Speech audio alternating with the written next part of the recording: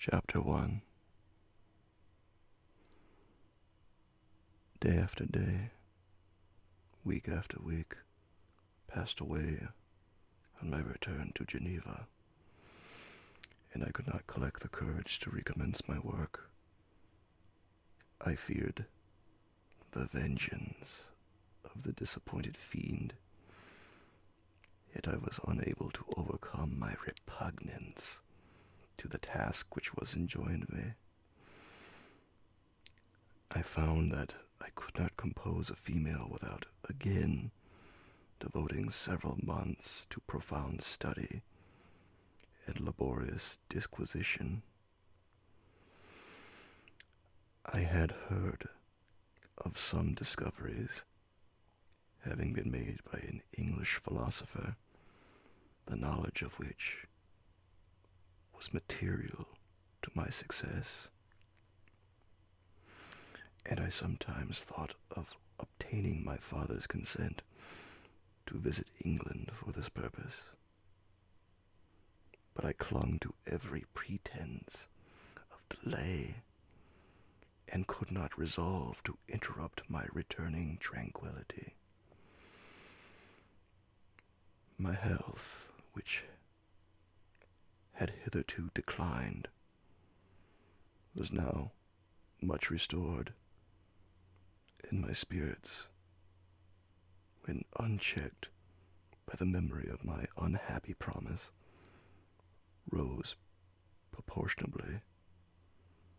My father saw this change with pleasure, and he turned his thoughts towards the best method of eradicating the remains of my melancholy, which every now and then would return by fits, and with a devouring blackness overcast the approaching sunshine. At these moments, I took refuge in the most perfect solitude. I passed whole days on the lake alone in a little boat, watching the clouds and listening to the rippling of the waves, silent and listless. But the fresh air and bright sun seldom failed to restore me to some degree of composure.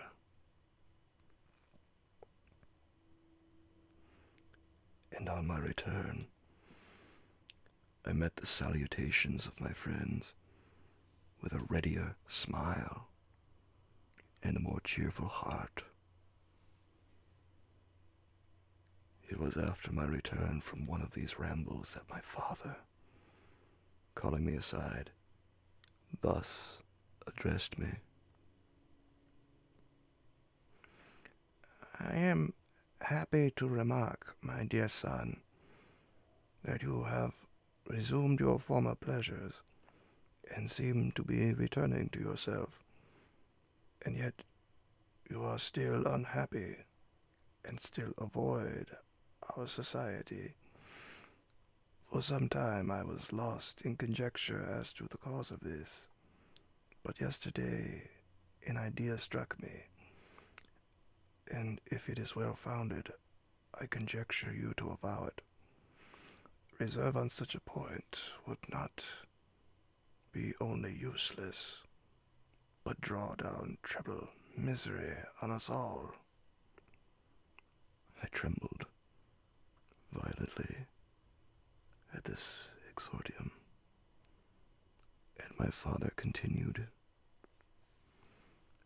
"I confess, my son, that I have always looked forward to your marriage with your cousin as the tie of our domestic comfort and the stay of my declining years. You were attached to each other from your earliest infancy.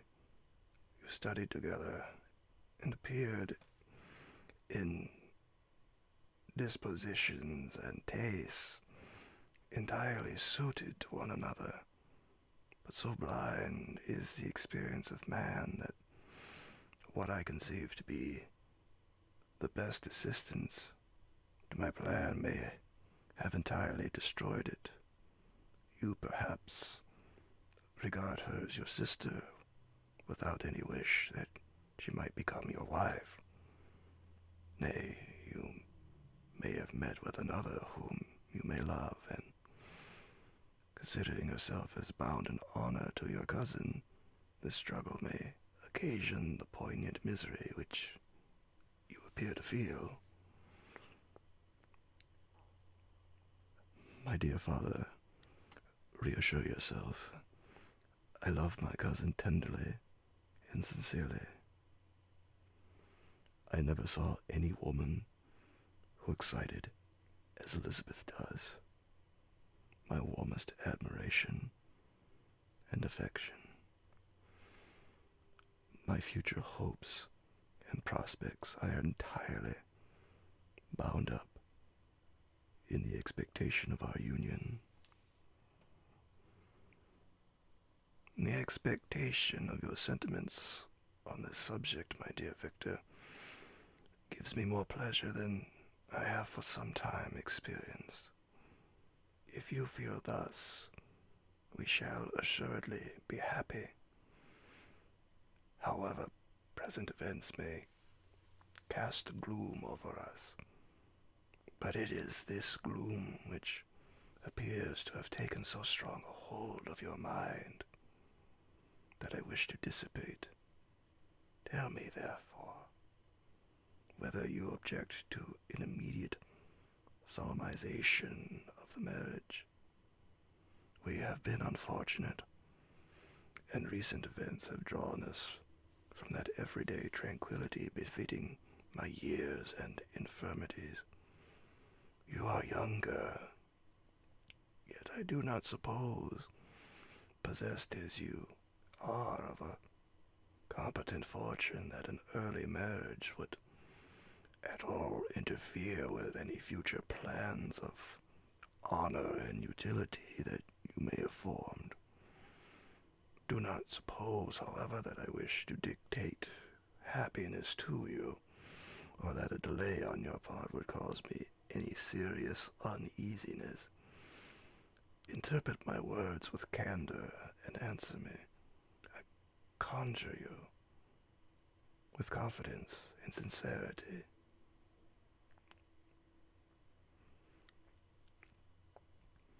I listened to my father in silence, and remained for some time incapable of offering any reply.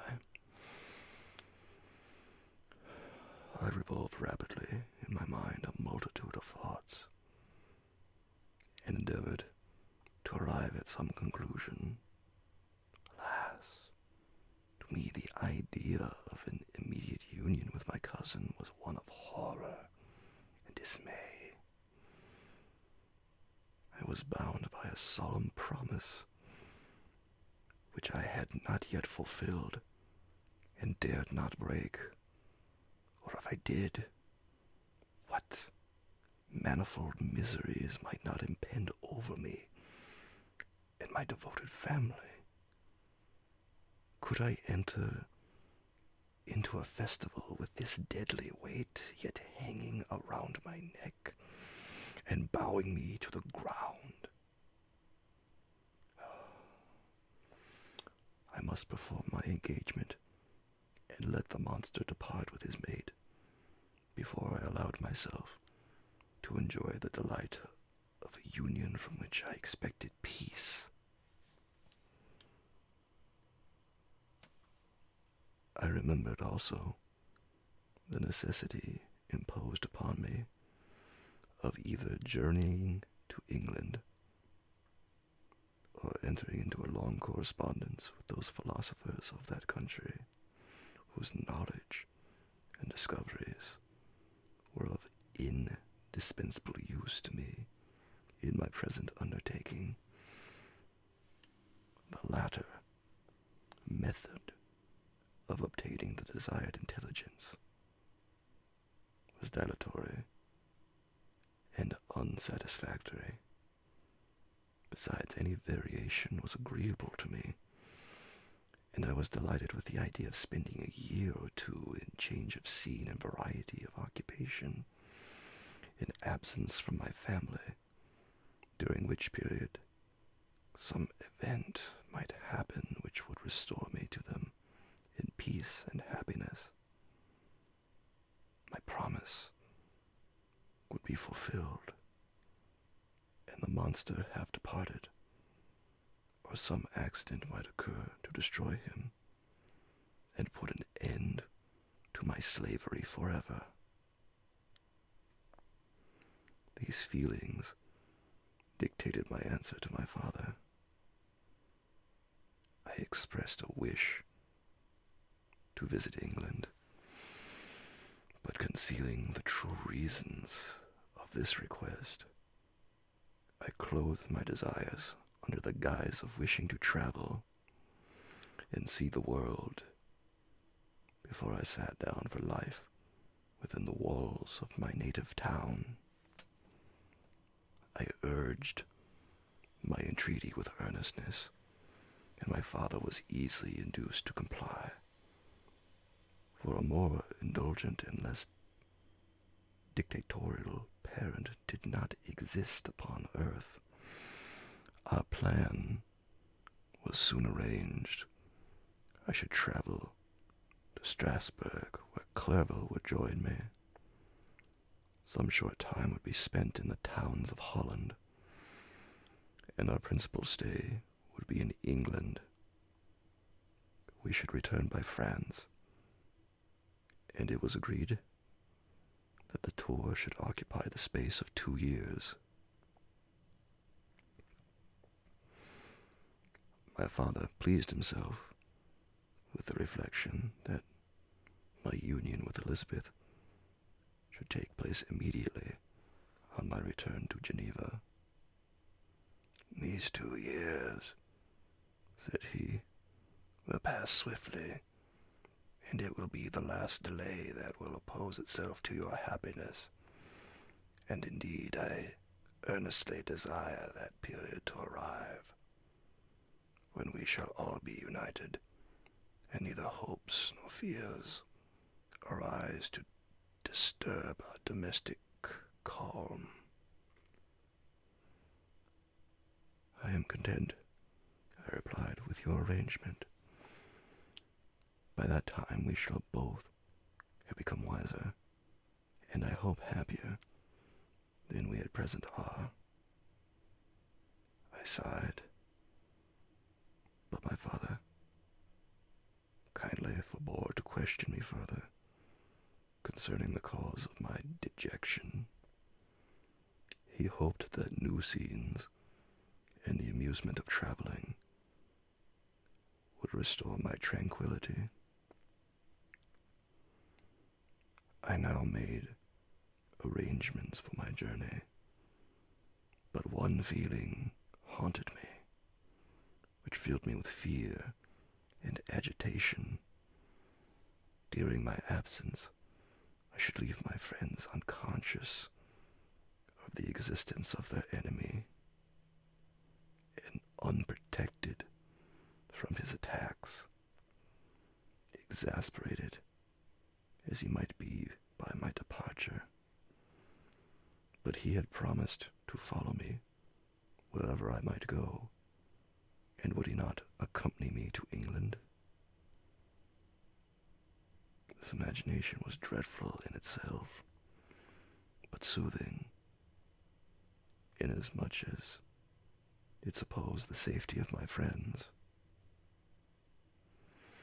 I was agonized with the idea of the possibility that the reverse of this might happen, but through the whole period during which I was the slave of my creature,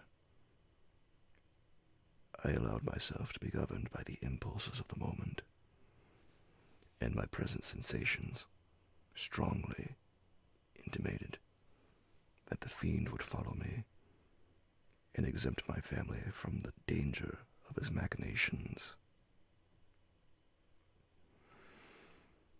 It was in the latter end of August that I departed to pass 2 years of exile.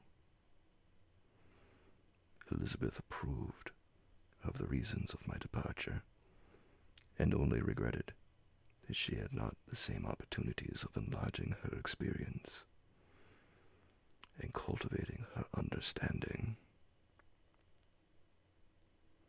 She wept, however, as she bade me farewell and entreated me to return home happy and tranquil. "We all," said she, "depend upon you, and if you are miserable, what must be our feelings?" I threw myself into the carriage that was to convey me away, hardly knowing whither I was going, and careless of what was passed around. I remembered only, and it was with a bitter anguish that I reflected on it, to order that my chemical instruments should be packed to go with me, for I resolved to fulfill my promise while abroad, and return, if possible, a free man, filled with dreary imaginations. I passed through many beautiful and majestic scenes, but my eyes were fixed and unobserving. I could only think of the bourne of my travels and the work which was to occupy me whilst they endured. After some days spent in listless indolence, during which I traversed many leagues, I arrived at Strasbourg, where I waited 2 days for Clerval. He came. Alas, how great was the contrast between us! He was alive to every new scene, joyful when he saw the beauties of the setting sun, and more happy when he beheld it rise and recommence a new day. He pointed out to me the shifting colors of the landscape and the appearances of the sky. "This is what it is to live," he cried. "Now I enjoy existence. But you, my dear Frankenstein, wherefore are you desponding and sorrowful?" In truth, I was occupied by gloomy thoughts, and neither saw the descent of the evening star, nor the golden sunrise reflected in the Rhine. And you, my friend, would be far more amused with the journal of Clerval, who observed the scenery with an eye of feeling and delight, than to listen to my reflections. I, a miserable wretch, haunted by a curse that shut up every avenue and enjoyment. We had agreed to descend the Rhine in a boat from Strasbourg to Rotterdam, whence we might take shipping for London. During this voyage, we passed by many willowy islands and saw several beautiful towns. We stayed a day at Mannheim, and on the 5th, from our departure from Strasbourg, arrived at Mayence. The course of the Rhine below Mayence becomes much more picturesque. The river descends rapidly, and winds between hills, not high but steep, and of beautiful forms. We saw many ruined castles, standing on the edges of precipices, surrounded by black woods, high and inaccessible. This part of the Rhine,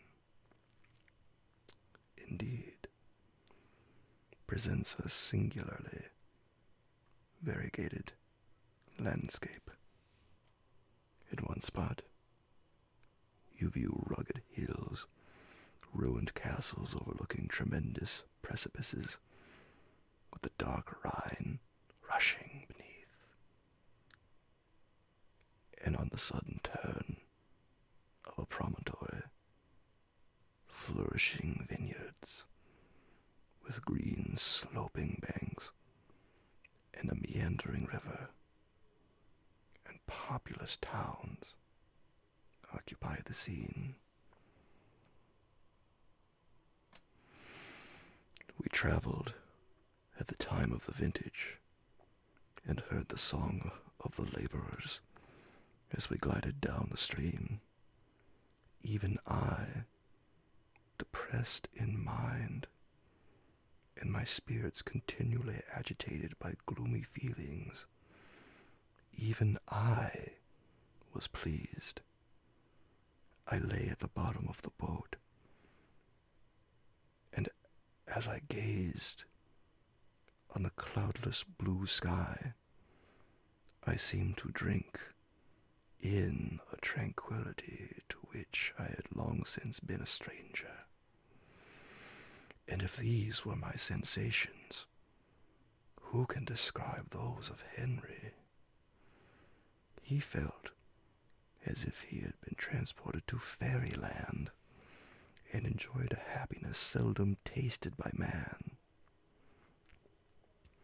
"I have seen," he said, "the most beautiful scenes of my own country. I have visited the lakes of Lucerne and Uri, where the snowy mountains descend almost perpendicularly to the water, casting black and impenetrable shades, which would cause a gloomy and mournful appearance, were it not for the most verdant islands that relieve the eye by their gay appearance. I have seen this lake agitated by a tempest, when the wind tore up whirlwinds of water, and gave you an idea of what the waterspout must be on the great ocean. And the waves dash with fury the base of the mountain, where the priest and his mistress were overwhelmed by an avalanche, and where their dying voices are still said to be heard amid the pauses of the nightly wind. I have seen the mountains of La Valais and the Pays de Vaud. But this country, Victor, pleases me more than all those wonders. The mountains of Switzerland are more majestic and strange, but there is a charm in the banks of this divine river that I never before saw equaled. Look at that castle which overhangs yon precipice, and that also on the island, almost concealed amongst the foliage of those lovely trees, and now that group of laborers coming from among their vines, and that village half hid in the recess of the mountain. Oh, Shelley, the spirit that inhabits and guards this place has a soul more in harmony with man than those who pile the glacier, or retire to the inaccessible peaks of the mountains of our own country."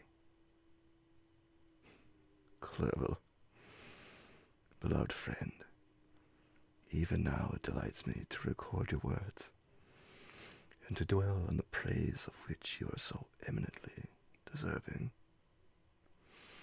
He was a being transformed in the very poetry of nature. His wild and enthusiastic imagination was chastened by the sensibility of his heart. His soul overflowed with ardent affections, and his friendship was of that devoted and wondrous nature that the worldly minded teach us to look for only in the imagination. But even human sympathies were not sufficient to satisfy his eager mind. The scenery of external nature, which others regard only with admiration, he loved with ardor.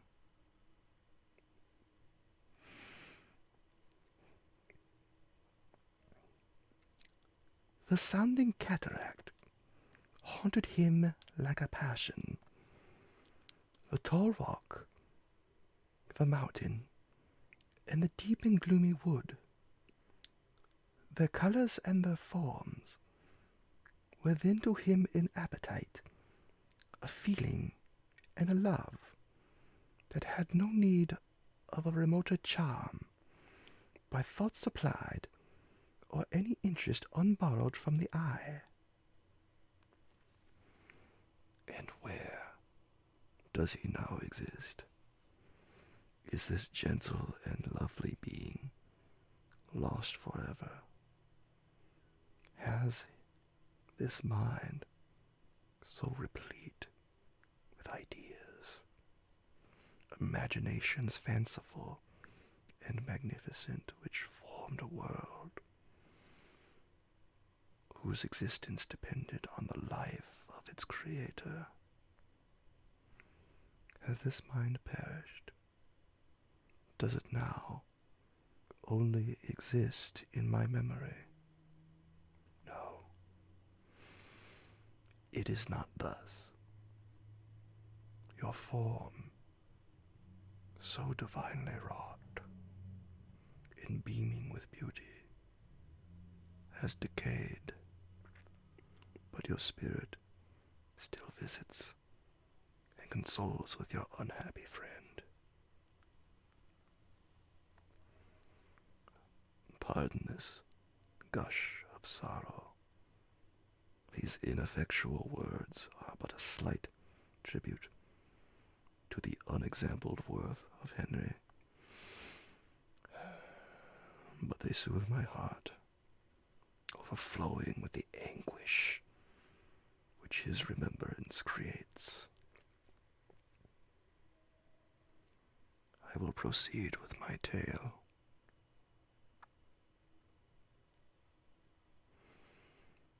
Beyond Cologne, we descended to the plains of Holland,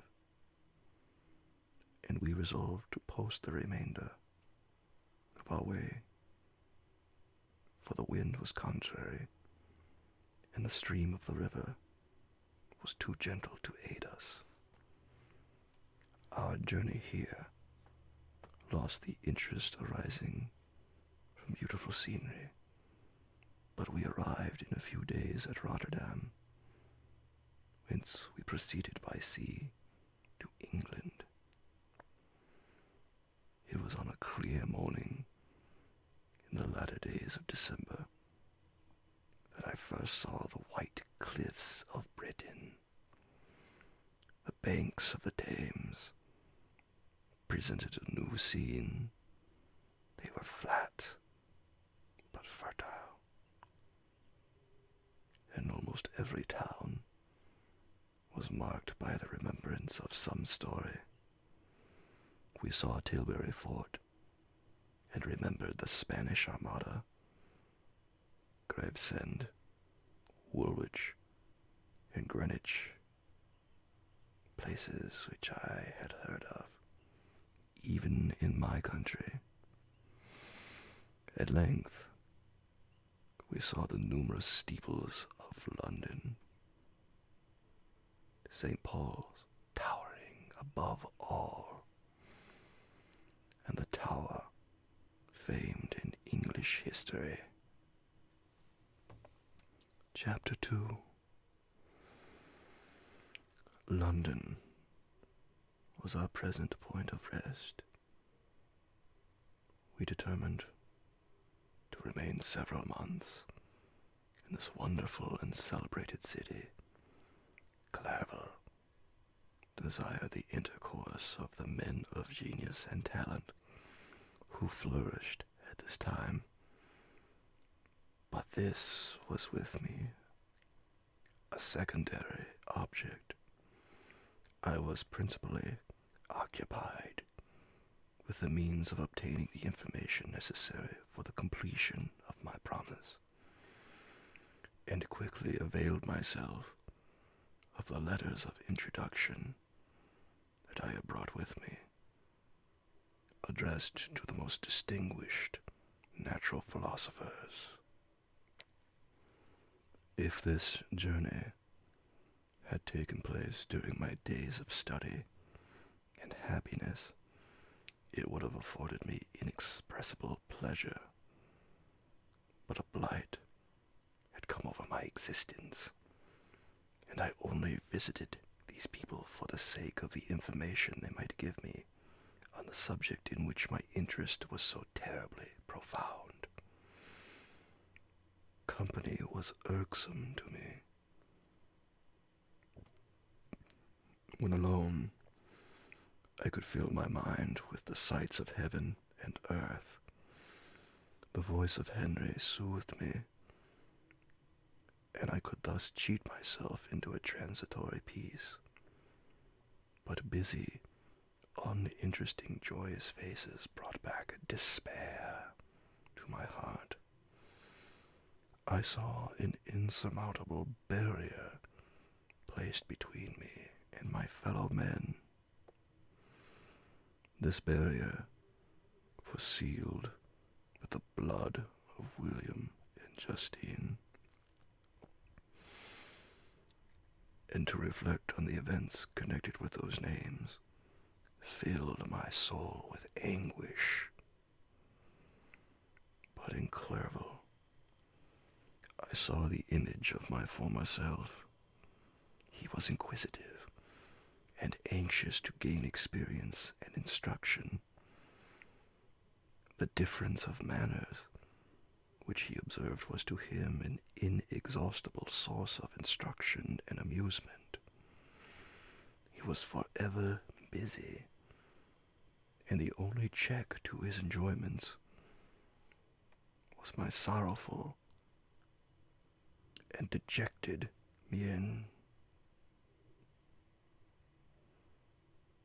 I tried to conceal this as much as possible, that I might not debar him from the pleasures natural to one who was entering on a new scene of life, undisturbed by any care or bitter recollection.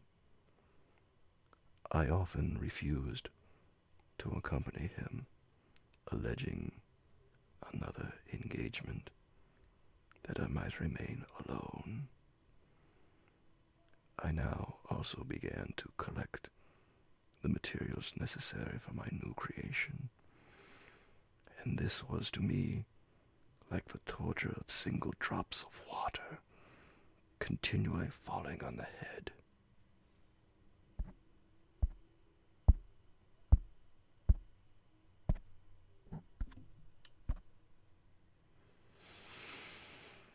Every thought that was devoted to it was in extreme anguish, and every word that I spoke in allusion to it caused my lips to quiver and my heart to palpitate.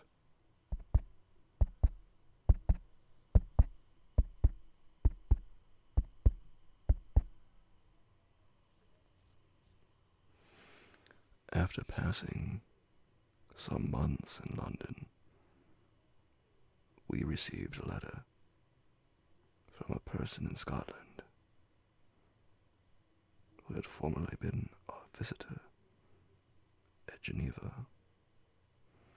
He mentioned the beauties of his native country, and asked if those were not sufficient allurements to induce us to prolong our journey as far north as Perth, where he resided. Clerval eagerly desired to accept this invitation, and I, although I abhorred society, wished to view again mountains and streams, and all the wondrous works with which nature adores her chosen dwelling places. We had arrived in England at the beginning of October, and it was now February. We accordingly determined to commence our journey towards the north at the expiration of another month. In this expedition, we did not intend to follow the great road to Edinburgh, but to visit Windsor, Oxford, Matlock, and the Cumberland Lakes, resolving to arrive at the completion of this tour about the end of July.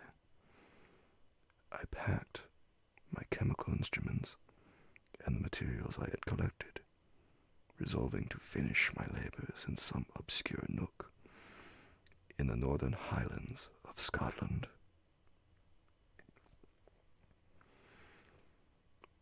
We quitted London on the 27th of March and remained a few days at Windsor, rambling in its beautiful forest. This was a new scene to us mountaineers. The majestic oaks, the quantity of game, and the herds of stately deer were all novelties to us. From thence we proceeded to Oxford. As we entered this city, our minds were filled with the remembrance of the events that had been transacted there more than a century and a half before. It was here that Charles I had collected his forces. This city had remained faithful to him after the whole nation had forsaken his cause to join the standard of Parliament and liberty. The memory of that unfortunate king and his companions, the amiable Falkland, the insolent Gower, his queen and son, gave a peculiar interest to every part of the city which they might be supposed to have inhabited. The spirit of elder days found a dwelling here, and we delighted to trace its footsteps. If these feelings had not found an imaginary gratification, the appearance of the city had yet in itself sufficient beauty to obtain our admiration. The colleges are ancient and picturesque. The streets are almost magnificent, and the lovely Isis, which flows beside it through meadows of exquisite verdure, is spread forth into a placid expanse of waters which reflects its majestic assemblage of towers and spires and domes embosomed among aged trees. I enjoyed this scene, and yet my enjoyment was embittered both by the memory of the past and the anticipation of the future. I was formed for peaceful happiness. During my youthful days, discontent never visited my mind, and if I was ever overcome by ennui, the sight of what is beautiful in nature, or The study of what is excellent and sublime in the productions of man could always interest my heart and communicate elasticity to my spirits. But I am a blasted tree.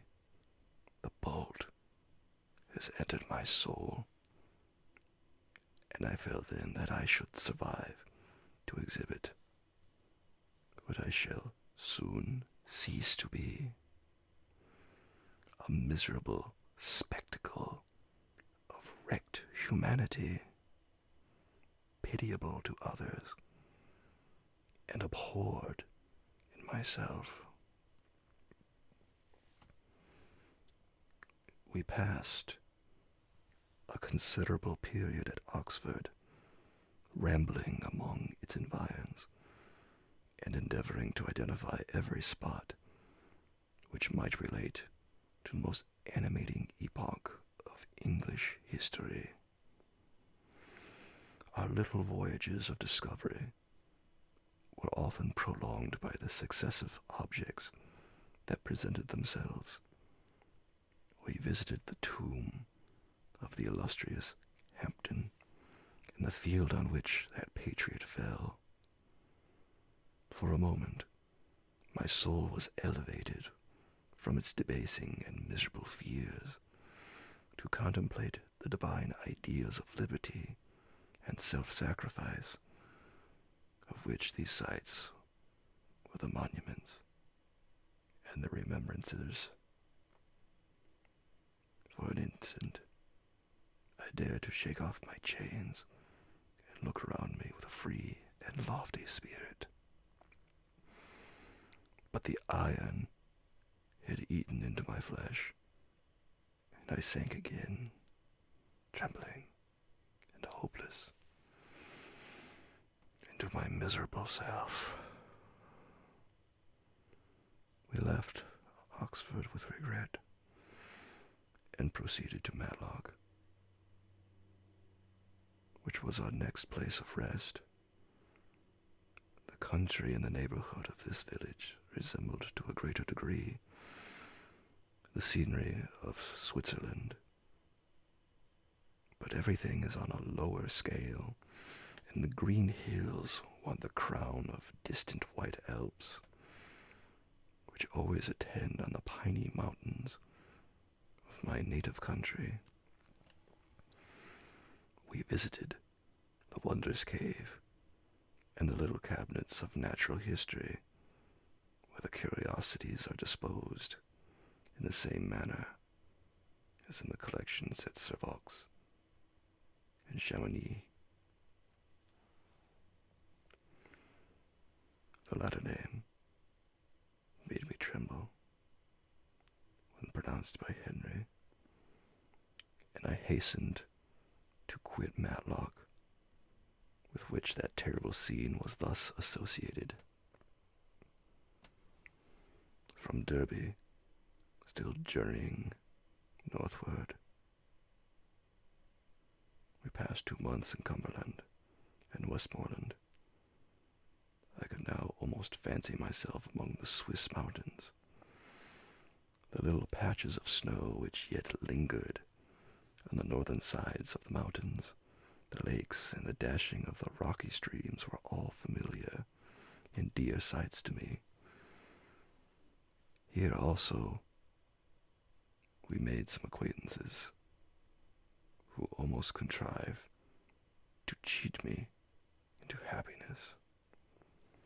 The delight of Clerval was proportionably greater than mine.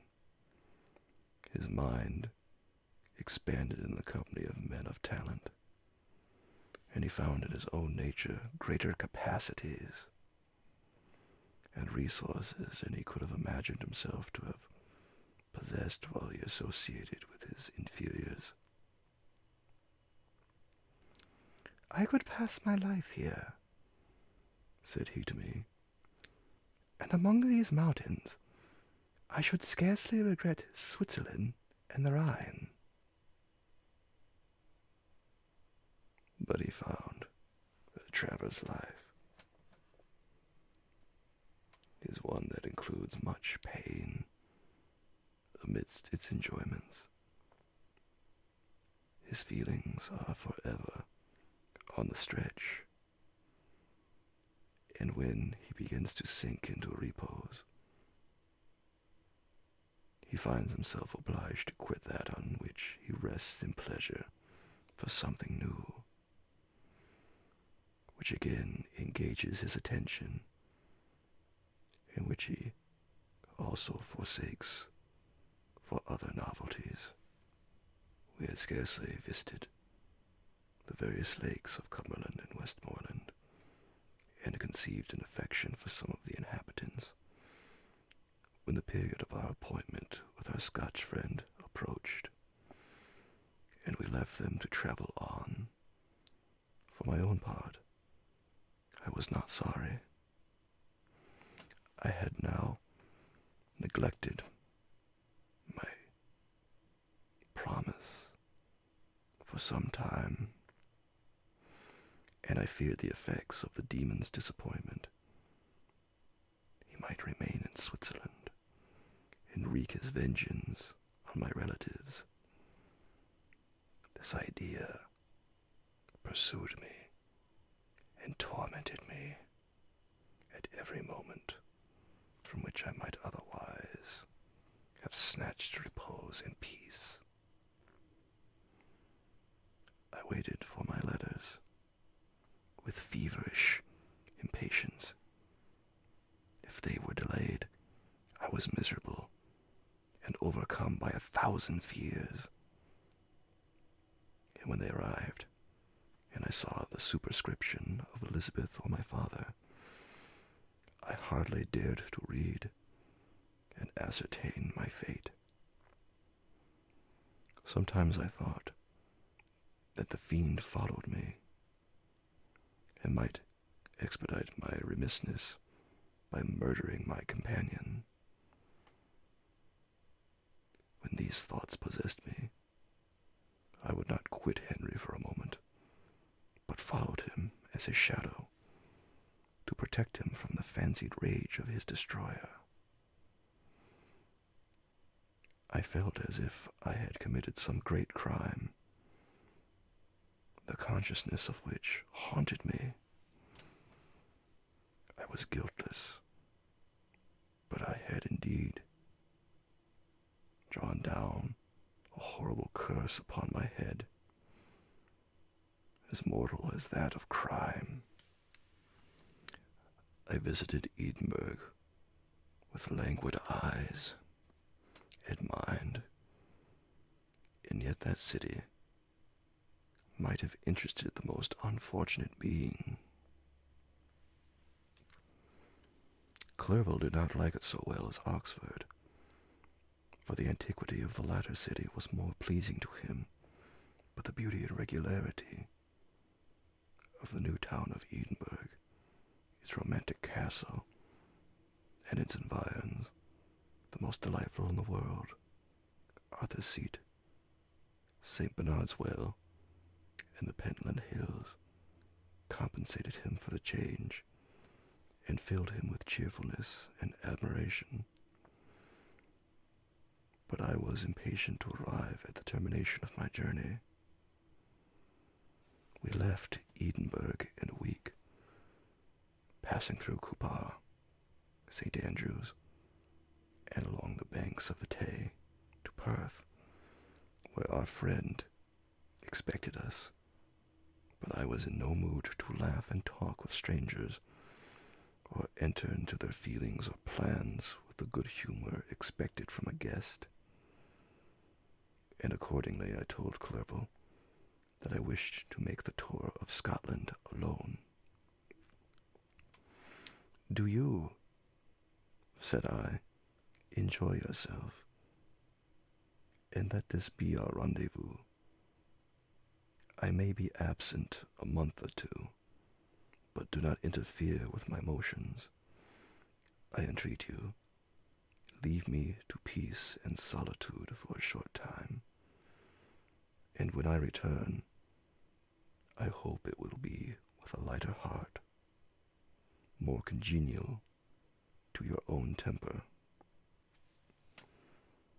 Henry wished to dissuade me, but seeing me bent on this plan, ceased to remonstrate. He entreated me to write often. "I had rather be with you," he said, "in your solitary rambles, than with these Scotch people whom I do not know. Hasten then, my dear friend, to return, that I may again feel myself somewhat at home, which I cannot do in your absence." Having parted from my friend, I determined to visit some remote spot of Scotland and finish my work in solitude. I did not doubt but that the monster followed me, and would discover himself to me when I should have finished, that he might receive his companion.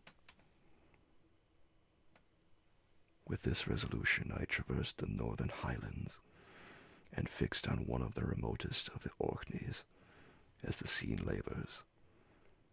It was a place fitted for such a work, being hardly more than a rock, whose high sides were continually beaten upon by the waves. The soil was barren, scarcely affording pasture for a few miserable cows, and oatmeal for its inhabitants, which consisted of 5 persons whose gaunt and scraggy limbs gave tokens of their miserable fare. Vegetables and bread, when they indulged in such luxuries, and even fresh water, was to be procured from the mainland, which was about 5 miles distant.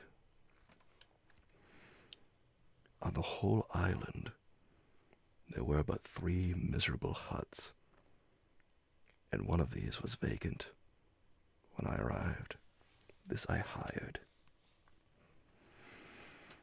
It contained but 2 rooms, and these exhibited all the squalidness of the most miserable penury. The thatch had fallen in, the walls were unplastered, and the door was off its hinges. I ordered it to be repaired, bought some furniture, and took possession, an incident which would doubtless have occasioned some surprise, had not all the senses of the cottagers been benumbed by want and squalid poverty. As it was, I lived ungazed at and unmolested, hardly thanked for the pittance of food and clothes which I gave. So much does suffering blunt even the coarsest sensations of man. In this retreat, I devoted the morning to labor, but in the evening, when the weather permitted, I walked on the stony beach of the sea to listen to the waves as they roared and dashed at my feet. It was a monotonous, yet ever-changing scene. I thought of Switzerland. It was far different from this desolate and appalling landscape. Its hills are covered with vines, and its cottages are scattered thickly in the plains. Its fair lakes reflect a blue and gentle sky, and when troubled by the winds, their tumult is but as the play of a lively infant when compared to the roarings of the giant ocean. In this manner, I distributed my occupations when I first arrived, but as I proceeded in my labor, it became every day more horrible and irksome to me. Sometimes I could not prevail on myself to enter my laboratory for several days, and at other times I toiled day and night in order to complete my work.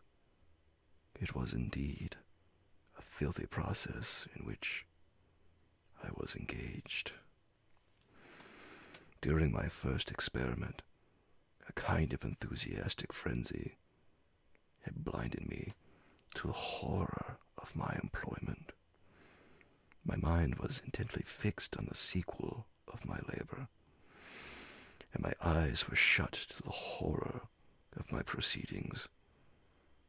But now I went to it in cold blood, and my heart often sickened at the work of my hands. Thus situated, employed in the most detestable occupation, immersed in a solitude where nothing could for an instant call my attention from the actual scene in which I was engaged, my spirits became unequal. I grew restless and nervous. Every moment I feared to meet my persecutor. Sometimes I sat with my eyes fixed on the ground, fearing to raise them lest they should encounter the object which I so much dreaded to behold. I feared to wander from the sight of my fellow creatures, lest when alone he should come to claim his companion. In the meantime, I worked on, and my labor was already considerably advanced. I looked towards its completion with a tremulous and eager hope, which I dared not trust myself to question, but which was intermixed with obscure forebodings of evil that made my heart sicken in my bosom. Chapter 3. I sat one evening in my laboratory. The sun had set, and the moon was just rising from the sea. I had not sufficient light for my employment, and I remained idle in a pause of consideration of whether I should leave my labor for the night, or hasten its conclusion by an unremitting attention to it. As I sat, a train of reflection occurred to me, which led me to consider the effects of what I was now doing. 3 years before, I was engaged in the same manner, and had created a fiend whose unparalleled barbarity had desolated my heart and filled it forever with the bitterest remorse. I was now about to form another being, of whose dispositions I was alike ignorant. She might become 10,000 times more malignant than her mate, and delight, for its own sake, in murder and wretchedness.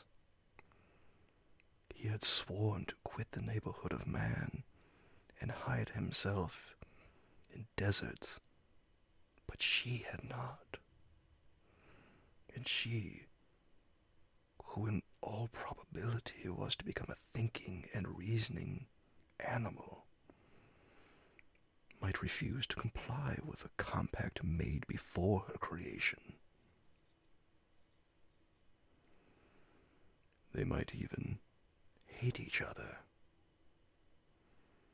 The creature who already lived loathed his own deformity, and might he not conceive a greater abhorrence for it when he came to see it before his eyes in the female form?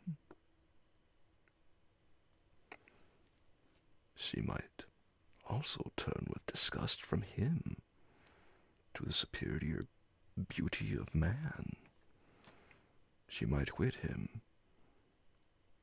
and he be again alone, exasperated by the fresh provocation of being deserted by one of his own species.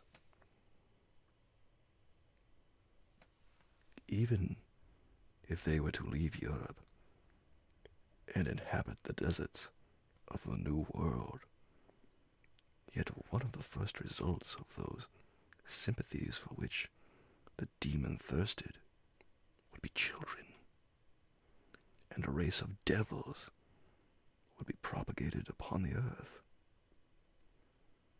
who might make the very existence of the species of man a condition precarious and full of terror. Had I a right, for my own benefit, to inflict this curse upon everlasting generations? I had before been moved by the sophisms of the being I had created. I had been struck senseless by his fiendish threats. But now, for the first time, the wickedness of my promise burst upon me. I shuddered to think that future ages might curse me as their pest, whose selfishness had not hesitated to buy its own peace at the price, perhaps, of the existence of the whole human race. I trembled, and my heart failed within me, when, on looking up, I saw, by the light of the moon, the demon at the casement. A ghastly grin wrinkled his lips as he gazed on me, where I sat fulfilling the task which he had allotted to me. Yes, he had followed me in my travels. He had loitered in forests, hid himself in caves, or taken refuge in wide and desert heaths, and he now came to mark my progress and claim the fulfillment of my promise. As I looked on him, his countenance expressed the utmost extent of malice and treachery. I thought with a sensation of madness on my promise of creating another like to him, and trembling with passion, tore to pieces the thing on which I was engaged. The wretch saw me destroy the creature on whose future existence he depended for happiness, and with a howl of devilish despair and revenge, withdrew. I left the room, and locking the door, made a solemn vow in my own heart never to resume my labors. And then, with trembling steps,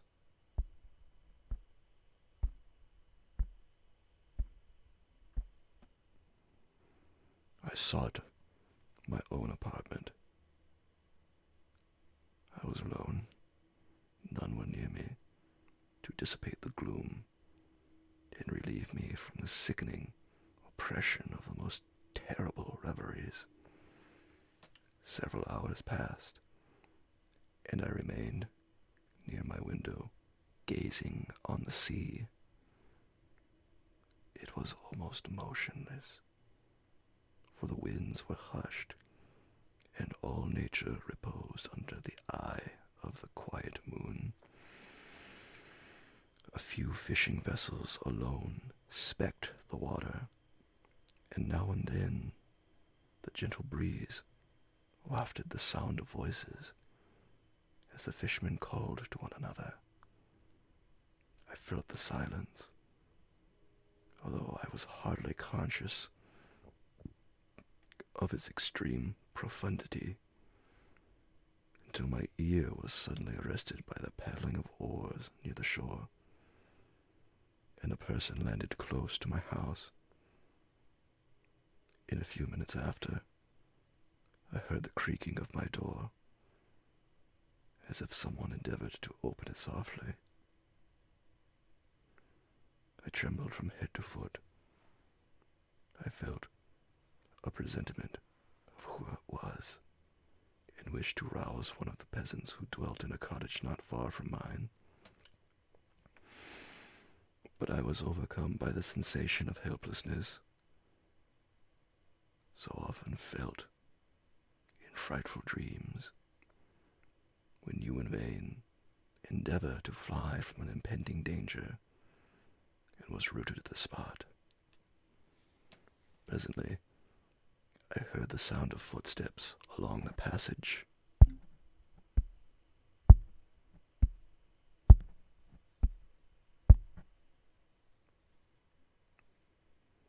The door opened, and the wretch whom I dreaded appeared. Shutting the door, he approached me and said in a smothered voice, "You have destroyed the work which you began. What is it that you intend? Do you dare to break your promise? I have endured toil and misery. I left Switzerland with you. I crept along the shores of the Rhine, among its willow islands, and over the summits of its hills. I have dwelt many months in the heaths of England and among the deserts of Scotland. I have endured incalculable fatigue and cold and hunger. Do you dare destroy my hopes? Begone! I do break my promise. Never will I create another like yourself, equal in deformity and wickedness.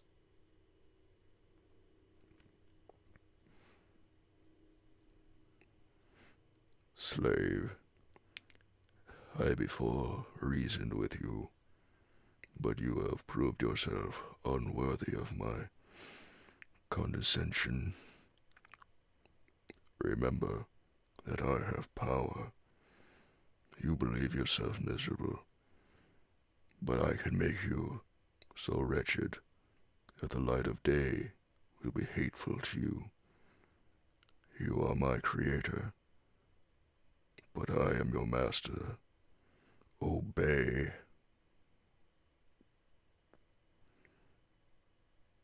The hour of my weakness is past, and the period of your power is arrived. Your threats cannot move me to do an act of wickedness, but they confirm me in a resolution of not creating you a companion in vice.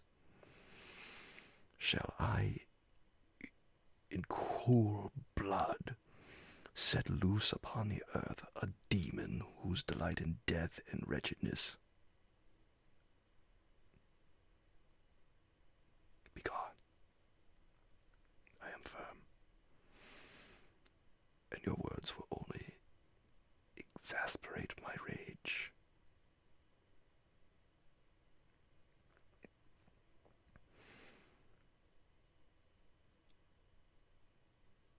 The monster saw my determination in my face and gnashed his teeth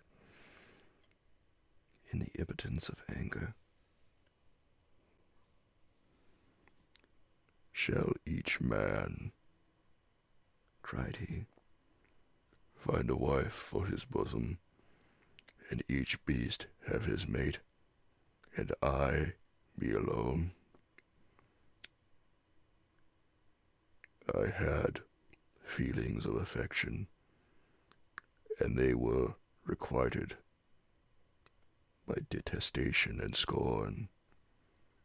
Man, you may hate, but beware, your hours will pass in dread and misery, and soon the bolt will fall which must ravish from you your happiness forever.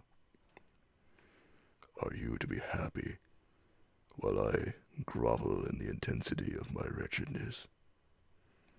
You can blast my other passions, but revenge remains. Revenge, henceforth dearer than light or food. I may die, but first you, my tyrant and tormentor, shall curse the sun that gazes on your misery. Beware, for I am fearless, and therefore powerful. I will watch with the wiliness of a snake, that I may sting with its venom. Man, you shall repent of the injuries you inflict.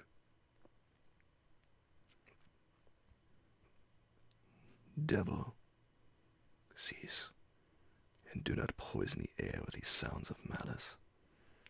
I have decided and declared my resolution to you, and I am no coward to bend beneath words.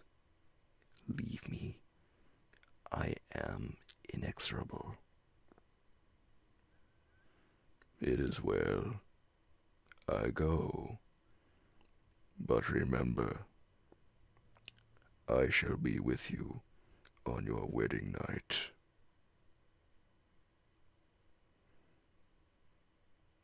I started forward and exclaimed, "Villain! Before you sign my death warrant, be sure that you yourself are safe." I would have seized him, but he eluded me and quitted the house with precipitation. In a few moments I saw him in his boat, which shot across the waters with an arrowy swiftness, and was soon lost amidst the waves. All was again silent, but his words rung in my ears. I burned with rage to pursue the murderer of my peace and precipitate him into the ocean. I walked up and down my room hastily and perturbed, while my imagination conjured up 1,000 images to torment and sting me. Why had I not followed him and closed with him in mortal strife? But I had suffered him to depart, and he had directed his course towards the mainland. I shuddered to think who might be the next victim sacrificed to his insatiate revenge. And then I thought again of his words. I will be with you on your wedding night.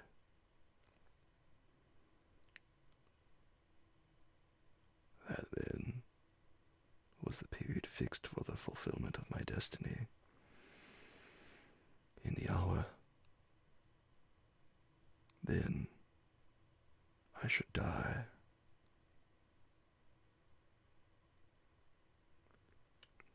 And at once satisfy and extinguish his malice. The prospect did not move me to fear, yet when I thought of my beloved Elizabeth, of her tears and endless sorrow, when she should find her lover so barbarously snatched from her. Tears, the first I had shed for many months, streamed from my eyes, and I resolved not to fall before my enemy without a bitter struggle. The night passed away, and the sun rose from the ocean. My feelings became calmer, if it may be called calmness, when the violence of rage sinks into the depths of despair. I left the house, the horrid scene of the last night's contention, and walked on the beach of the sea, which I almost regarded as an insuperable barrier between me and my fellow creatures. Nay, a wish that such should prove the fact stole across me. I desired that I might pass my life on that barren rock, wearily, it is true, but uninterrupted by any sudden shock of misery.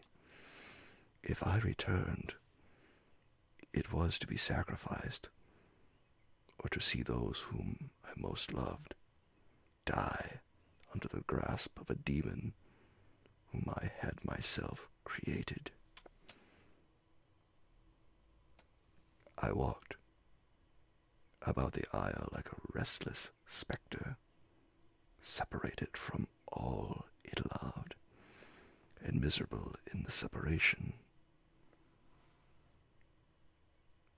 When it became noon, and the sun rose higher, I lay down on the grass, and was overpowered by a deep sleep. I had been awake the whole of the preceding night. My nerves were agitated, and my eyes inflamed by watching and misery.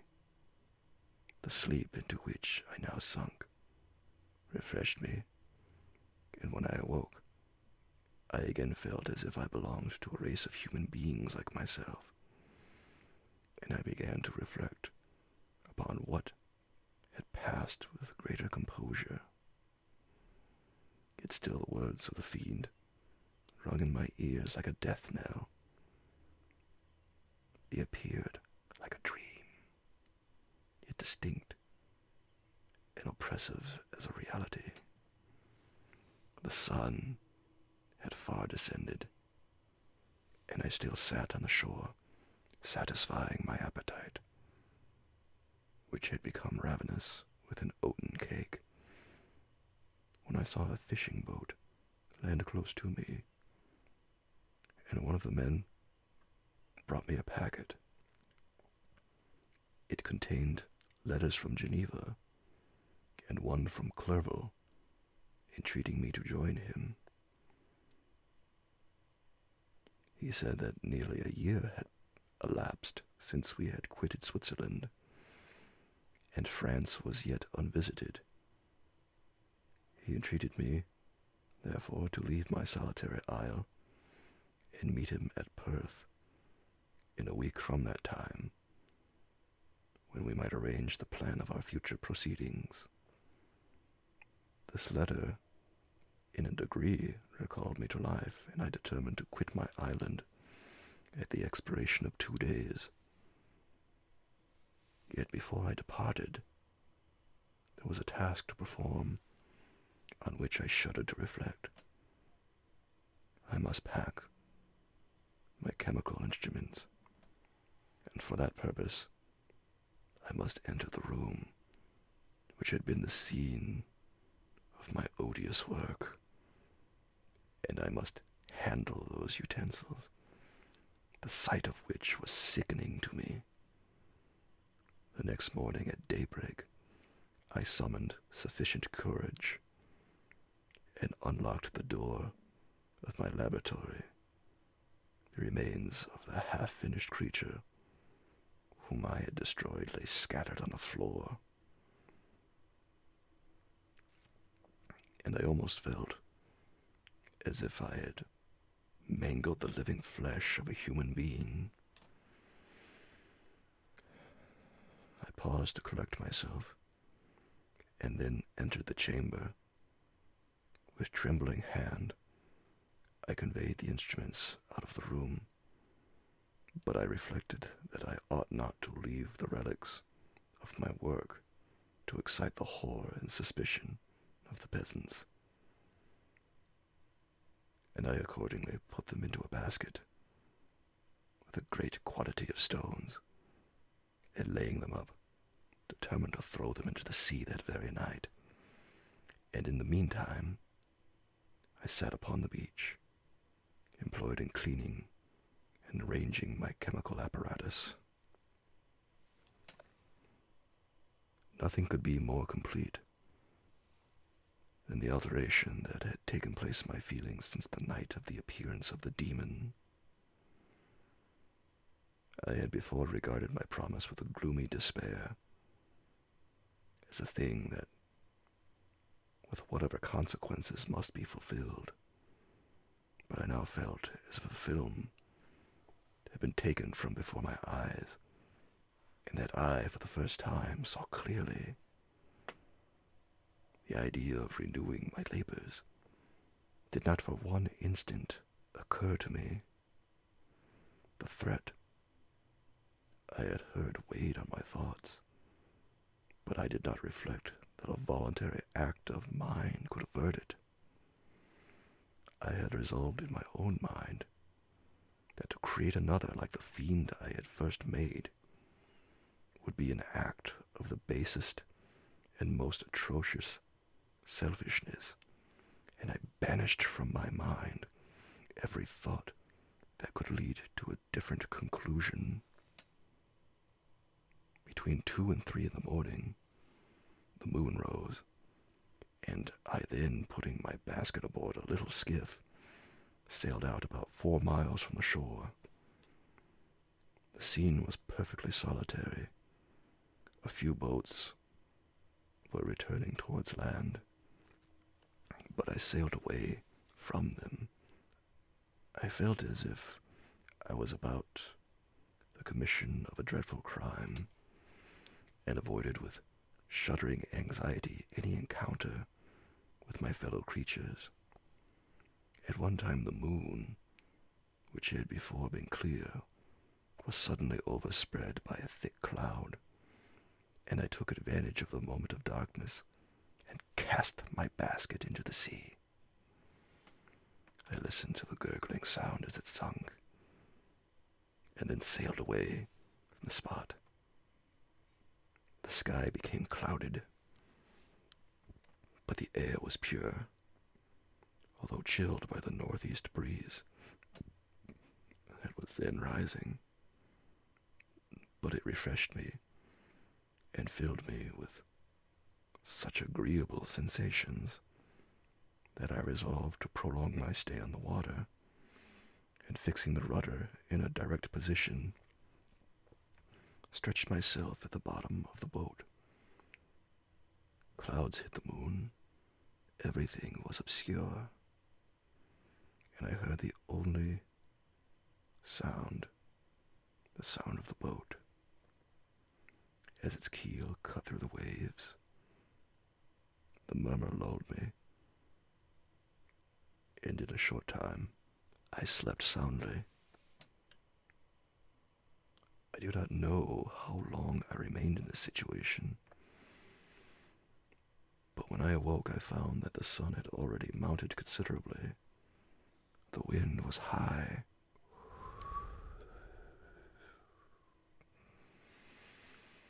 and the waves continually threatened the safety of my little skiff.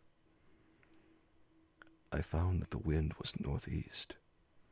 It must have driven me far from the coast from which I had embarked. I endeavored to change my course, but quickly found that if I again made the attempt, my boat would be instantly filled with water. Thus situated, my only resource was to drive before the wind. I confess that I felt a few sensations of terror. I had no compass with me, and was so little acquainted with the geography of this part of the world that the sun was of little benefit to me.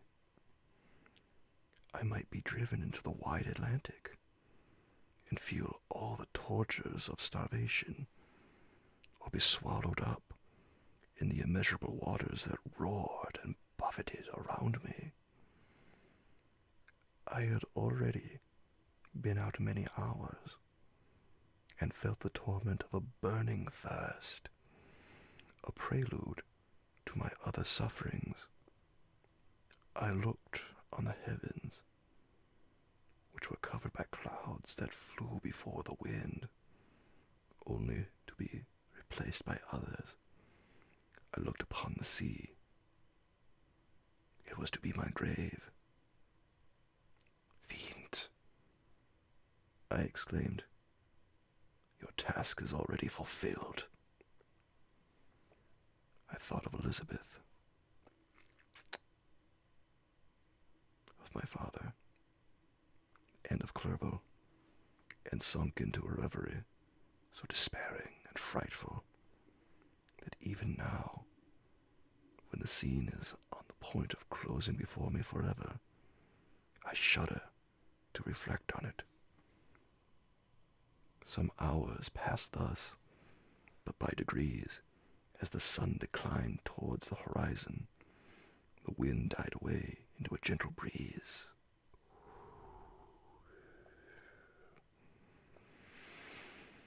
And the sea became free from breakers, but these gave place to a heavy swell. I felt sick, and hardly able to hold the rudder. But suddenly I saw a line of high land towards the south. Almost spent as I was by fatigue and the dreadful suspense I endured for several hours, this sudden certainty of life rushed like a flood of warm joy to my heart, and tears gushed from my eyes. How mutable are our feelings, and how strange is that clinging love we have of life, even in the excess of misery. I constructed another sail with a part of my dress, and eagerly steered my course towards land. It had a wild and rocky appearance, but as I approached nearer, I easily perceived the traces of cultivation. I saw vessels near the shore and found myself suddenly transported back to the neighborhood of civilized man. I eagerly traced the windings of the land and hailed a steeple which I at length saw issuing from behind a small promontory. As I was in a state of extreme debility, I resolved to sail directly towards the town as a place where I could most easily procure nourishment. Fortunately, I had money with me. As I turned the promontory, I perceived a small, neat town and a good harbor, which I entered, my heart bounding with joy at my unexpected escape. As I was occupied in fixing the boat and arranging the sails, several people crowded towards the spot.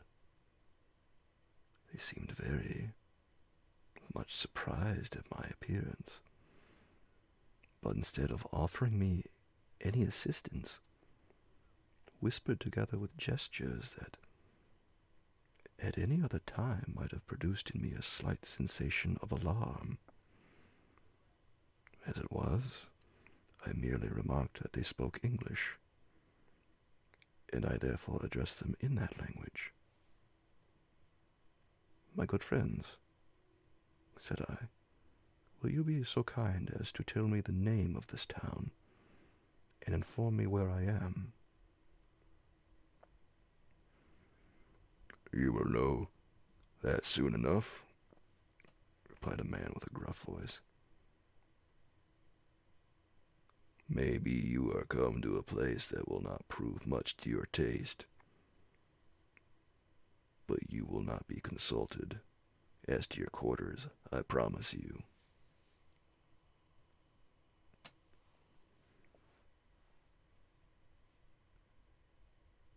I was exceedingly surprised on receiving so rude an answer from a stranger, and I was also disconcerted on perceiving the frowning and angry countenances of his companions.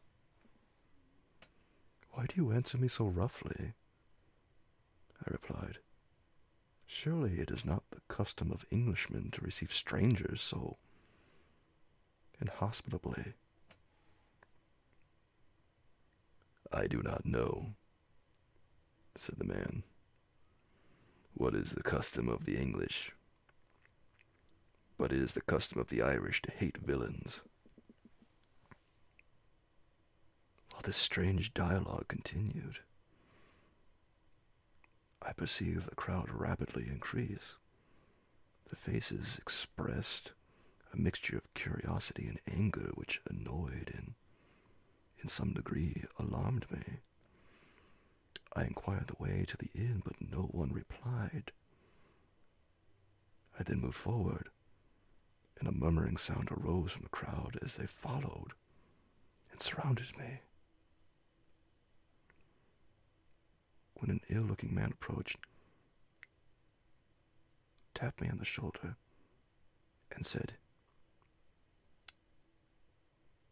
"Come, sir, you must follow me to Mr. Kerwin's to give an account of yourself." Who is Mr. Kerwin? Why am I to give an account of myself? Is this not a free country? "Aye, sir. Free enough for honest folks. Mr. Kerwin is a magistrate, and you are to give an account of the death of a gentleman who was found murdered here last night."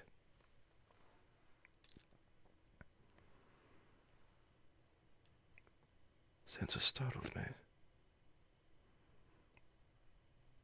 but I presently recovered myself. I was innocent. That could easily be proved. Accordingly, I followed my conductor in silence and was led to one of the best houses in the town.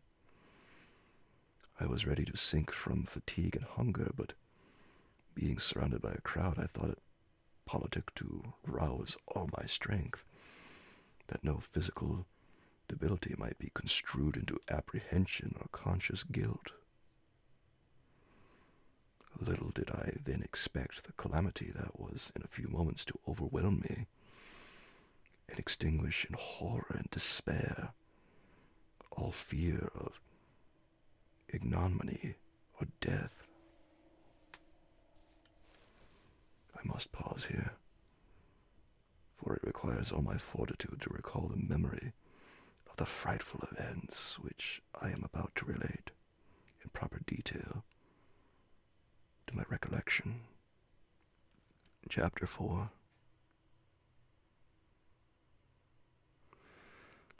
I was soon introduced into the presence of the magistrate, an old, benevolent man with calm and mild manners.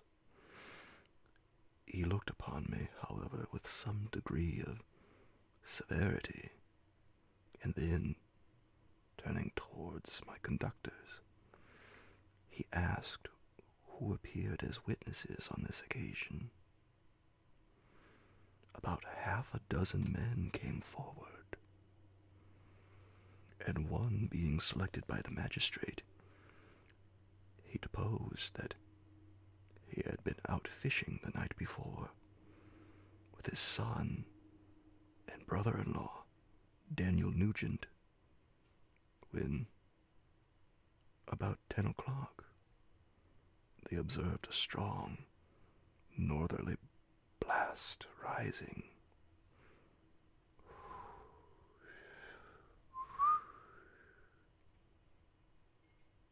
And they accordingly put in for port. It was a very dark night, as the moon had not yet risen. They did not land at the harbor, but, as they had been accustomed, at a creek about 2 miles below. He walked on first, carrying a part of the fishing tackle, and his companions followed him at some distance. As he was proceeding along the sands, he struck his foot against something and fell all his length on the ground. His companions came up to assist him, and by the light of their lantern, they found that he had fallen on the body of a man who was, to all appearance, dead. Their first supposition was that it was the corpse of some person who had drowned and was thrown on shore by the waves. But upon examination, they found that the clothes were not wet, and even that the body was not then cold.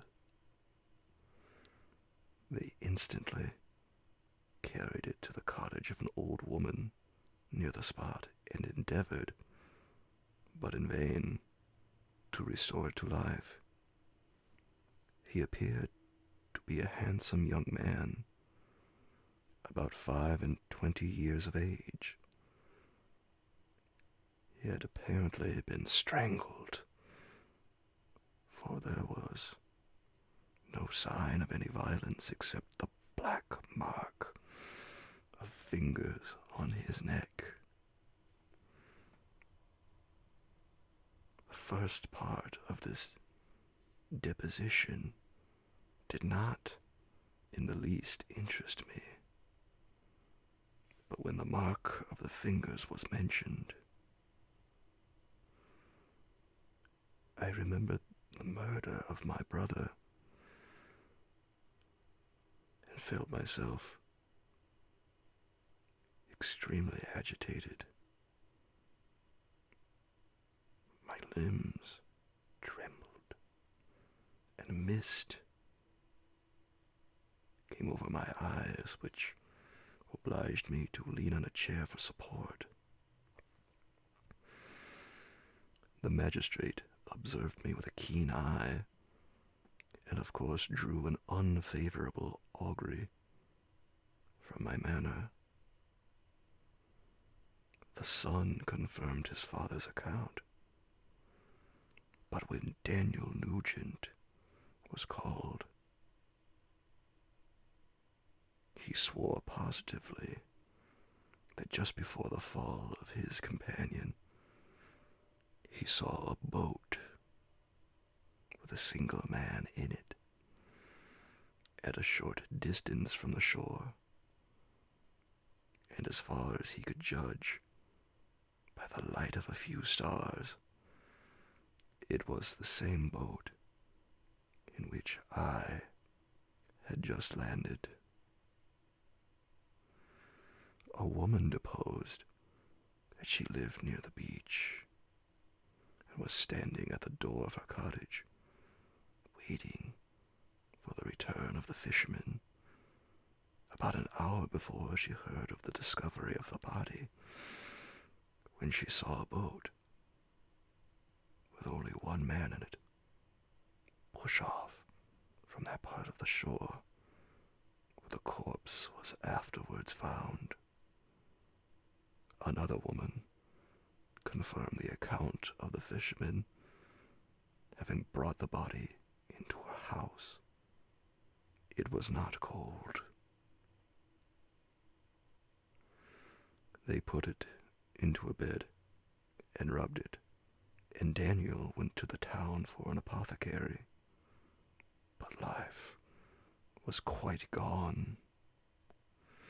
Several other men were examined concerning my landing, and they agreed that with the strong north wind that had arisen during the night, it was very probable that I had beaten about for many hours, and had been obliged to return nearly to the same spot from which I had departed. Besides, they observed that it appeared that I had brought the body from another place, and it was likely that as I did not appear to know the shore, I might have put into the harbor, ignorant of the distance of the town from the place where I had deposited the corpse. Mr. Kerwin, on hearing this evidence, desired that I should be taken into the room where the body lay for interment, that it might be observed what effect the sight of it would produce upon me. This idea was probably suggested by the extreme agitation I had exhibited when the mode of the murder had been described. I was accordingly conducted by the magistrate and several other persons to the inn. I could not help being struck by the strange coincidences that had taken place during the eventful night. But knowing that I had been conversing with several persons in the island I had inhabited about the time that the body had been found, I was perfectly tranquil as to the consequences of the affair. I entered the room where the corpse lay and was led up to the coffin. How can I describe my sensations on beholding it? I feel yet parched with horror, nor can I reflect on that terrible moment without shuddering and agony that faintly reminds me of the anguish of the recognition, the trial, the presence of the magistrate and witnesses passed like a dream from my memory when I saw the lifeless form of Henry Clerval stretched before me. I gasped for breath, and throwing myself on the body, I exclaimed, "Have my murderous machinations deprived you also, my dearest Henry, of life?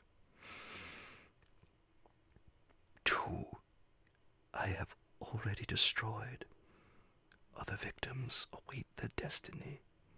But you, Clerval, my friend, my benefactor,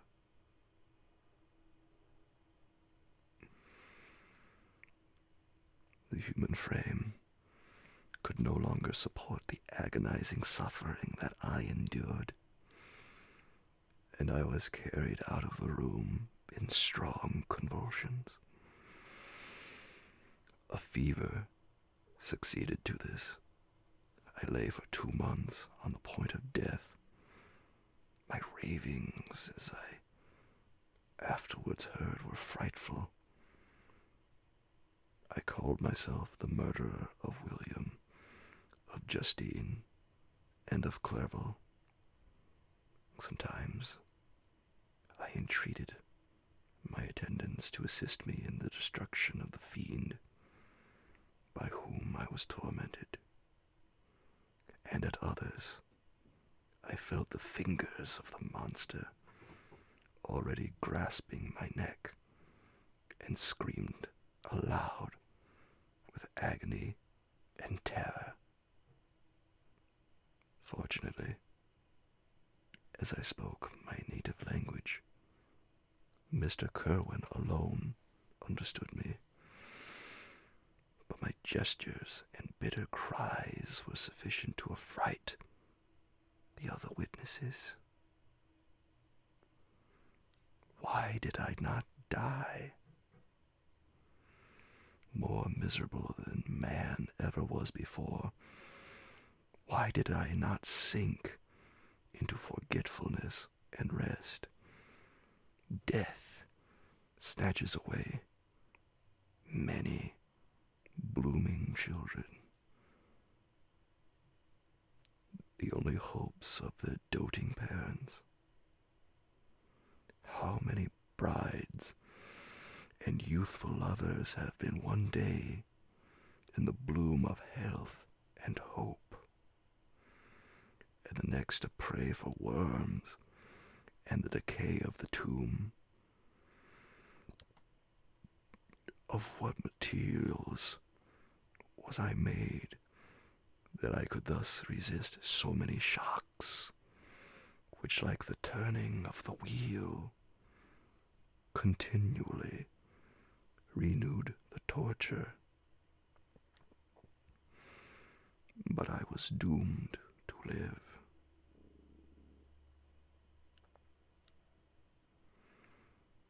And in 2 months, found myself as waking from a dream, in a prison, stretched on a wretched bed, surrounded by gaolers, turnkeys, bolts, and all the miserable apparatus of a dungeon. It was morning, I remember, when I thus awoke to understanding. I had forgotten the particulars of what had happened, and only felt as if some great misfortune had suddenly overwhelmed me.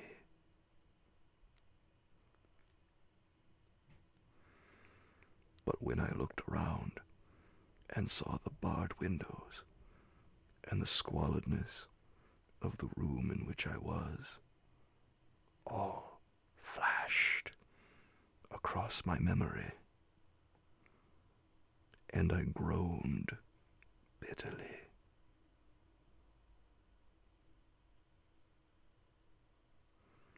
This sound disturbed an old woman who was sleeping in a chair beside me. She was a hired nurse, the wife of one of the turnkeys, and her countenance expressed all those bad qualities which often characterize that class. The lines of her face were hard and rude, like that of persons accustomed to see without sympathizing in sights of misery. Her tone expressed her entire indifference. She addressed me in English, and the voice struck me as one I had heard during my sufferings. "Are you better now, sir?" said she. I replied in the same language with a feeble voice. "I believe I am, but if it be all true, if indeed I did not dream, I am sorry that I am still alive to feel this misery and horror." "For that matter," replied the old woman, "if you mean about the gentleman you murdered, I believe that it were better for you if you were dead, for I fancy it will go hard with you, but you will be hung when the next sessions come in. However, that's none of my business. I am sent to nurse you and get you well. I do my duty with a safe conscience. It were well if everybody did the same." I turned with loathing from the woman who could utter so unfeeling a speech to a person just saved on the very edge of death. But I felt languid and unable to reflect on all that had passed. The whole series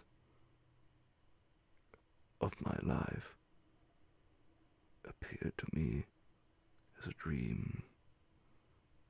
I sometimes doubted if indeed it were all true, for it never presented itself to my mind with the force of reality. as the images that floated before me became more distinct, I grew feverish. A darkness pressed around me. No one was near me who soothed me with the gentle voice of love. No dear hand supported me. The physician came and prescribed medicine, and the old woman prepared them for me.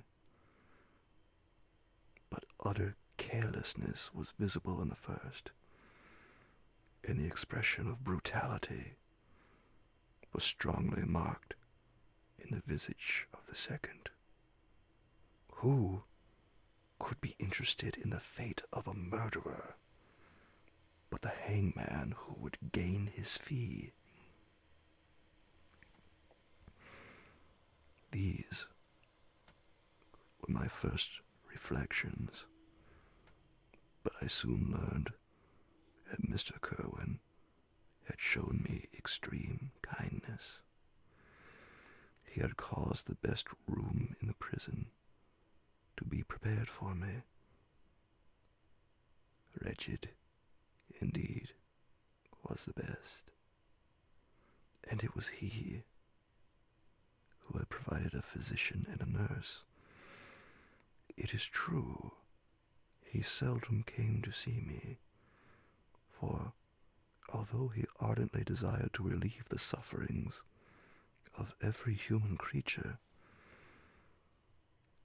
he did not wish to be present at the agonies and miserable ravings of a murderer.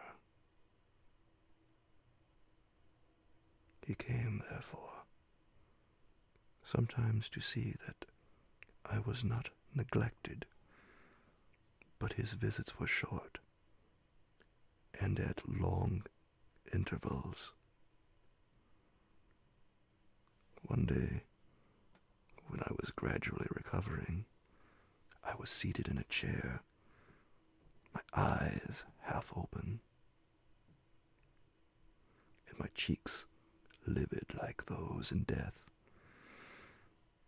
I was overcome by gloom and misery, and often reflected I had better seek death than remain miserably pent up, only to be let loose in a world replete with wretchedness.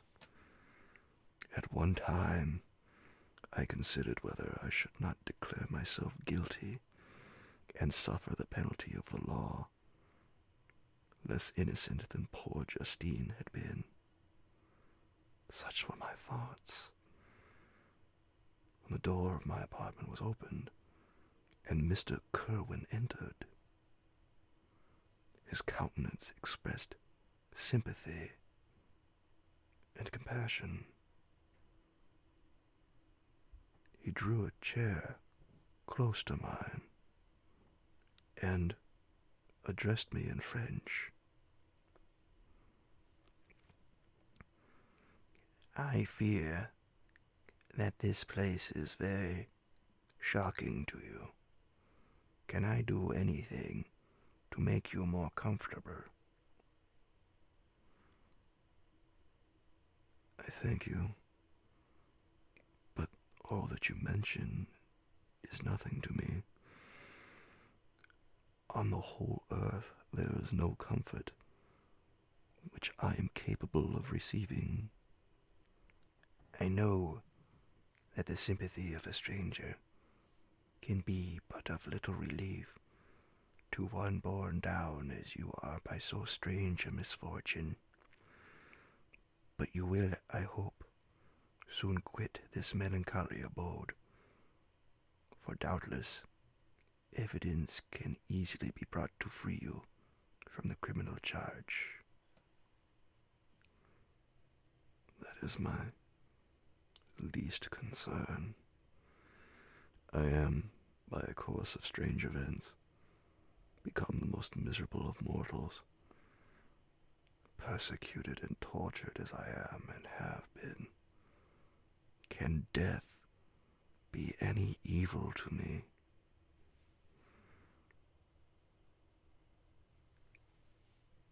Nothing, indeed, could be more unfortunate and agonizing than the strange chances that have lately occurred. You were thrown by some surprising accident on this shore, renowned for its hospitality, seized immediately and charged with murder. The first sight that was presented to your eyes was the body of your friend, murdered in so unaccountable a manner and placed, as it were, by some fiend across your path. As Mr. Kerwin said this, notwithstanding the agitation I endured on this retrospect of my sufferings, I also felt considerable surprise at the knowledge he seemed to possess concerning me. I suppose some astonishment was exhibited in my countenance, for Mr. Kerwin hastened to say, "It was not until a day or two after your illness that I thought of examining your dress, that I might discover some trace by which I could send to your relations on account of your misfortune and illness. I found several letters, and among others, one which I discovered from its commencement to be from your father. I instantly wrote to Geneva. Nearly 2 months have elapsed since the departure of my letter. But you are ill. Even now you tremble. You are unfit for agitation of any kind.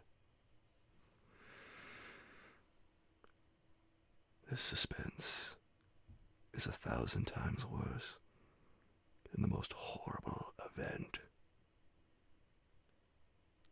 Tell me what new scene of death has been acted, and whose murder I am now to lament." "Your family is perfectly well," said Mr. Kerwin with gentleness, "and someone, a friend, is come to visit you." I know not by what chain of thought the idea presented itself, but it instantly darted into my mind that the murderer had come to mock at my misery and taunt me with the death of Clerval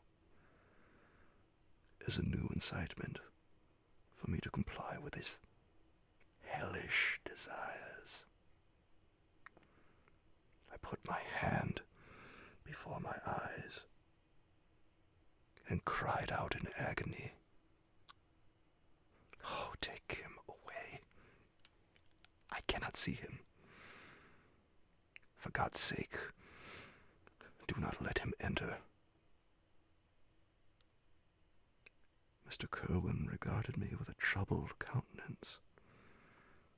He could not help regarding my exclamation as a presumption of my guilt, and said, in rather a severe tone, "I should have thought, young man, that the presence of your father would have been welcome instead of inspiring such violent repugnance." "My father," cried I,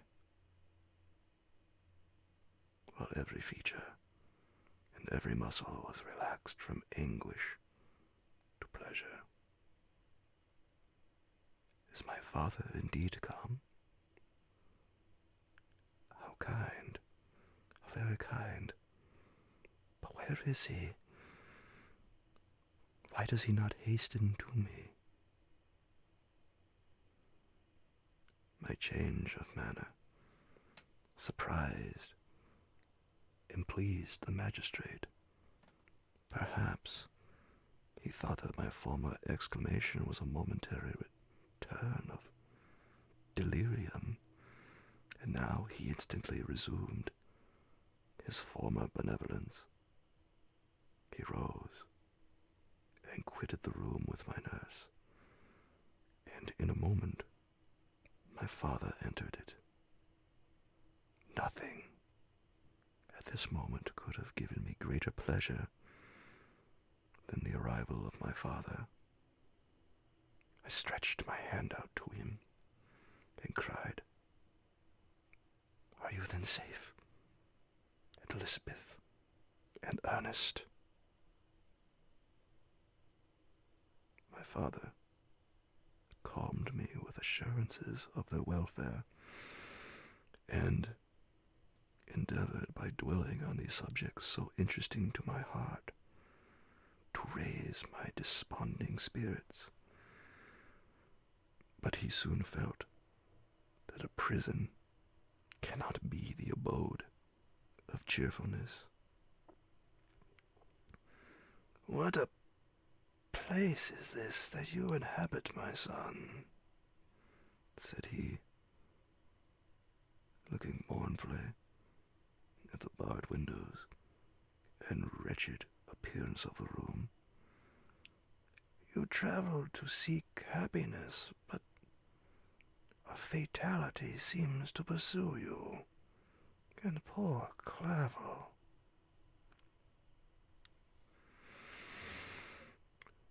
The name of my unfortunate and murdered friend was an agitation too great to be endured in my weak state. I shed tears. "Alas, yes, my father," replied I. "Some destiny of the most horrible kind hangs over me,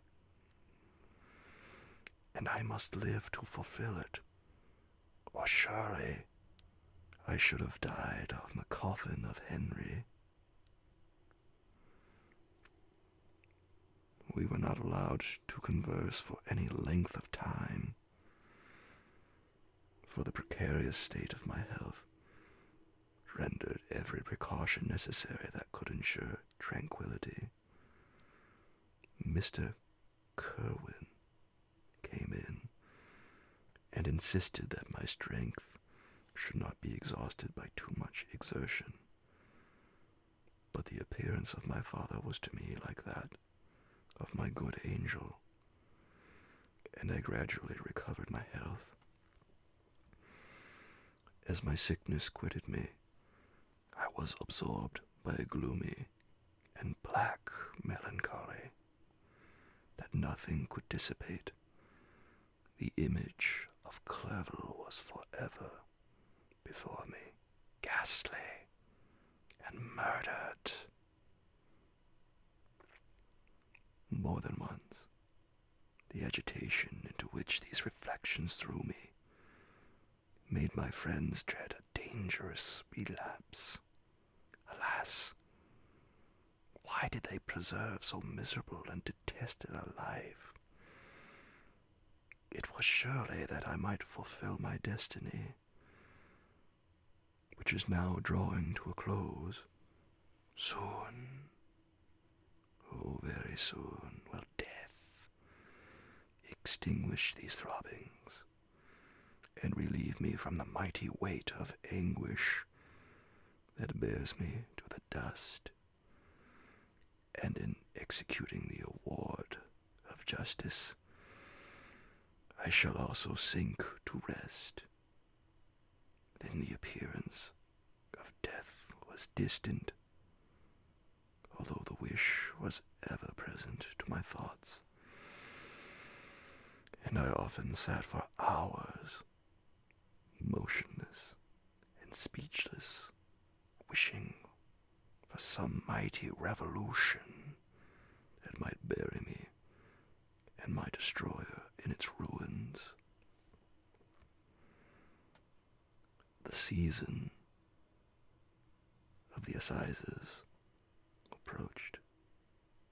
I had already been 3 months in prison, and although I was still weak and in continual danger of a relapse, I was obliged to travel nearly 100 miles to the county town where the court was held. Mr. Kerwin charged himself with every care of collecting witnesses and arranging my defense. I was spared the disgrace of appearing publicly as a criminal, as the case was not brought before the court that decides on life and death. The grand jury rejected the bill on its being proved that I was on the Orkney Islands at the hour the body of my friend was found. In a fortnight after my removal, I was liberated from prison.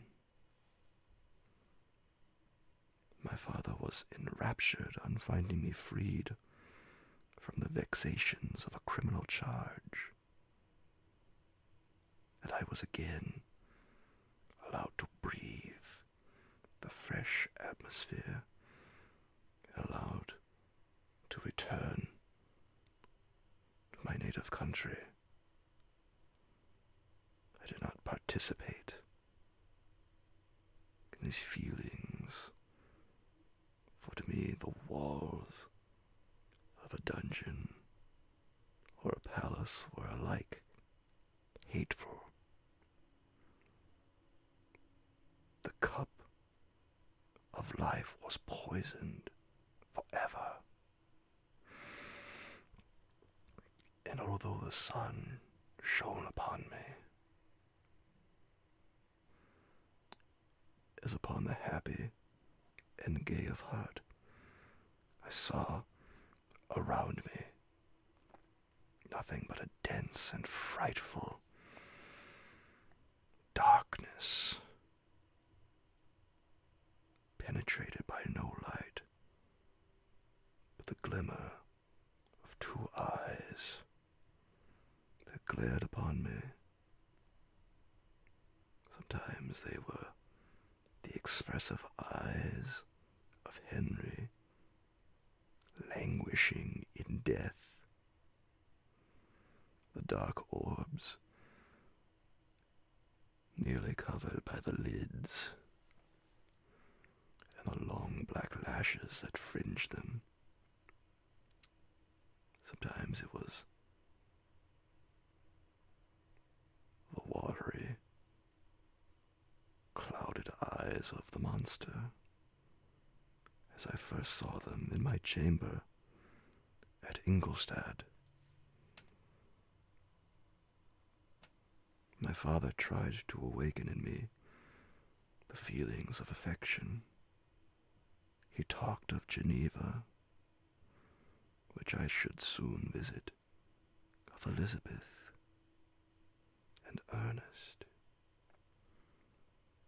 But these words only drew deep groans from me.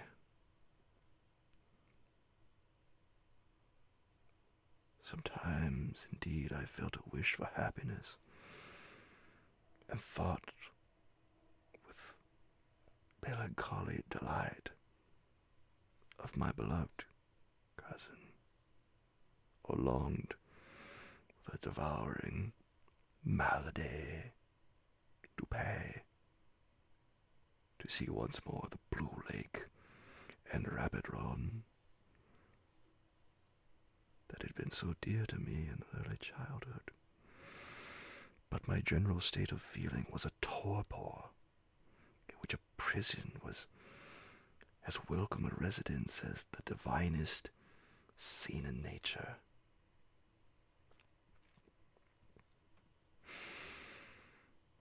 And these fits were seldom interrupted, but by paroxysms of anguish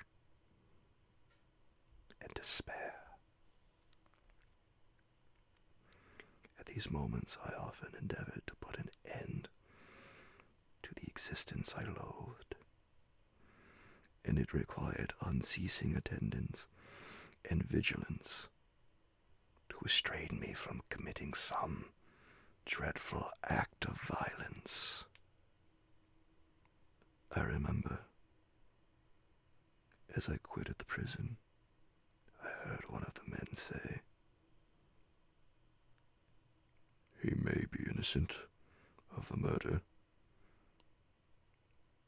but he has certainly a bad conscience." These words struck me. A bad conscience.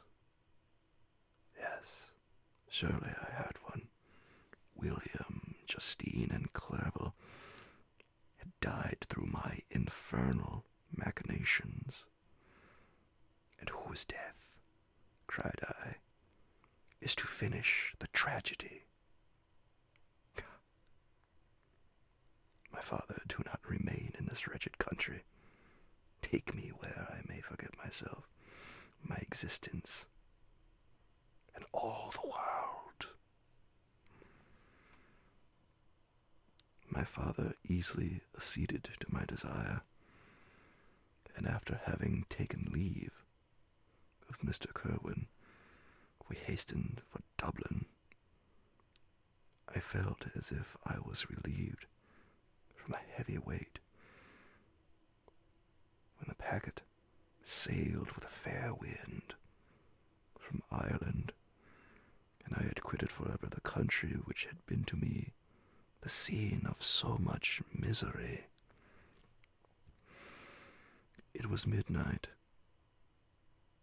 My father slept in the cabin, and I lay on the deck, looking at the stars and listening to the dashing of the waves. I hailed the darkness that shut Ireland from my sight, and my pulse beat with a feverish joy.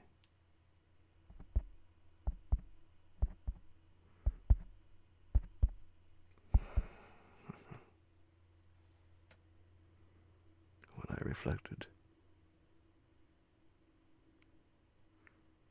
that I should soon see Geneva, the past appeared to me in the light of a frightful dream. Yet the vessel in which I was, the wind that blew me from the detested shore of Ireland, and the sea which surrounded me, told me too forcibly that I was deceived by no vision, and that Clerval, my friend and dearest companion, had fallen victim to me and the monster of my creation. I repassed in my memory my whole life, my quiet happiness while residing with my family in Geneva, the death of my mother, and my departure for Ingolstadt. I remembered, shuddering at the mad enthusiasm that hurried me on to the creation of my hideous enemy. And I called to mind the night during which he first lived. I was unable to pursue the train of thought. 1,000 feelings pressed upon me, and I wept bitterly. Ever since my recovery from the fever, I had been in the custom of taking every night a small quantity of laudanum, for it was by means of this drug only that I was enabled to gain the necessary rest for the preservation of life.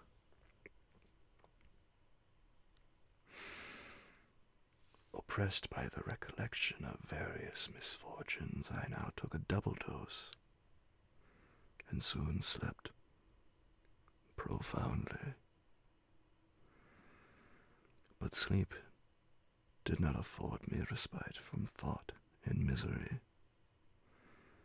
My dreams presented 1,000 objects that scared me. Towards morning I was possessed by a kind of nightmare. I felt the fiend's grasp in my neck and could not free myself from it. Groans and cries rung in my ears. My father, who was watching over me, perceiving my restlessness, awoke me and pointed to the port of Holyhead, which we were now entering. Chapter 5. We had resolved not to go to London, but to cross the country to Portsmouth, and thence to embark for Havre.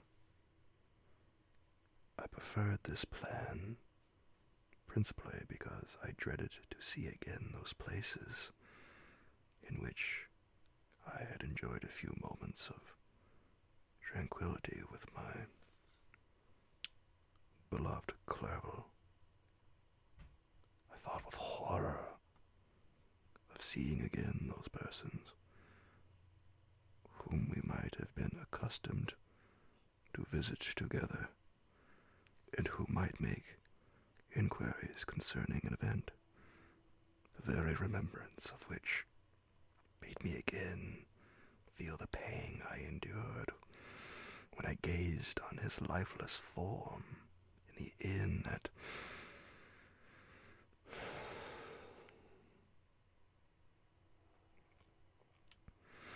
As for my father, his desires and exertions were bounded to the again seeing me restored to health and peace of mind.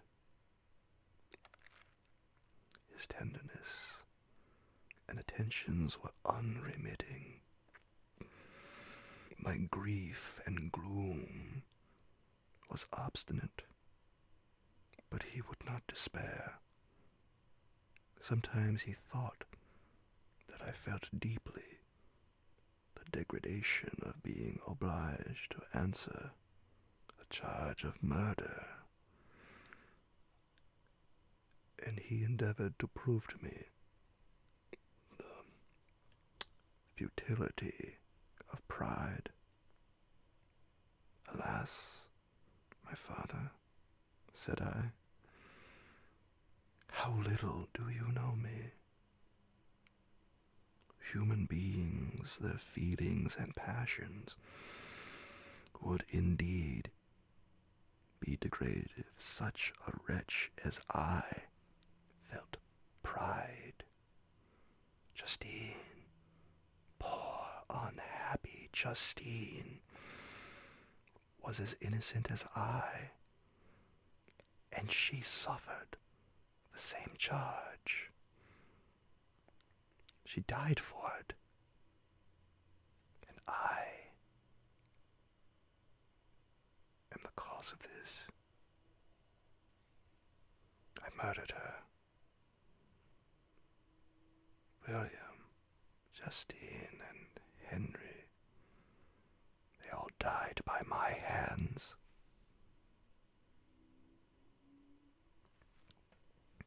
My father had often, during my imprisonment, heard me make the same assertion. When I thus accused myself, he sometimes seemed to desire an explanation, and at others he appeared to consider it as caused by delirium, and that during my illness some idea of this kind had presented itself to my imagination, the remembrance of which preserved in my convalescence, I avoided explaining and maintained a continual silence concerning the wretch I had created. I had a feeling that I should be supposed mad, and this forever chained my tongue, when I would have given the whole world to have confided the fatal secret.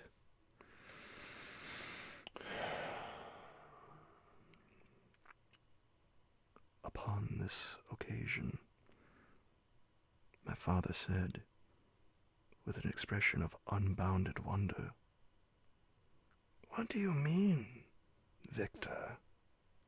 Are you mad? My dear son, I entreat you never to make such an assertion again." "I am not mad," I cried energetically.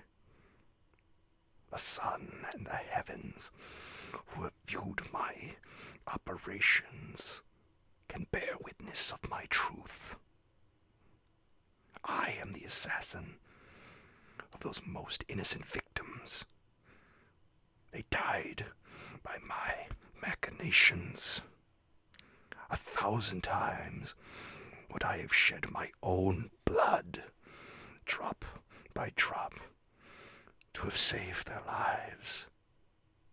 But I could not, my father. Indeed, I could not sacrifice the whole human race.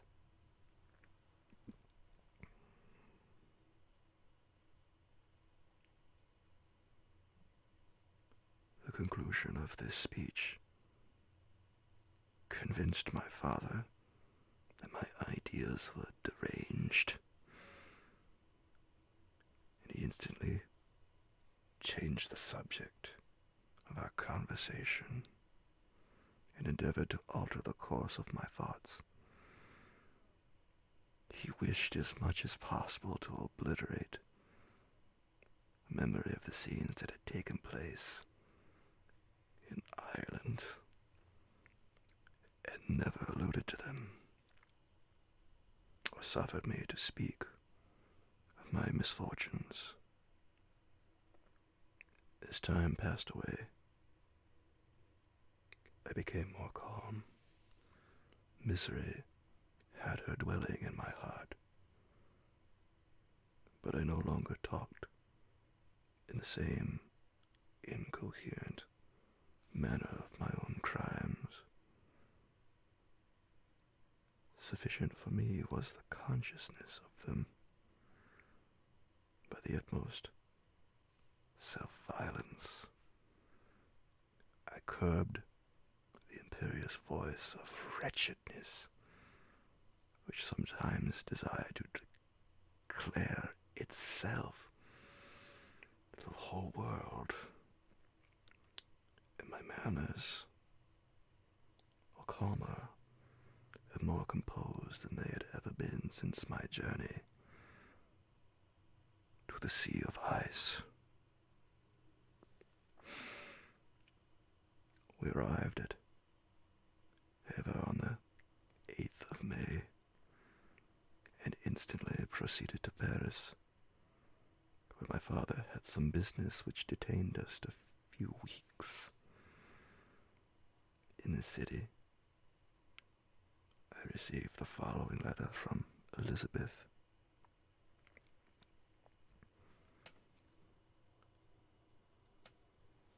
To Victor Frankenstein, my dearest friend.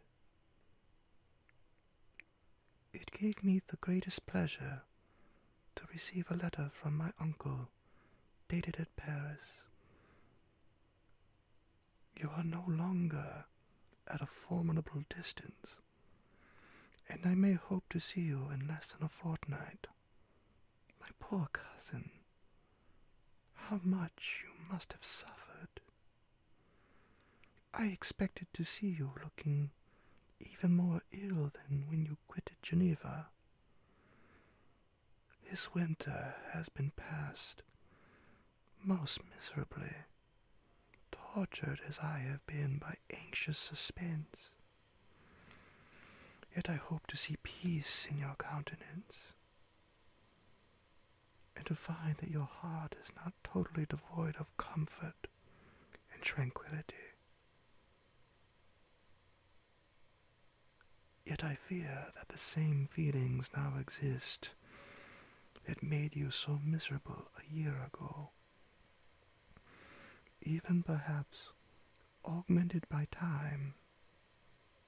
I would not disturb you at this period when so many misfortunes weigh upon you,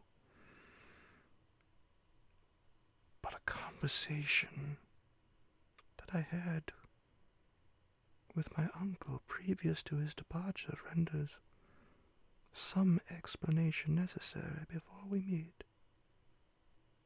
Explanation, you may possibly say. What can Elizabeth have to explain?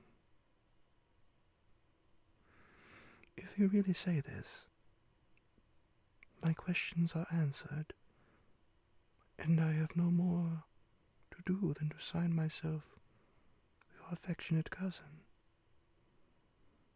But you are distant from me, and it is possible that you may dread and yet be pleased with this explanation. And in a probability of this being the case,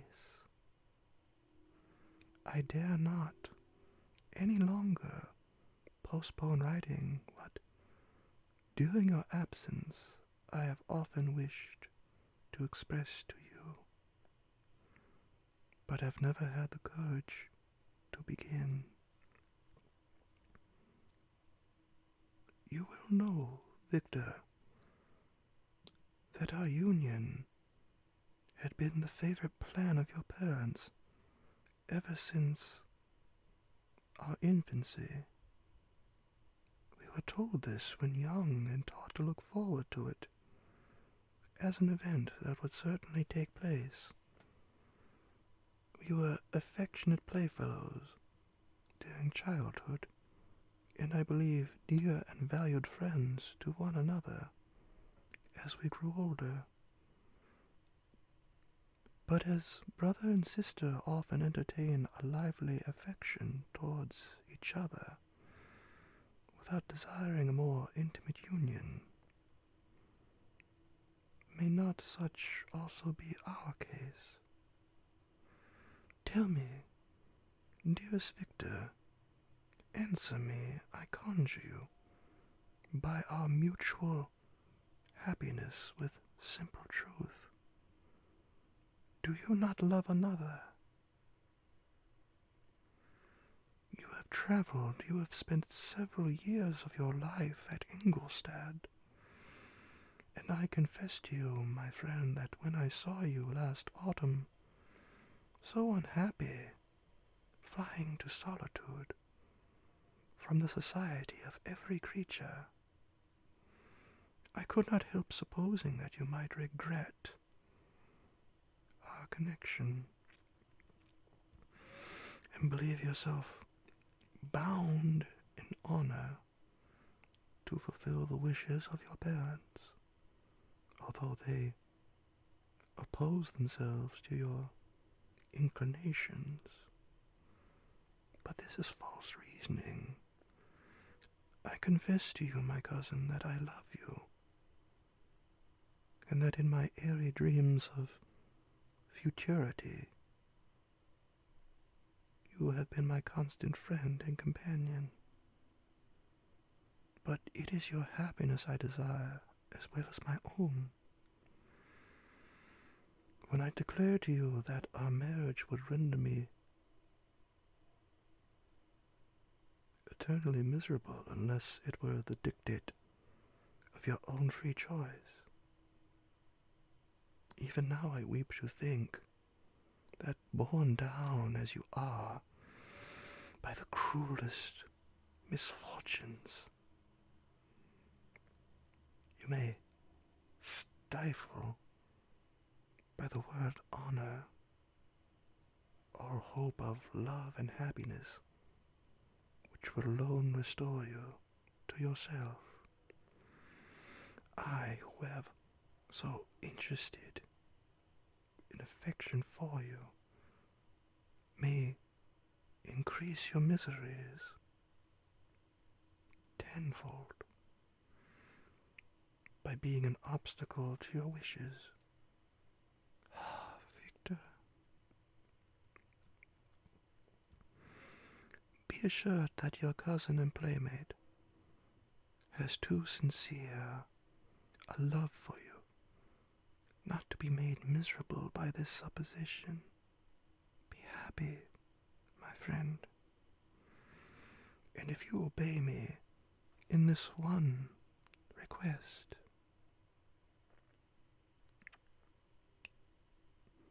remain satisfied that nothing on earth will have the power to interrupt my tranquility. Do not let this letter disturb you. Do not answer it tomorrow or the next day, or even until you come, if it will give you pain. My uncle will send me news of your health, and if I see but one smile on your lips when we meet, occasioned by this or any other exertion of mine, I shall need no other happiness. Elizabeth Lavenza. Geneva, May 18th, 17 unknown.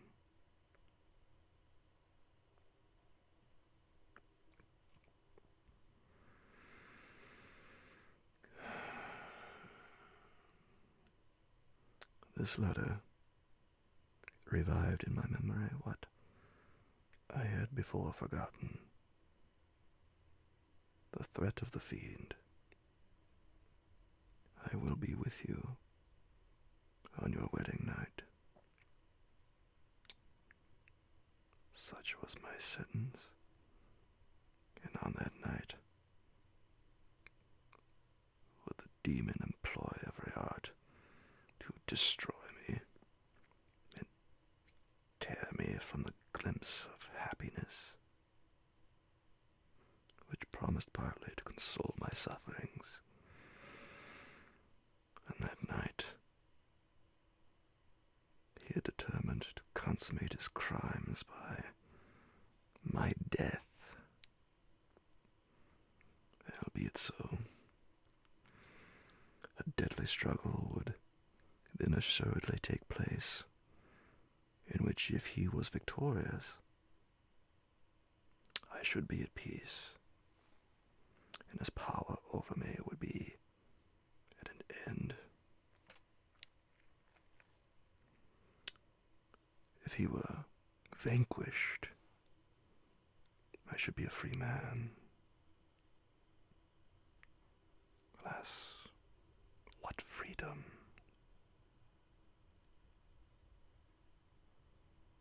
Such as the peasant enjoys when his family have been massacred before his eyes, his cottage burnt, his lands laid waste, and he is turned adrift.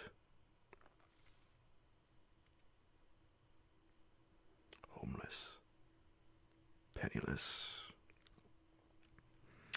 alone but free.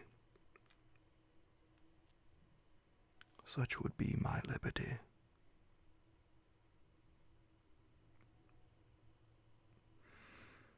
Except that in my Elizabeth I possessed a treasure, alas, balanced by these horrors of remorse and guilt, which would pursue me until death. Sweet and beloved Elizabeth,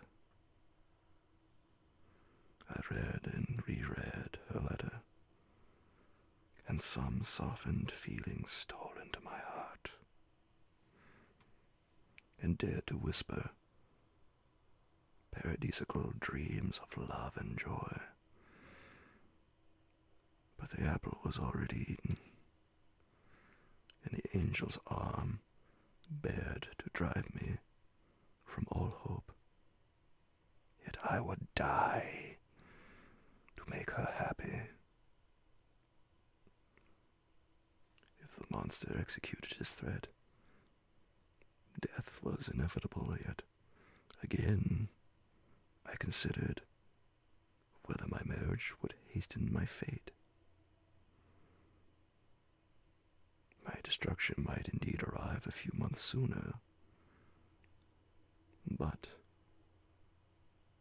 if my torturer should suspect that I postponed it, influenced by his menaces, he would surely find other, and perhaps more dreadful, means of revenge.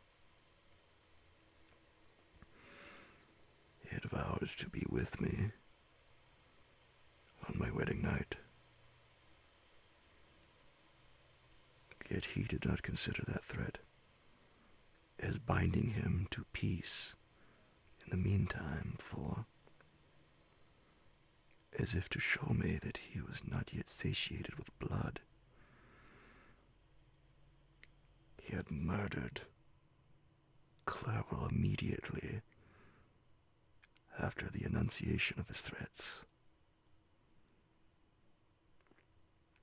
I resolved, therefore, that if my immediate union with my cousin would conduce either to hers or my father's happiness, my adversary's designs against my life should not slow it a single hour.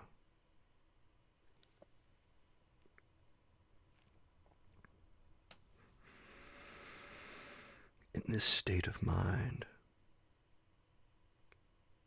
I wrote to Elizabeth. My letter was calm and affectionate.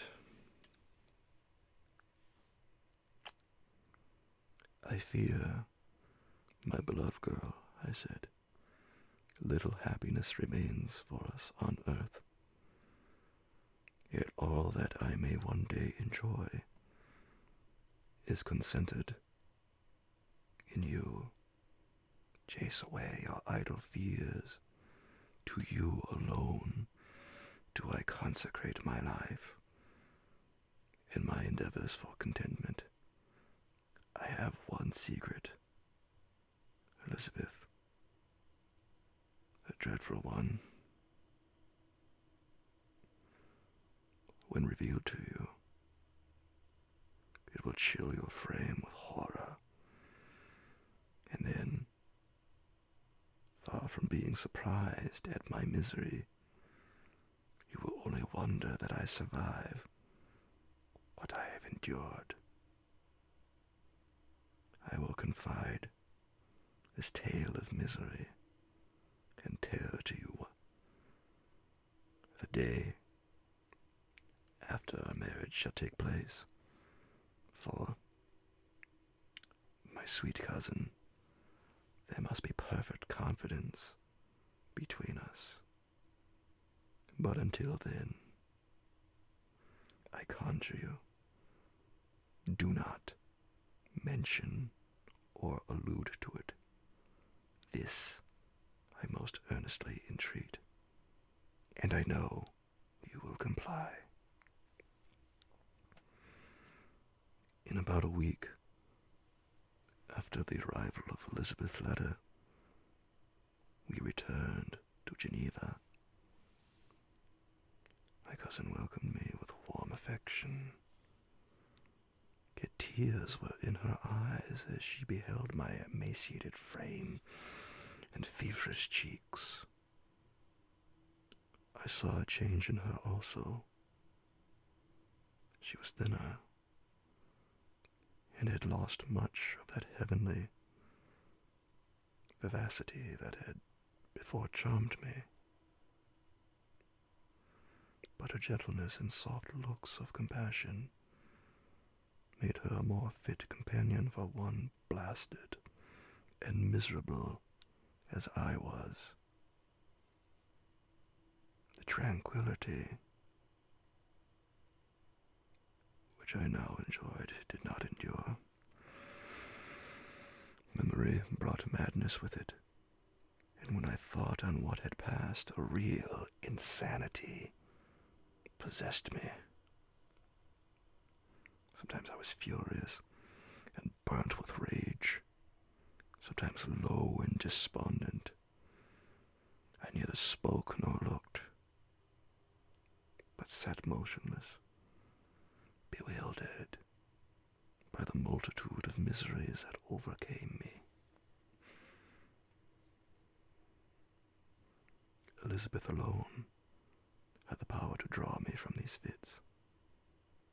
Her gentle voice would soothe me when transported by passion, and inspire me with human feelings when sunk in torpor.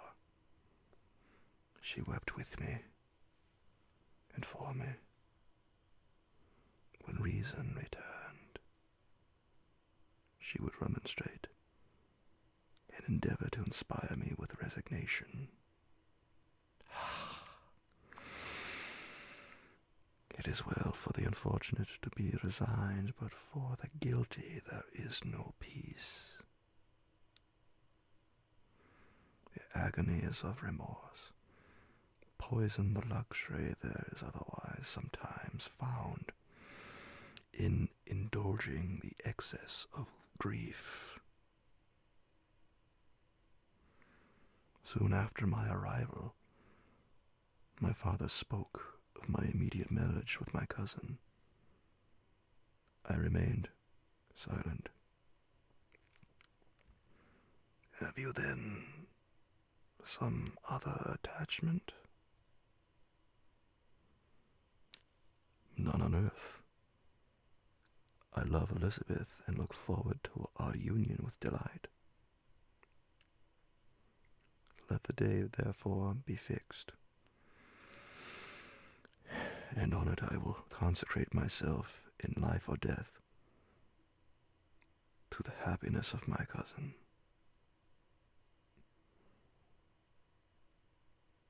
My dearest Victor, do not speak thus. Heavy misfortunes have befallen us,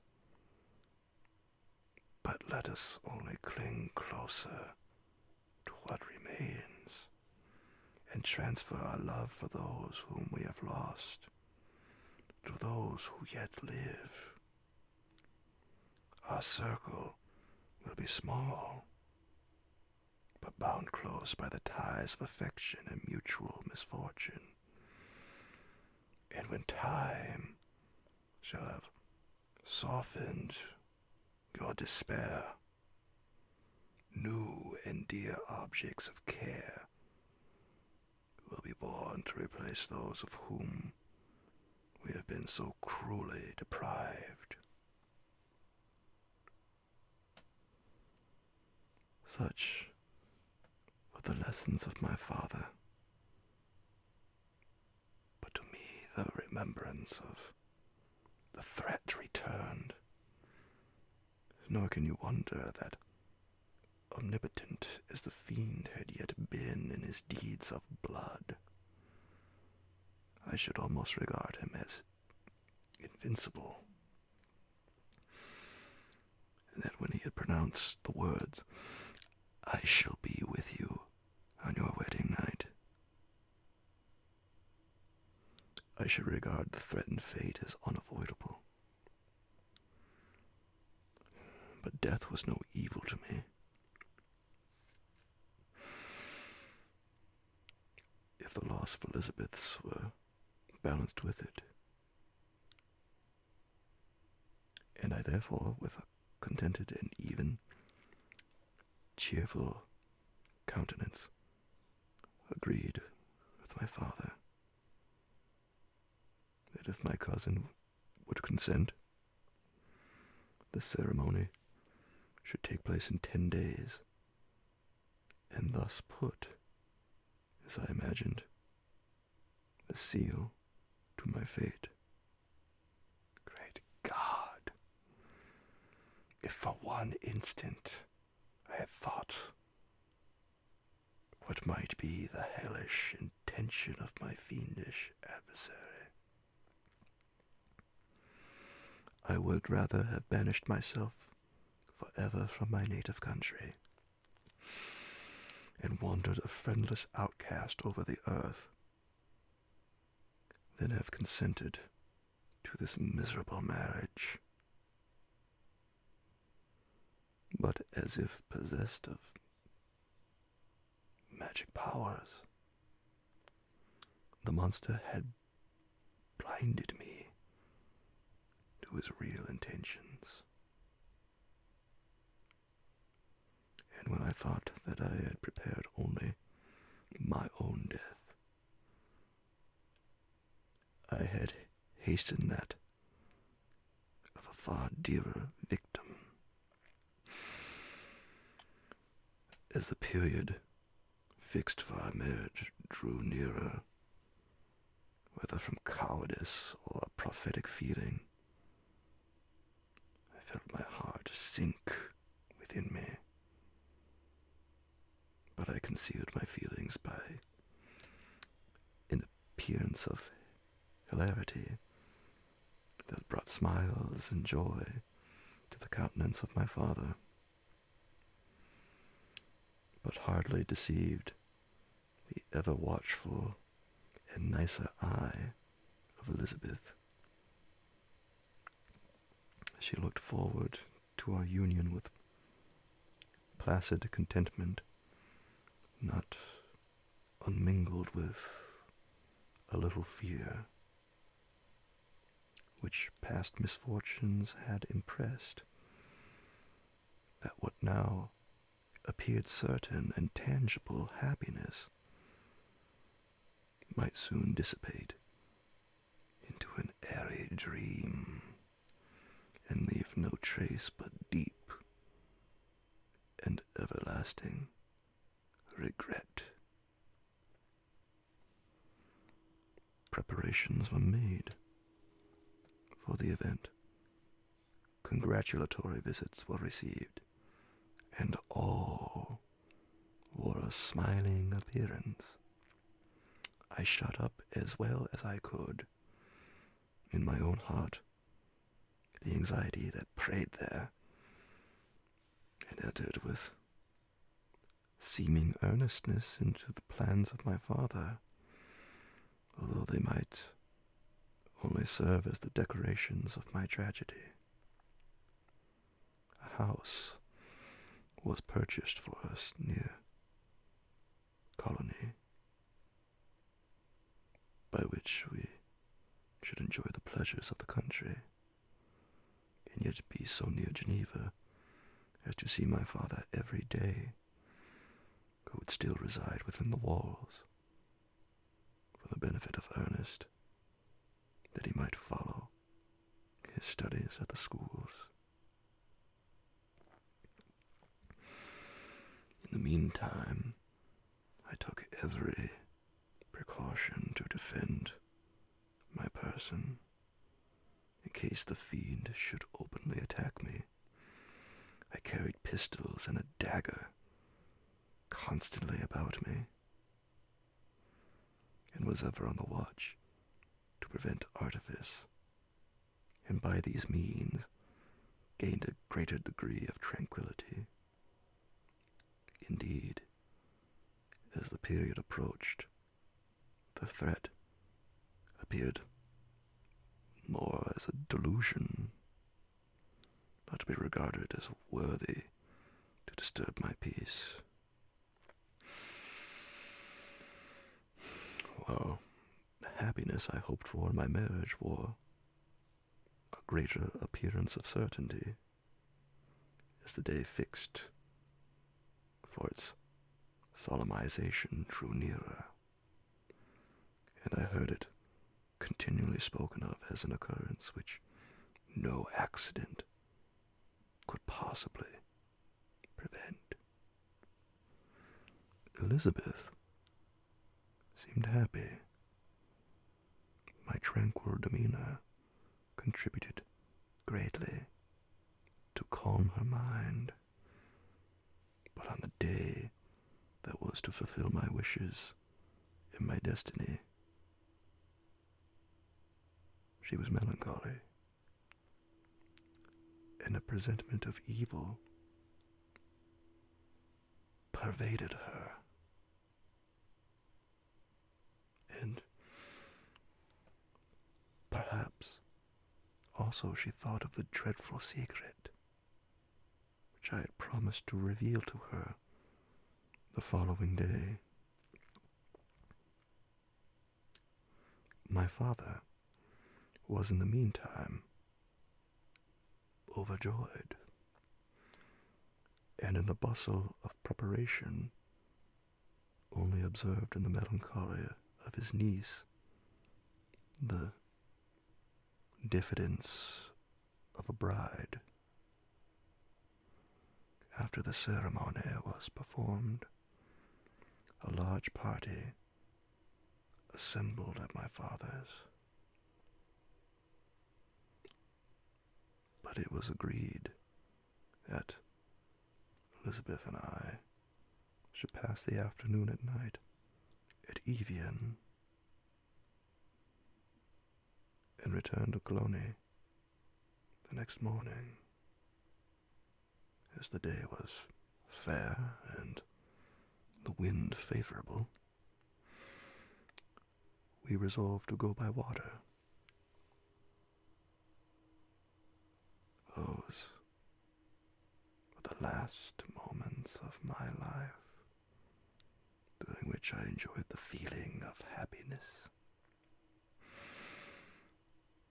We passed rapidly along. The sun was hot, but we were sheltered from its rays by a kind of canopy. While we enjoyed the beauty of the scene, sometimes on one side of the lake where we saw Montsalve, the pleasant banks of Monterleg, and at a distance, surmounting all, the beautiful Mont Blanc, and the assemblage of snowy mountains that, in vain endeavor to emulate her, sometimes coasting the opposite banks, we saw the mighty Jura opposing its dark side to the ambition that would quit its native country, and an almost insurmountable barrier to the invader who should wish to enslave it. I took the hand of Elizabeth. "You are sorrowful, my love. Ah, if you knew what I have suffered, and what I may yet endure, you would endeavor to let me taste the quiet and freedom from despair that this one day at least permits me to enjoy."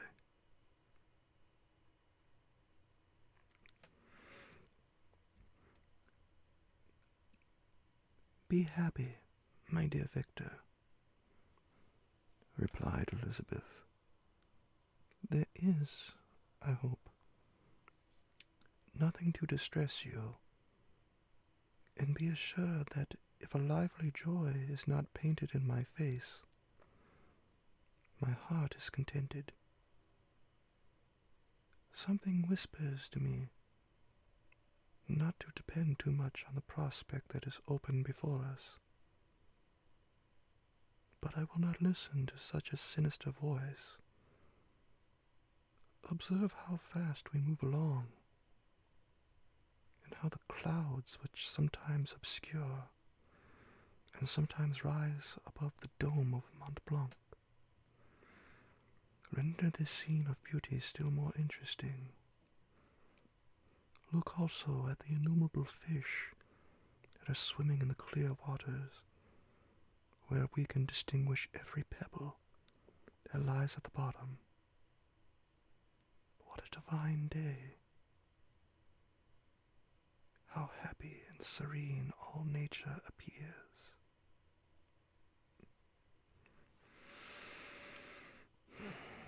Thus, Elizabeth endeavored to divert her thoughts and mine from all reflection upon melancholy subjects. But her temper was fluctuating. Joy for a few instants shone in her eyes, but it continually gave place to distraction and reverie. The sun sank lower in the heavens. We passed the river Trans and observed its path through the chasms of the higher and the glens of the lower hills. The Alps here come closer to the lake, and we approach the amphitheater of mountains which form its eastern boundary. The spire of Evian shone under the woods that surrounded it, and the range of mountain above mountain by which it was overhung. The wind,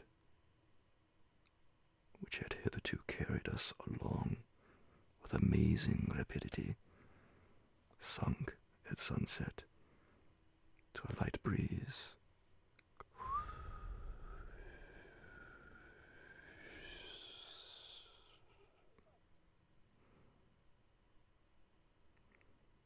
The soft air just ruffled the water and caused a pleasant motion among the trees as we approached the shore, from which it wafted the most delightful scent of flowers and hay.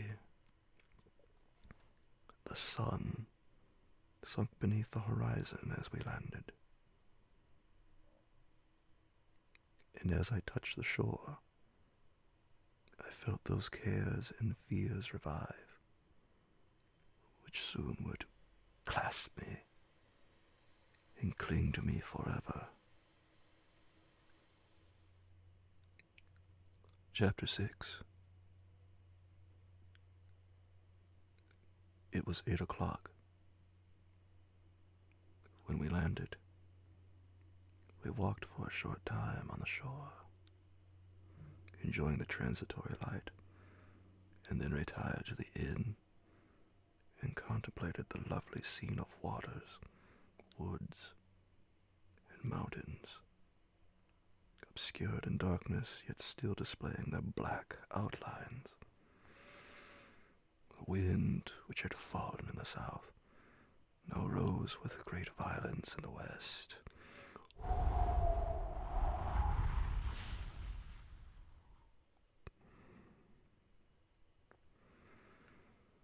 The moon had reached her summit in the heavens and was beginning to descend. The clouds swept across it, swifter than the flight of the vulture, and dimmed her rays, while the lake reflected the scene of the busy heavens, rendered still busier by the restless waves that were beginning to rise. Suddenly, a heavy storm of rain descended.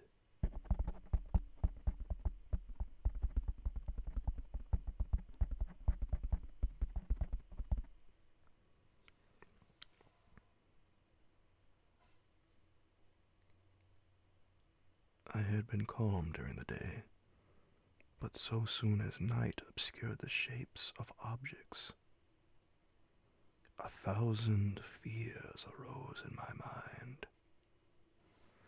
I was anxious and watchful, while my right hand grasped a pistol which was hidden in my bosom.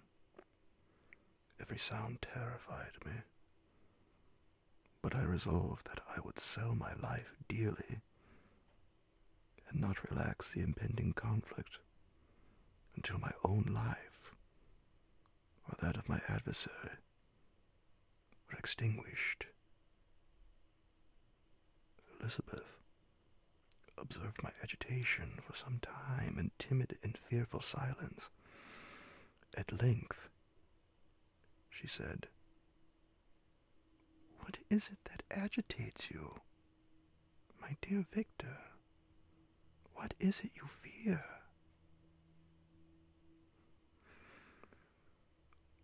"Oh, peace, peace, my love," replied I. "This night, and all will be safe. But this night is dreadful, very dreadful. I passed an hour now in this state of mind, when suddenly I reflected how dreadful the combat which I momentarily expected would be to my wife, and I earnestly entreated her to retire, resolving not to join her until I had obtained some knowledge as to the situation of my enemy.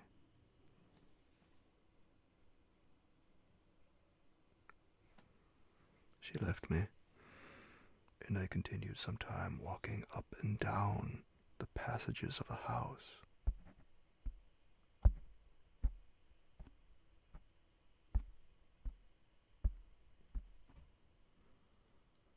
And inspecting every corner that might afford a retreat to my adversary. But I discovered no trace of him, and was beginning to conjecture that some fortunate chance had intervened to prevent the execution of his menaces, when suddenly I heard a shrill and dreadful scream. It came from the room into which Elizabeth had retired. As I heard it, the whole truth rushed into my mind. My arms dropped. The motion of every muscle and fiber was suspended. I could feel the blood trickling in my veins and tingling in the extremities of my limbs. This state lasted but for an instant. The scream was repeated, and I rushed into the room. Great God!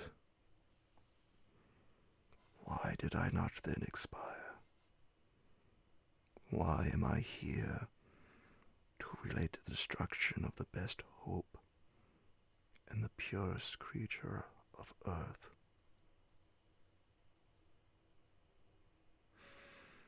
She was there, lifeless and inanimate, thrown across the bed, her head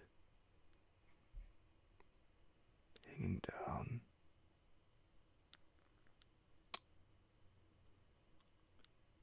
and her pale and distorted features half covered by her hair. Everywhere I turn, I see the same figure, her bloodless arms and relaxed form flung by the murderer on its bridal bier. Could I behold this and live?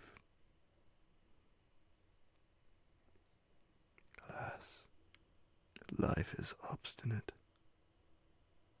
and clings closest where it is most hated.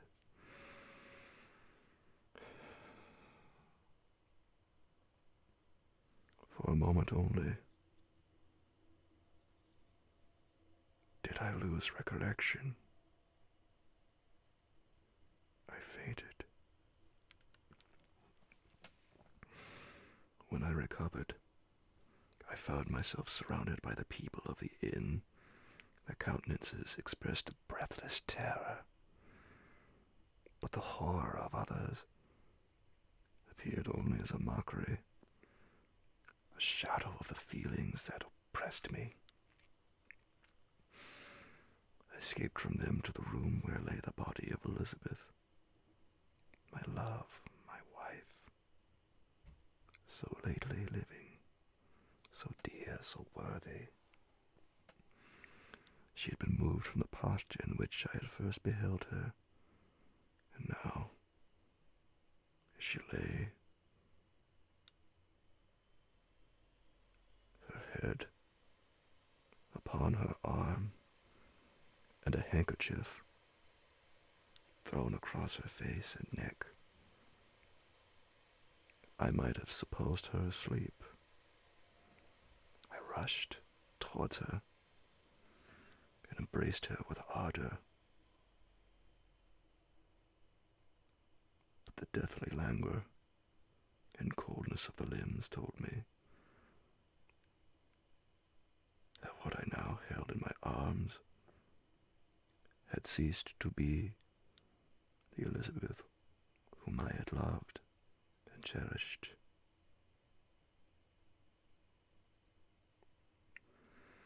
The murderous mark of the fiend's grasp was on her neck.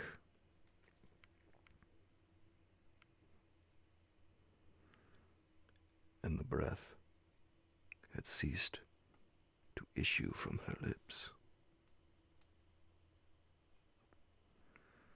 While I still hung over her in the agony of despair, I happened to look up. The windows of the room had before been darkened, and I felt a kind of panic at seeing the pale, yellow light of the moon illuminate the chamber. The shutters had been thrown back, and with a sensation of horror not to be described, I saw at the open window a figure of the most hideous and abhorred sort. A grin was on the face of the monster. He seemed to jeer as with his fiendish finger he pointed towards the corpse of my wife.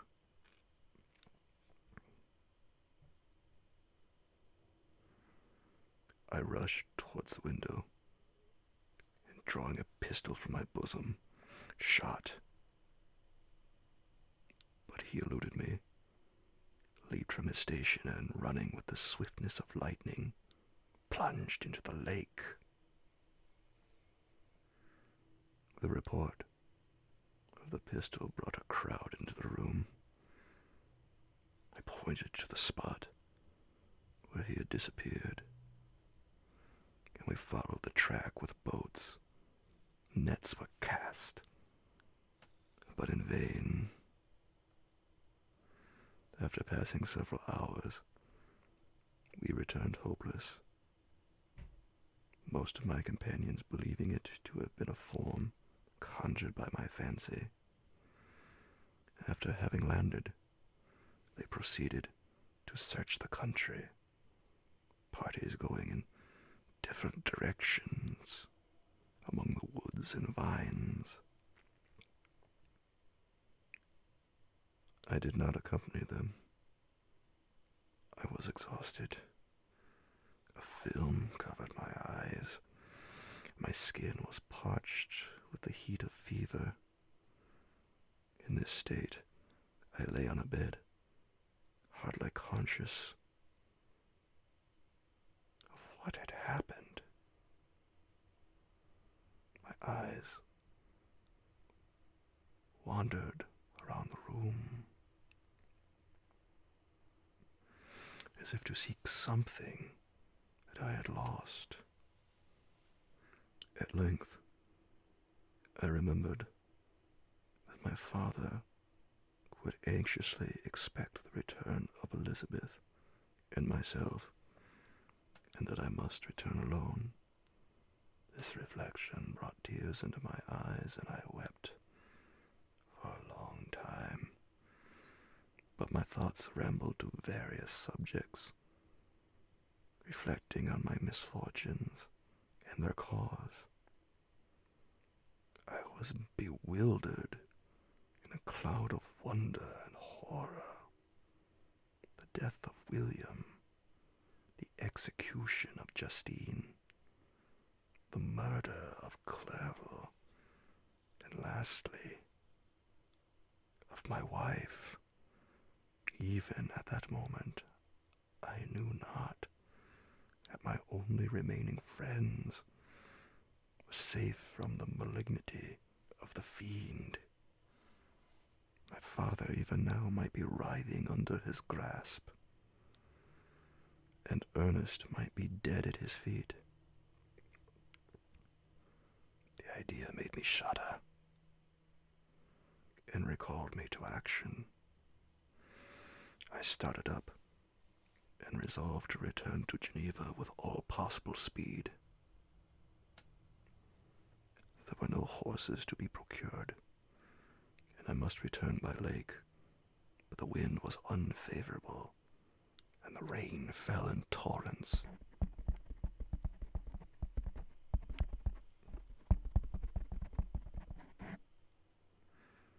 However, it was hardly morning, and I might reasonably hope to arrive by night. I hired men to row, and took an oar myself, for I had always experienced relief from mental torment in bodily exercise. But the overflowing misery I now felt, and the excess of agitation that I endured, rendered me incapable of any exertion. I threw down the oar and leaned my head upon my hands, gave way to every gloomy idea that arose. If I looked up, I saw the scenes which were familiar to me in happier time, and which I had contemplated but the day before, in the company of her who was now but a shadow and a recollection. Tears streamed from my eyes. The rain had ceased for a moment, and I saw the fish play in the waters as they had done a few hours before. They had then been observed by Elizabeth. Nothing is so painful to the human mind as a great and sudden change. The sun might shine, or the clouds might lower, but nothing could appear to me as it had done the day before. A fiend had snatched from me every hope of future happiness. No creature had ever been as miserable as I was. So frightful an event is single in the history of man. But why should I dwell upon the incidents that followed this last overwhelming event? Mine has been a tale of horrors. I have reached the acme, and what I must now relate can but be tedious to you. Know that one by one, my friends were snatched away.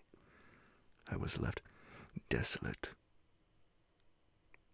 My own strength is exhausted, and I must tell, in a few words, what remains of my hideous narration. I arrived at Geneva. My father and Ernest yet lived, but the former sunk under the tidings that I bore. I see him now, excellent and venerable old man. His eyes wandered in vacancy, for they had lost their charm and their delight. His niece, his more than daughter, whom he doted on with all that affection which a man feels, who, in the decline of life, having few affections, clings more earnestly to those that remain. Cursed be the fiend that brought misery on his gray hairs, and doomed him to waste in wretchedness. He could not live under the horrors that were accumulated around him. An apoplectic fit was brought on, and in a few days he died in my arms. What then became of me? I know not. I lost sensation, and chains and darkness were the only objects that pressed upon me.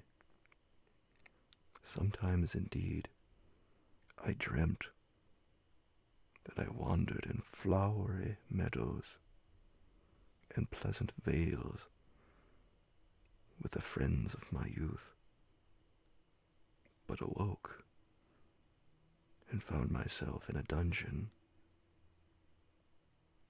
Melancholy followed, but by degrees I gained a clear conception of my miseries and situation, and was then released from my prison, for they had called me mad, and during many months, as I understood, a solitary cell had been my habitation. But liberty had been a useless gift to me, had I not, as I awakened to reason, at the same time awakened to revenge. As the memory of past misfortunes pressed upon me, I began to reflect on their cause, the monster whom I had created, the miserable demon whom I had sent abroad into the world for my destruction. I was possessed by a maddening rage when I thought of him, and desired and ardently prayed that I might have him within my grasp to wreak a great and signal revenge on his cursed head. Nor did my hate long confine itself to useless wishes. I began to reflect on the best means of securing him, and for this purpose, about a month after my release, I repaired to a criminal judge in the town and told him that I had an accusation to make, that I knew the destroyer of my family, and that I required him to exert his whole authority for the apprehension of the murderer. The magistrate listened to me with attention and kindness. "Be assured, sir," said he, "no pains or exertions on my part shall be spared to discover the villain." Thank you, replied I. Listen therefore to the deposition that I have to make. It is indeed a tale so strange that I should fear you would not credit it, were there not something in truth which, however wonderful, forces conviction. The story is too connected to be mistaken for a dream, and I have no motive for falsehood. My manner, as I thus addressed him, was impressive but calm. I had formed in my own heart a resolution to pursue my destroyer to the death, and this purpose quieted my agony and provisionally reconciled me to life. I now related my history, briefly, but with firmness and precision, marking the dates with accuracy and never deviating into invective or exclamation. The magistrate appeared at first perfectly incredulous, but as I continued he became more attentive and interested. I saw him sometimes shudder with horror, at others a lively surprise, unmingled with disbelief, which was painted on his countenance. When I had concluded my narration, I said, "This is the being whom I accuse, and for whose detection and punishment I call upon you to exert your whole power. It is your duty as a magistrate, and I believe and hope that your feelings as a man will not revolt from the execution of those functions on this occasion." This address caused a considerable change in the physiognomy of my auditor. He had heard my story with that half kind of belief that is given to a tale of spirits and supernatural events, but when he was called upon to act officially in consequence, the whole tide of his incredulity returned. He, however, answered mildly, "I would willingly afford you every aid in your pursuit, but the creature of whom you speak appears to have powers which would put all my exertions to defiance. Who can follow an animal which can traverse the sea of ice and inhabit caves and dens where no man would venture to intrude? Besides, some months have elapsed since the commission of his crimes, and no one can conjecture to what place he has wandered, or what region he may now inhabit. I do not doubt that he hovers near the spot which I inhabit, and if he has indeed taken refuge in the Alps, he may be hunted like the chamois, and destroyed as a beast of prey. But I perceive your thoughts. You do not credit my narrative, and do not intend to pursue my enemy with the punishment which is his desert." As I spoke, rage sparkled in my eyes. The magistrate was intimidated.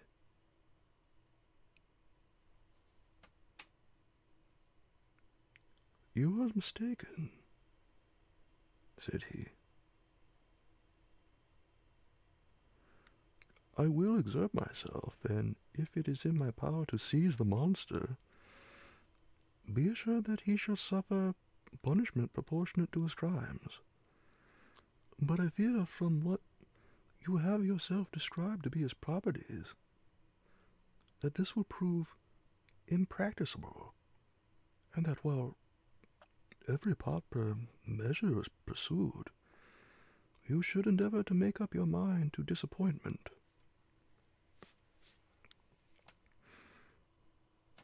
That cannot be. But all that I can say will be of little avail.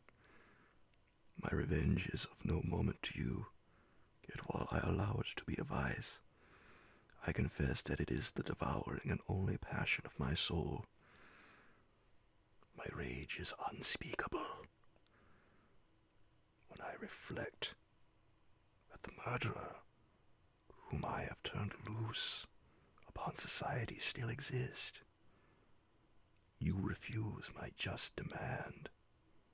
I have but one resource, and I devote myself either in my life or death to his destruction.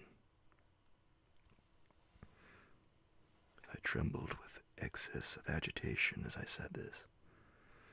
There was a frenzy in my manner, and something, I doubt not, of that haughty fierceness which the martyrs of old are said to have possessed.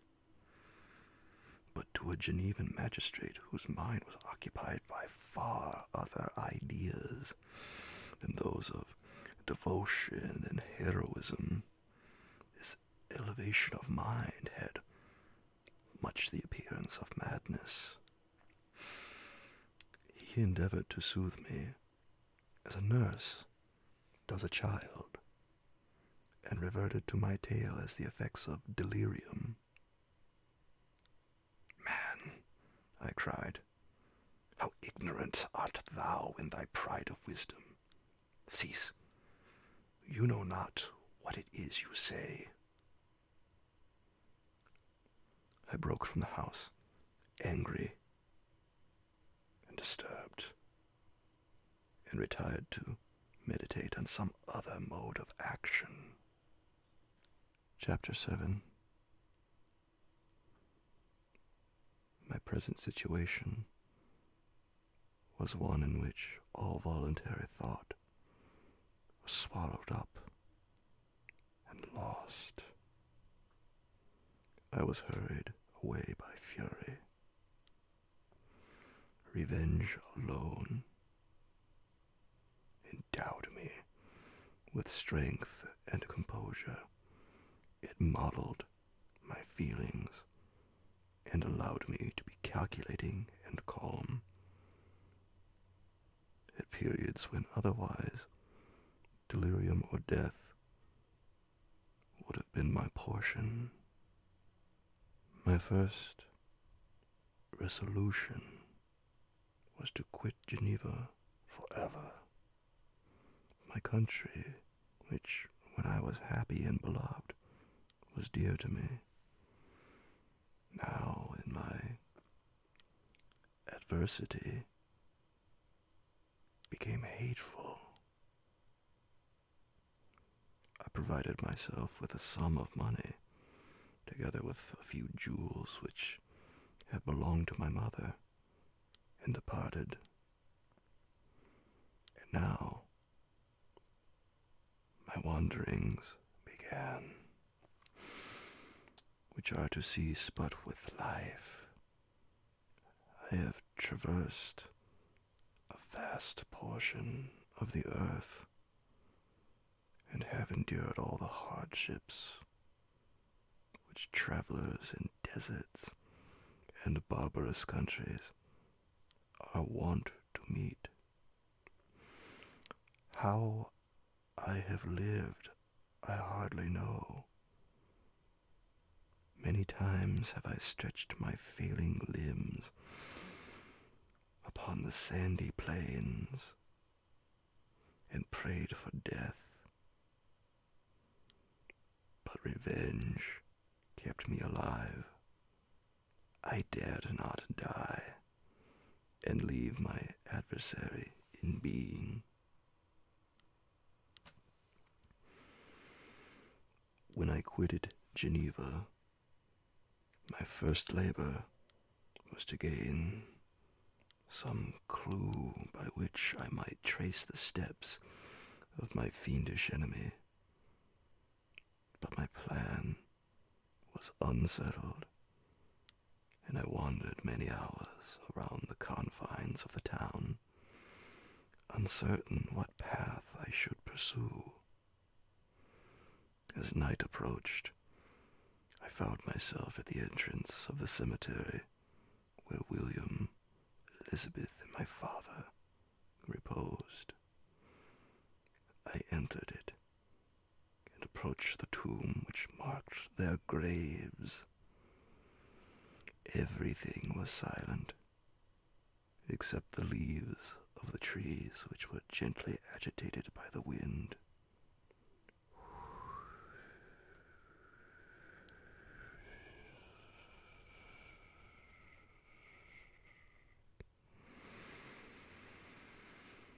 The night was nearly dark, and the scene would have been solemn and affecting, even to an uninterested observer.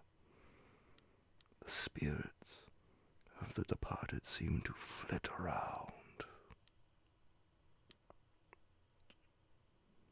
and to cast a shadow which was felt but not seen around the head of the mourner. The deep grief which this scene had at first excited quickly gave way to rage and despair. They were dead, and I lived. The murderer also lived. And to destroy him, I must drag out my weary existence. I knelt on the grass and kissed the earth, and with quivering lips exclaimed, "By the sacred earth on which I kneel, by the shades that wander near me, by the deep and eternal grief that I feel, I swear, and by thee, O night, and by the spirits that preside over thee, I swear to pursue the demon who caused this misery until he or I shall perish in mortal conflict. For this purpose I will preserve my life, to execute this dear revenge. Will I again behold the sun, and tread the green herbage of earth, which otherwise should vanish from my eyes forever. And I call on you, spirits of the dead, and on you, wandering ministers of vengeance, to aid and conduct me in my work. Let the cursed and hellish monster drink deep of agony. Let him feel the despair that now torments me. I had begun my adjuration with solemnity and an awe which almost assured me that the shades of my murdered friends heard and approved my devotion. But the furies possessed me as I concluded, and rage choked my utterance. I was answered through the stillness of night by a loud and fiendish laugh. It rung on my ears, long and heavily. The mountains re-echoed it, and I felt as if all hell surrounded me with mockery and laughter. Surely in that moment I should have been possessed by frenzy and have destroyed my miserable existence. But that vow had vows heard, and I was reserved for vengeance. The laughter died away when a well-known and abhorred voice, apparently close to my ear, addressed me in an audible whisper. I am satisfied, miserable wretch. You have determined to live, and I am satisfied.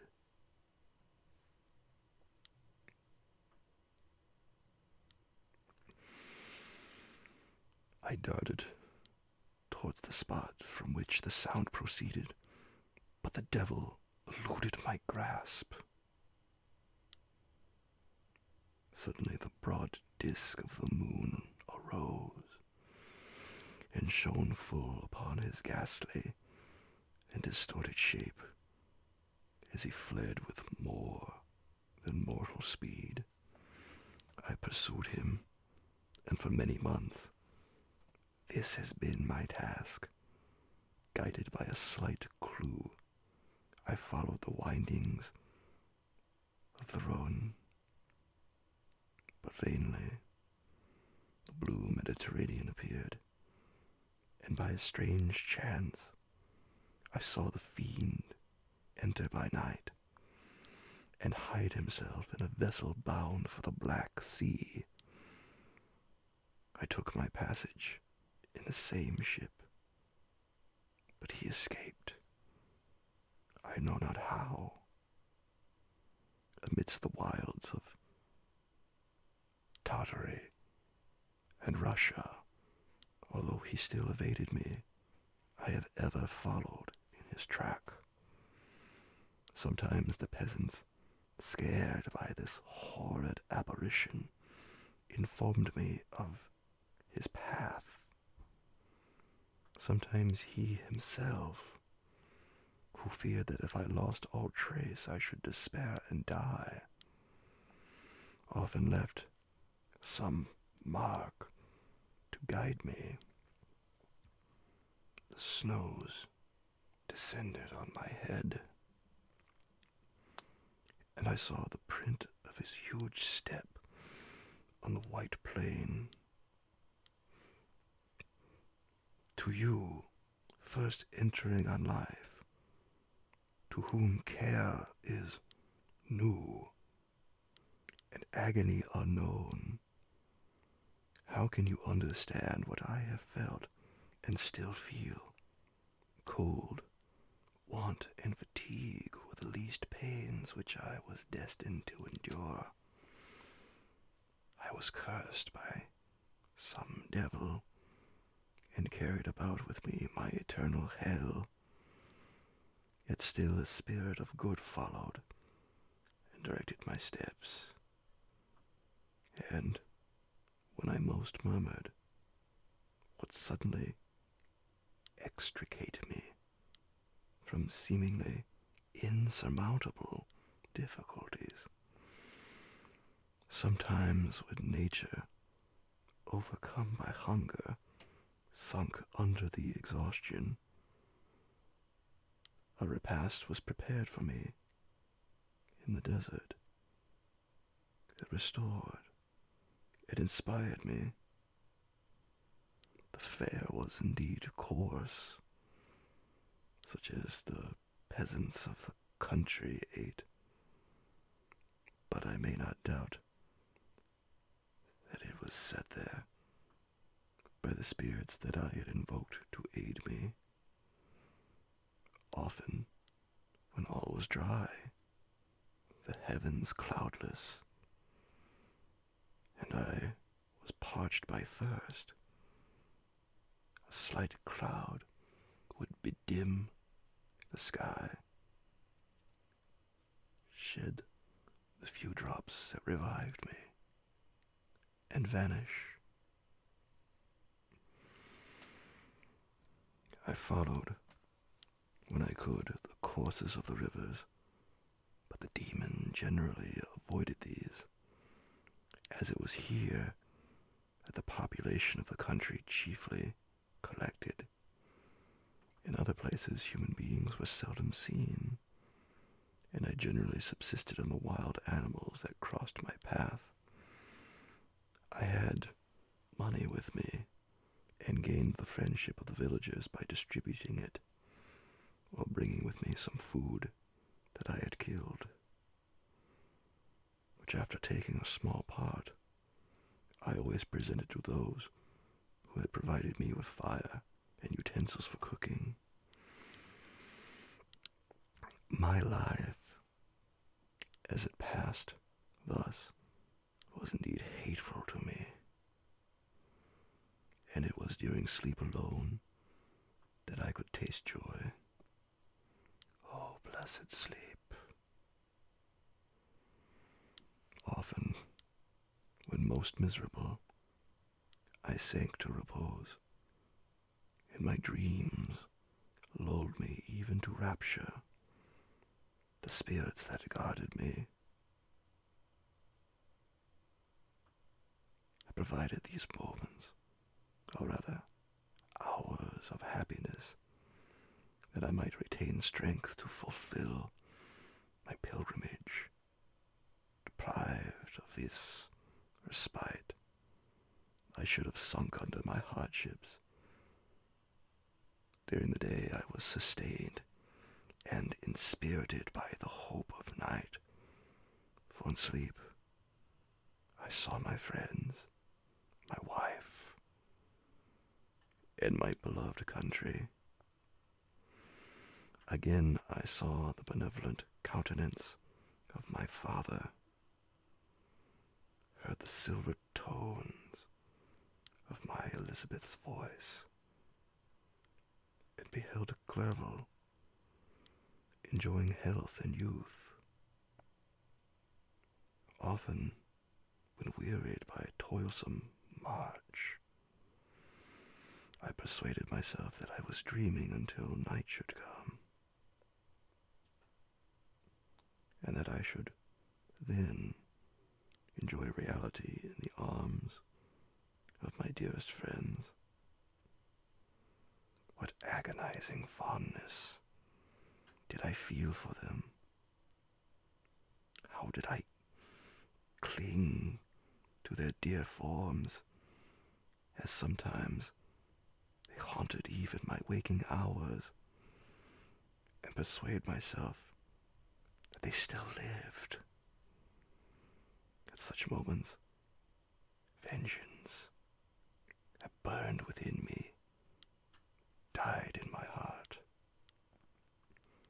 and I pursued my path towards the destruction of the demon, more as a task enjoined by heaven, as the mechanical impulse of some power of which I was unconscious, than as the ardent desire of my soul. What his feelings were, whom I pursued, I cannot know. Sometimes, indeed, he left marks in writing on the barks of trees, or cut in stone that guided me and instigated my fury. My reign is not yet over. These words were legible in one of these inscriptions.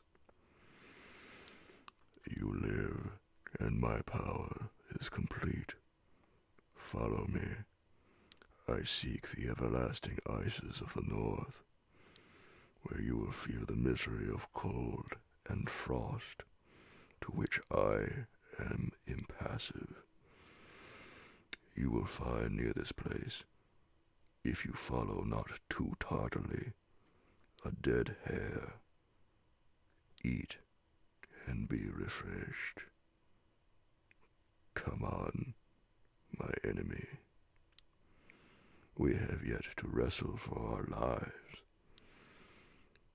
but many hard and miserable hours must you endure until that period shall arrive. Scoffing devil.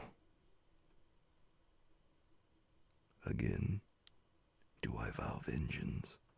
Again do I devote the miserable fiend to torture and death.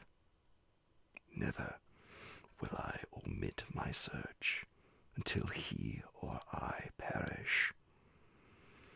And then with what ecstasy shall I join my Elizabeth and those who even now prepare for me the reward of my tedious toil and horrible pilgrimage.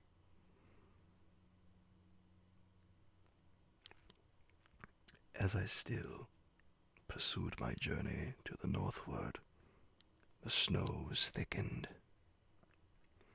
and the cold increased in a degree almost too severe to support. The peasants were shut up in their hovels, and only a few of the most hardy ventured forth to seize the animals whom starvation had forced from the hiding places to seek for prey. The rivers were covered with ice, and no fish could be procured, and thus I was cut off from my chief article of maintenance. The triumph of my enemy increased with the difficulty of my labors. One inscription that he left was in these words: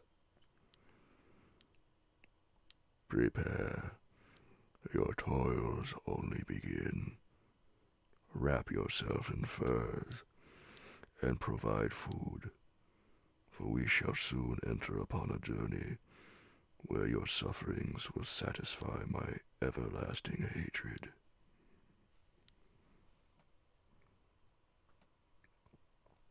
My courage and perseverance were invigorated by these scoffing words.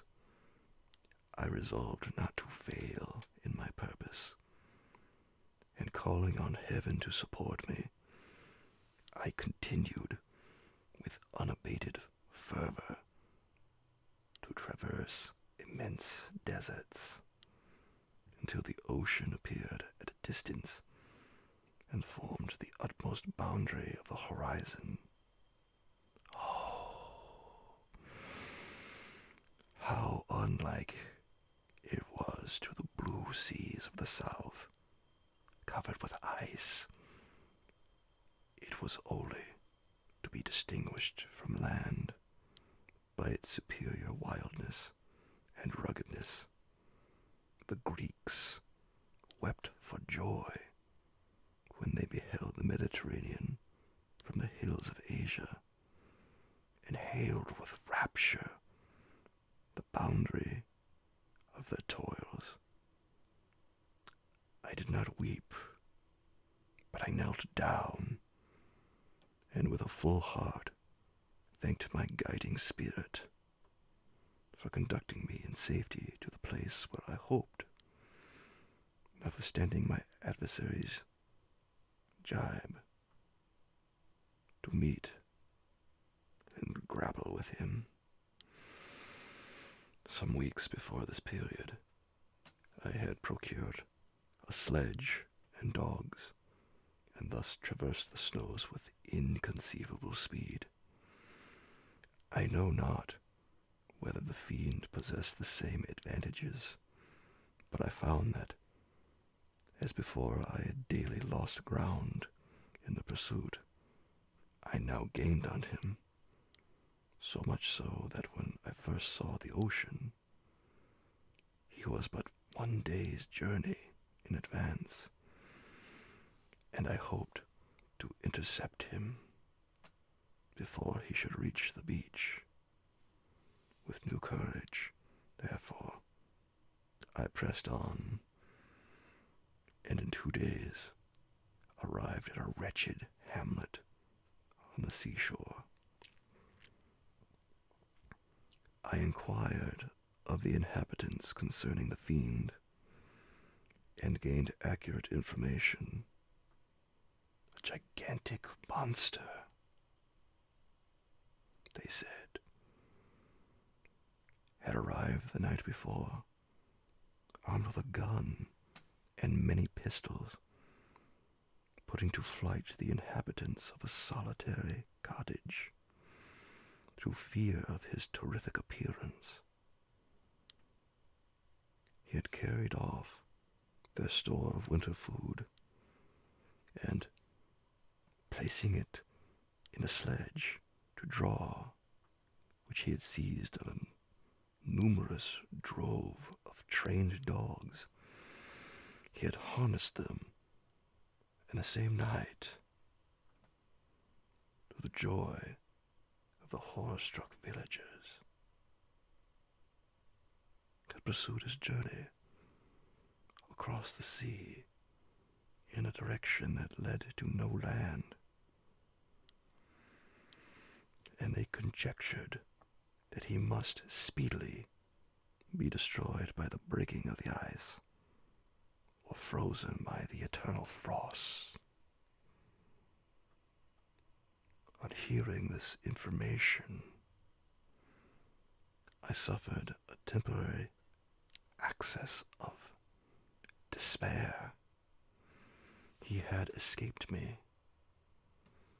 and I must commence a destructive and almost endless journey across the mountainous ices of the ocean, amidst cold that few of the inhabitants could long endure, which I, the native of a genial and sunny climate, could not hope to survive at the idea that the fiend should live and be triumphant. My rage and vengeance returned, and like a mighty tide, overwhelmed every other feeling. After a slight repose, during which the spirits of the dead hovered around and instigated me to toil and revenge, I prepared for my journey. I exchanged my land sledge for one fashioned for the inequalities of the frozen ocean, and purchasing a plentiful stock of provisions, I departed from land.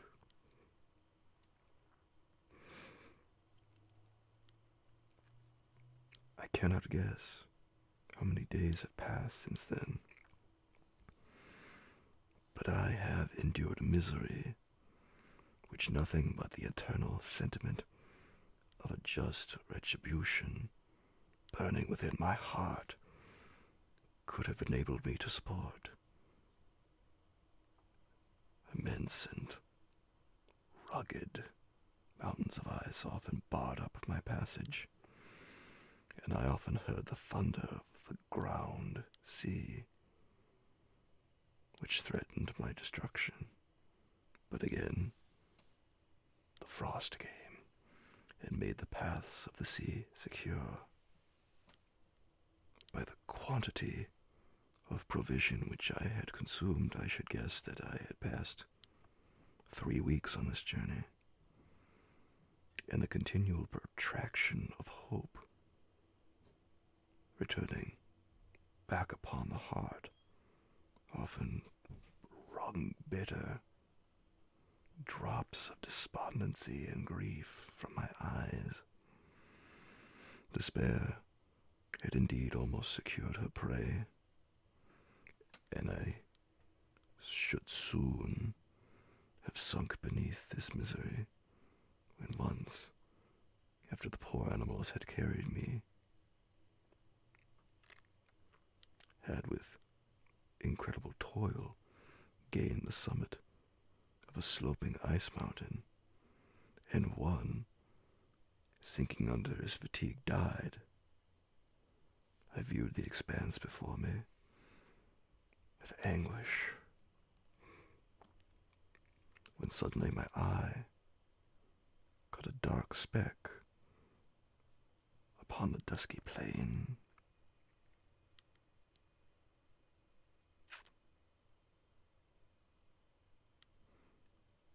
I strained my sight to discover what it could be, and uttered a wild cry of ecstasy when I distinguished a sledge and the distorted proportions of a well-known form within. Oh, with what a burning gush did hope revisit my heart. Warm tears filled my eyes, which I hastily wiped away, that they might not intercept the view I had of the demon.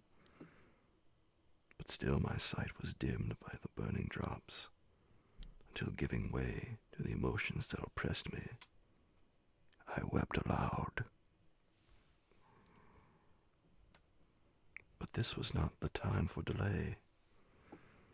I disencumbered the dogs of their dead companion, gave them a plentiful portion of food, and after an hour's rest, which was absolutely necessary, and yet which was bitterly irksome to me, I continued my route. The sledge was still visible, nor did I again lose sight of it, except at the moments when, for a short time, some ice rock concealed it with its intervening crags. I indeed perceptibly gained on it, and when, after 2 days' journey, I beheld my enemy at no more than a mile distant,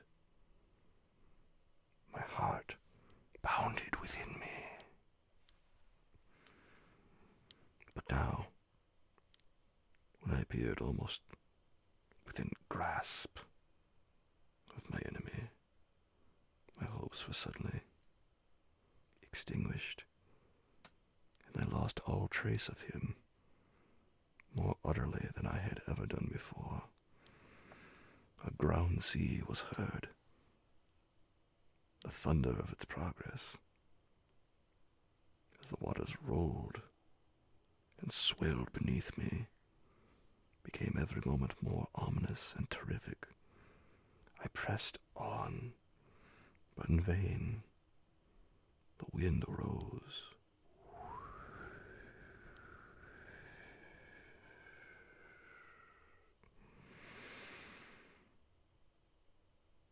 The sea roared, and, as with the mighty shock of an earthquake, it split and cracked with a tremendous and overwhelming sound. The work was soon finished. In a few minutes, the tumultuous sea rolled between me and my enemy, and I was left drifting on a scattered piece of ice that was continually lessening and thus preparing for me a hideous death. In this manner, many appalling hours passed. Several of my dogs died, and I myself was about to sink under the accumulation of distress, when I saw your vessel riding at anchor and holding forth to me hopes of succor and life. I had no conception that vessels ever came so far north, and was astounded at the sight. I quickly destroyed part of my sledge to construct oars, and by these means was enabled, with infinite fatigue, to move my ice raft in the direction of your ship. I had determined, if you were going southward, still to trust myself to the mercy of the seas, rather than abandon my purpose. I hoped to induce you to grant me a boat with which I could still pursue my enemy. But your direction was northward. You took me on board when my vigor was exhausted, and I should soon have sunk under my multiplied hardships into a death, which I still dread, for my task is unfulfilled. Oh, when will my guiding spirit, in conducting me to the demon, allow me the rest I so much desire? Or must I die and he yet live? If I do, swear to me, Walden, that he shall not escape, that you will seek him and satisfy my vengeance in his death. Yet, do I dare ask you to undertake my pilgrimage, to endure the hardships that I have undergone? No, I am not so selfish. Yet when I am dead, if he should appear, if the ministers of vengeance should conduct him to you, swear that he shall not live.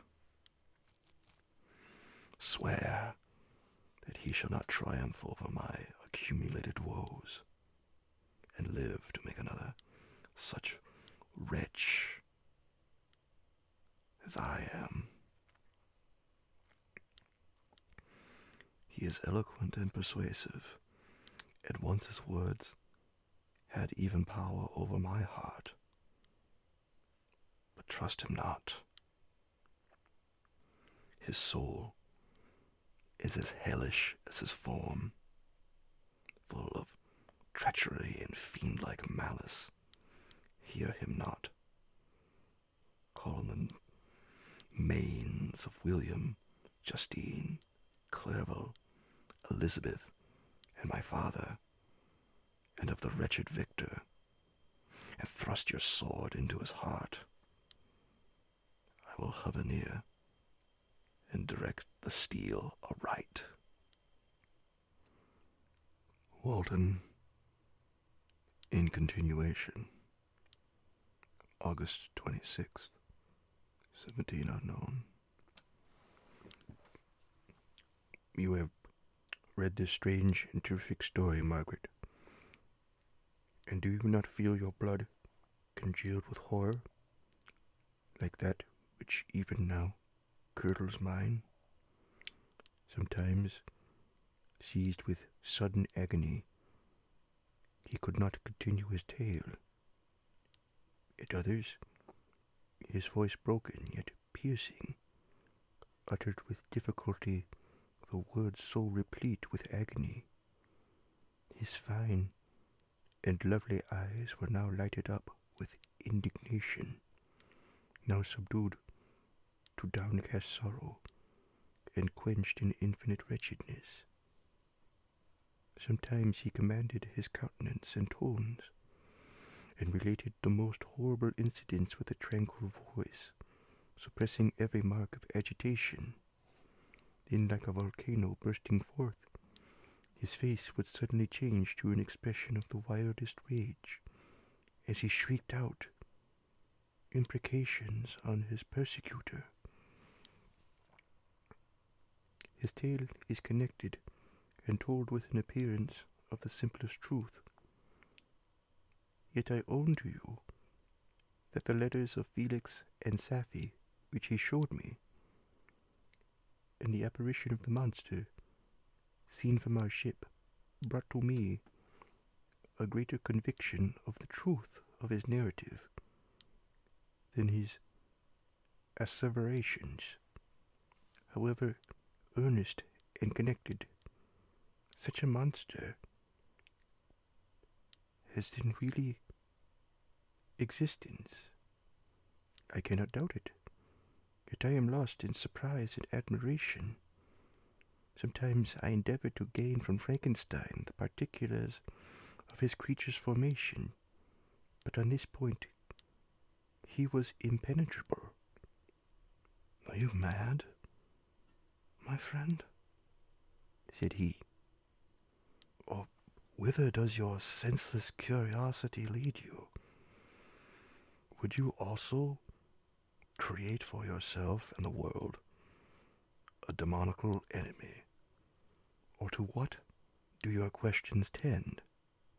Peace, peace. Learn my miseries, and do not seek to increase your own. Frankenstein discovered that I made notes concerning his history. He asked to see them, and then himself corrected and augmented them in many places, but principally in giving the life and spirit to the conversations he held with his enemy. Since you have preserved my narration, said he, I would not that a mutilated one should go down to posterity. Thus has a week passed away, while I have listened to the strangest tale that ever imagination formed. My thoughts and every feeling of my soul have been drunk up by the interest for my guest, which this tale, in his own elevated and gentle manners, have created. I wish to soothe him, yet can I counsel one so infinitely miserable, so destitute of every hope of consolation to live? Oh no! The only joy that he can now know will be when he composes his shattered feelings to peace and death. Yet he enjoys one comfort, the offspring of solitude and delirium. He believes that when in dreams he holds converse with his friends and derives from that communion consolation for his miseries or excitements to his vengeance, that they are not the creations of his fancy, but the real beings who visit him from the regions of a remote world.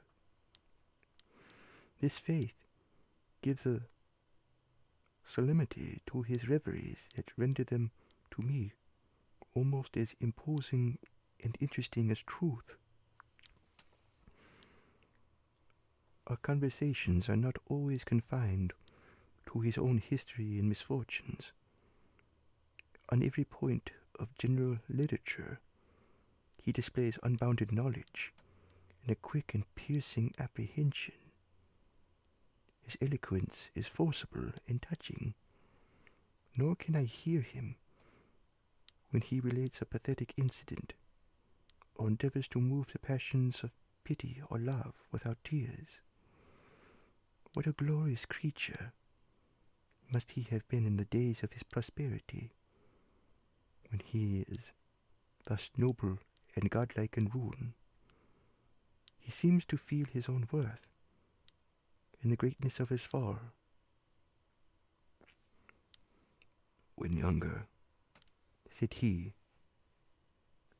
I felt as if I were destined for some great enterprise.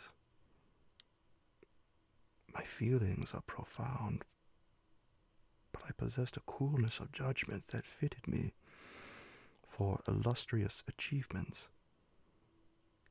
This sentiment of the worth of my nature supported me when others would have been oppressed, for I deemed it criminal to throw away in useless grief those talents that might be useful to my fellow creatures.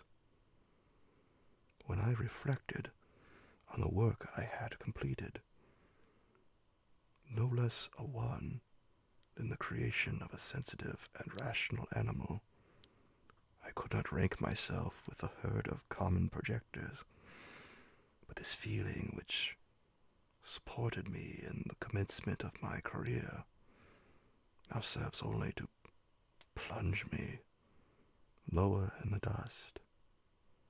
All my speculations and hopes are as nothing, and like the archangel who aspired to omnipotence, I am chained in eternal hell, My imagination was vivid, yet my powers of analysis and application were intense.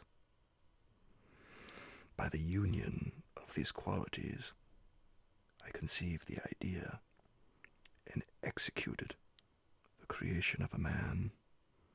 Even now I cannot recollect without passion my reveries while the work was incomplete. I trod heaven in my thoughts, now exulting in my powers, now burning with the idea of their effects. From my infancy I was imbued with high hopes and a lofty ambition. But how I am sunk! Oh, my friend, if you had known me as I once was, you would not recognize me in this state of degradation. Despondency rarely visited my heart. A high destiny seemed to bear on me until I fell, never, never again to rise. Must I then lose this admirable being? I have longed for a friend. I have sought one who would sympathize with and love me. Behold, on these desert seas I have found such a one.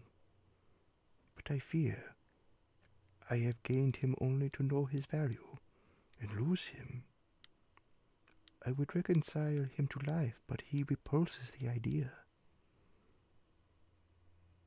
I thank you, Walton, he said, for your kind intentions toward so miserable a wretch. But when you speak of new ties and fresh affections, think you that any can replace those who are gone? Can any man be to me as Clerval was, or any woman another Elizabeth? Even where the affections are not strongly moved by any superior excellence, the companions of our childhood always possess a certain power over our minds, which hardly any later friend can obtain. They know our infantine dispositions, which, however they may be afterwards modified, are never eradicated, and they can judge of our actions with more certain conclusions as to the integrity of our motives. A sister or a brother can never, unless indeed such symptoms have been shown early, suspect the other of fraud or false dealing, when another friend, however strongly he may be attached, may, in spite of himself, be invaded with suspicion. But I enjoyed friends, dear not only through habits and association,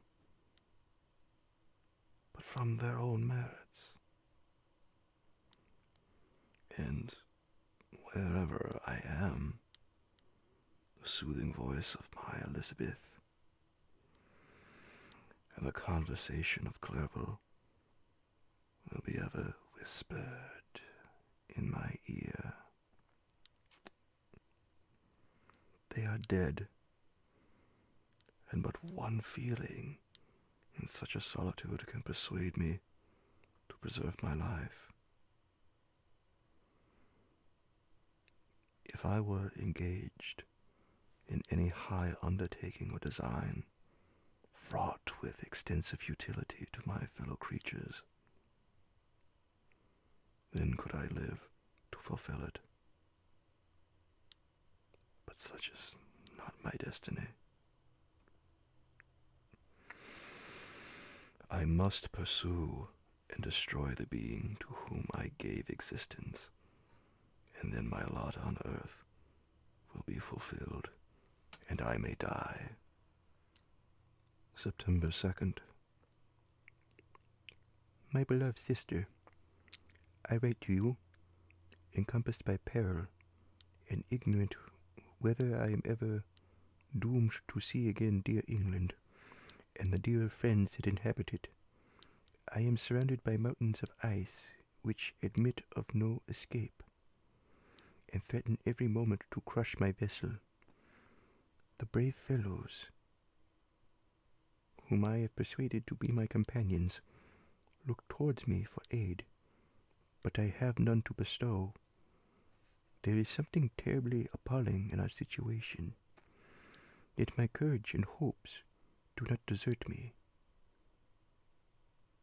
We may survive, and if we do not, I will repeat the lessons of my Seneca, and die with a good heart. Yet what, Margaret, will be the state of your mind? You will not hear of my destruction, and you will anxiously await my return. Years will pass, and you will have visitings of despair, and yet be tortured by hope. Oh, my beloved sister, the sickening failings of your heartfelt expectations are in prospect, more terrible to me in my own death. But you have a husband and lovely children. You may be happy. Heaven bless you, and make you so. My unfortunate guest regards me with the tenderest compassion. He endeavors to fill me with hope, and talks as if life were a possession which he valued. He reminds me how often the same accidents have happened to other navigators who have attempted this sea, and in spite of myself, he fills me with cheerful auguries. Even the sailors feel the power of his eloquence. When he speaks, they no longer despair.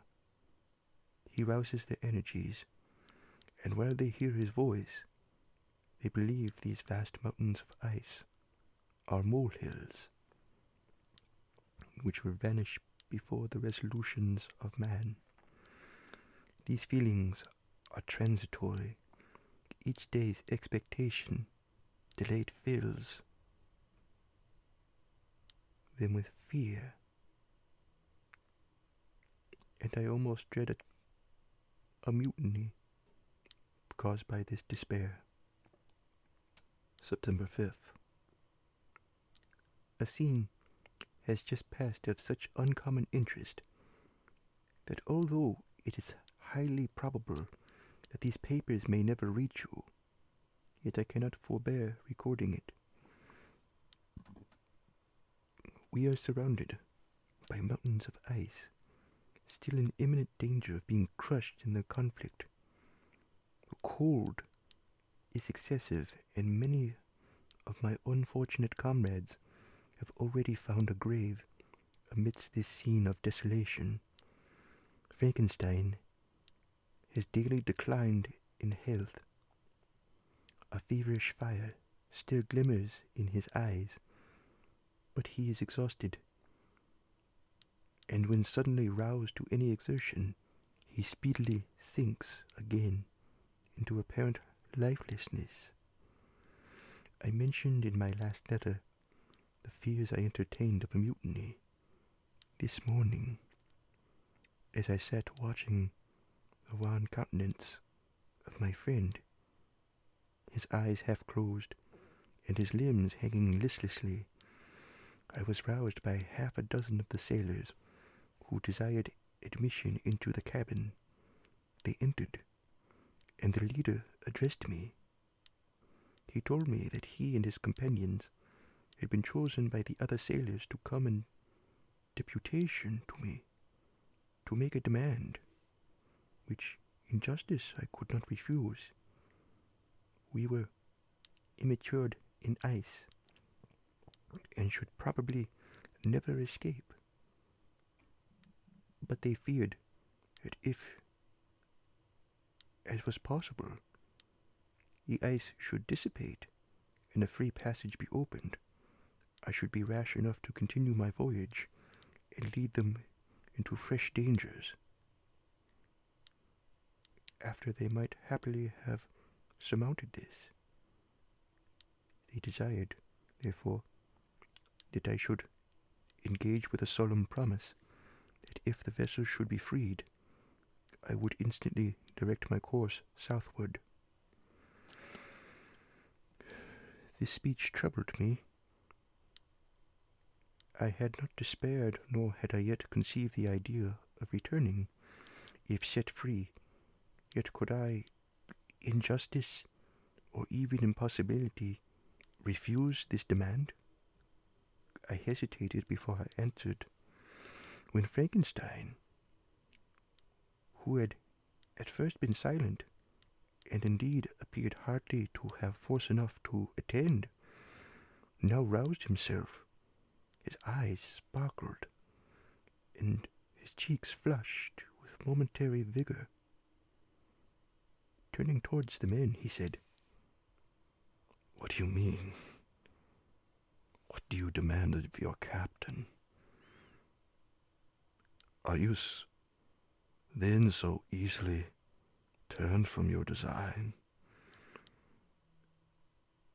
Did you not call this a glorious expedition? And wherefore was it glorious? Not because the way was smooth, placid as a southern sea, but because it was full of dangers and terror. Because at every new incident, your fortitude was to be called forth, and your courage exhibited, because danger and death surrounded, and these dangers you were to brave and overcome. For this was it a glorious, for this it was an honorable undertaking. You were hereafter to be hailed as the benefactors of your species, your name adored as belonging to brave men who encountered death for honor and the benefit of mankind. And now, behold, with the first imagination of danger, or if you will, the first mighty and terrific trial of your courage, you shrink away and are content to be handed down as men who had not strength enough to endure cold and peril. And so, poor souls, they were chilly and returned to their warm firesides. Why, that requires not this preparation. Ye need not have come thus far and dragged your captain to the shame of a defeat, merely to prove yourselves cowards. Oh, be men or be more than men. Be steady to your purposes and firm as a rock. This ice is not made of such stuff as your hearts might be. It is mutable, cannot withstand you, if you say that it shall not. Do not return to your families with the stigma of disgrace marked on your brows. Return as heroes who have fought and conquered, and who know not what it is to turn their backs on the foe.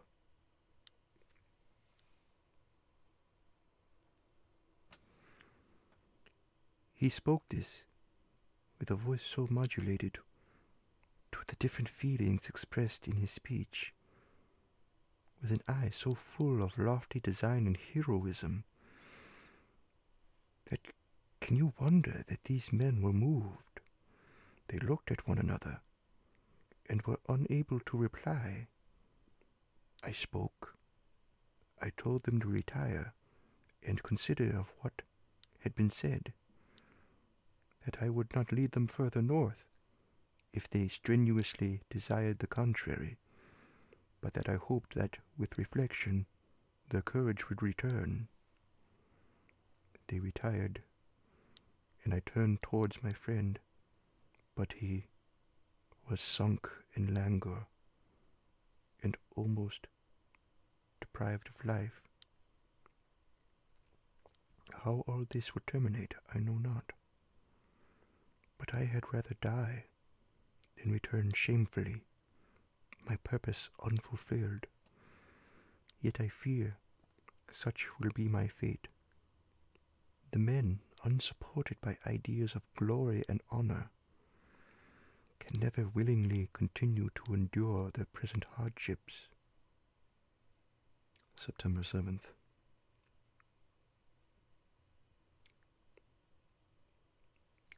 The die is cast. I have consented to return if we are not destroyed. Thus are my hopes blasted by cowardice and indecision. I come back ignorant and disappointed. It requires more philosophy than I possess to bear this injustice with patience. September 12th. It is past. I am returning to England. I have lost my hopes of utility and glory. I have lost my friend, but I will endeavor to detail these bitter circumstances to you, my dear sister. And while I am wafted towards England and towards you, I will not despond. September 19th, the ice began to move, and roarings like thunder were heard at a distance, as the island split and cracked in every direction. We were in the most imminent peril, but as we could only remain passive, my chief attention was occupied by my unfortunate guest, whose illness increased in such a degree that he was entirely confined to his bed. The ice cracked beneath us, and was driven with force towards the north. A breeze sprung from the west, and on the 11th, the passage between the south became perfectly free.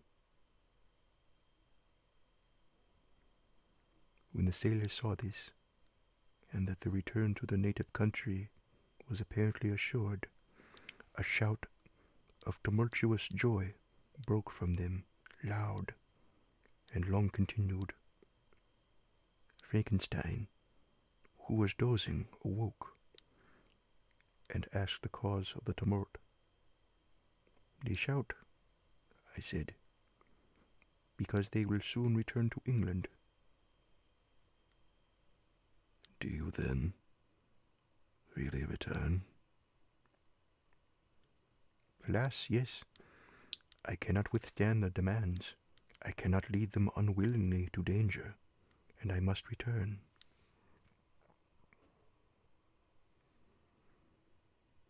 "Do so, if you will, but I will not.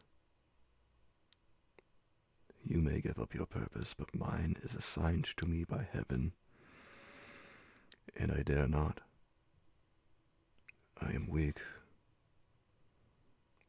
but surely the spirits who assist my vengeance will endow me with sufficient strength." Saying this, he endeavored to spring from the bed, but the exertion was too great for him. he fell back and fainted. It was long before he was restored, and I often thought that life was entirely extinct. At length he opened his eyes, but he breathed with difficulty and was unable to speak. The surgeon gave him a composing draught and ordered us to leave him undisturbed. In the meantime, he told me that my friend had certainly not many hours to live. His sentence was pronounced, and I could only grieve and be patient. I sat by his bed watching him. His eyes were closed, and I thought he slept. But presently he called to me in a feeble voice, and bidding me come near, said, Alas, the strength I relied on is gone. I feel that I shall soon die. And he, my enemy and persecutor, may still be in being. Think not, Walton, that in the last moments of my existence I feel that burning hatred and ardent desire of revenge I once expressed. But I feel myself justified in desiring the death of my adversary. During these last days, I have been occupied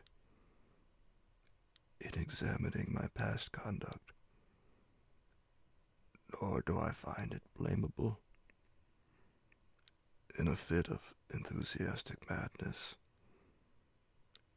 I created a rational creature and was bound towards him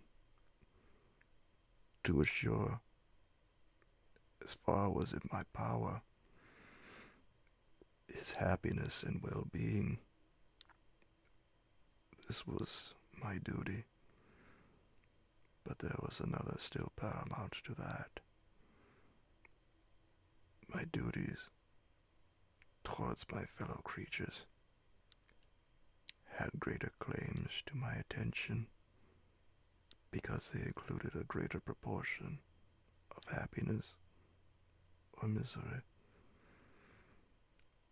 Urged by this view, I refused, and I did right in refusing to create a companion for the first creature. He showed unparalleled malignity and selfishness. In evil, he destroyed my friends. He devoted to destruction beings who possessed exquisite sensations, happiness, and wisdom. Nor do I know where this thirst for revenge may end. Miserable himself, that he may render no other wretched. He ought to die. The task of his destruction was mine, but I have failed. When actuated by selfish and vicious motives, I asked you to undertake my unfinished work, and I renew this request now, when I am only induced by reason and virtue. Yet I cannot ask you to renounce your country and friends to fulfill this task. And now that you are returning to England, you will have little chance of meeting with him. But the consideration of these points, and the well-balancing of what you may esteem your duties, I leave to you. My judgment and ideas are already disturbed by the near approach of death. I dare not ask you to do what I think right, for I may still be misled by passion. That he should live to be an instrument of mischief disturbs me. In other respects, this hour, when I momentarily expect my release, is the only happy one which I have enjoyed for several years. The forms of the beloved dead fled before me, and I hastened to their arms. Farewell, Walton. Seek happiness in tranquility, and avoid ambition, even if it be only the apparently innocent one of distinguishing yourself in science and discoveries. Yet why do I say this? I have myself been blasted to these hopes. Yet another may succeed. His voice became fainter as he spoke, and at length, exhausted by his effort, he sunk into silence. About half an hour afterwards, he attempted again to speak, but was unable. He pressed my hand feebly, and his eyes closed forever, while the irradiation of a gentle smile passed away from his lips. Margaret, what comment can I make on the untimely extinction of this glorious spirit? What can I say that will enable you to understand the depth of my sorrow? All that I should express would be inadequate and feeble. My tears flow. My mind is overshadowed by a cloud of disappointment. But I journey towards England, and I may there find consolation. I am interrupted. What do these sounds portend? It is midnight. The breeze blows fairly.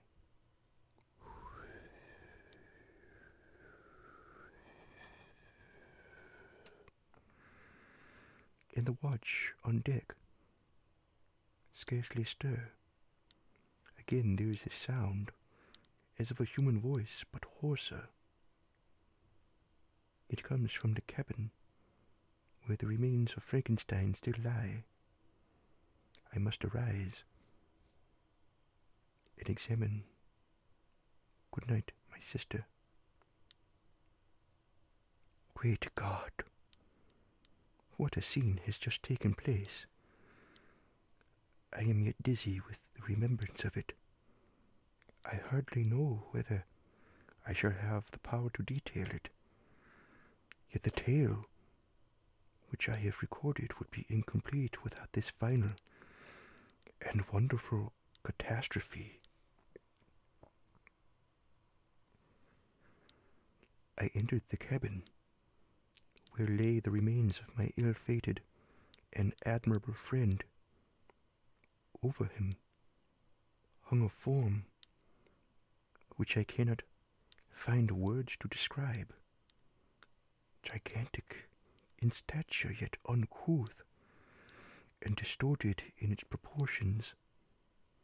As he hung over the coffin, his face was concealed by long locks of ragged hair, but one vast hand was extended, in color and apparent texture like that of a mummy. When he heard the sound of of my approach. He ceased to utter exclamations of grief and horror, and sprung towards the window. Never did I behold a vision so horrible as his face, of such loathsome yet appalling hideousness. I shut my eyes involuntarily, and endeavored to recollect what were my duties with regard to this destroyer. I called on him to stay. He paused, looking on me with wonder, and again turning towards the lifeless form of his creator. He seemed to forget my presence, and every feature and gesture seemed instigated by the wildest rage of some uncontrollable passion. That is also my victim, he exclaimed. In his murder, my crimes are consummated. The miserable series of my being is wound to its close.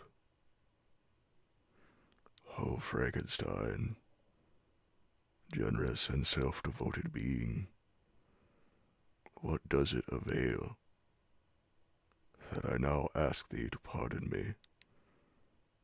I, who irretrievably destroyed thee, by destroying all thou lovest. Alas, he is cold. He may not answer me.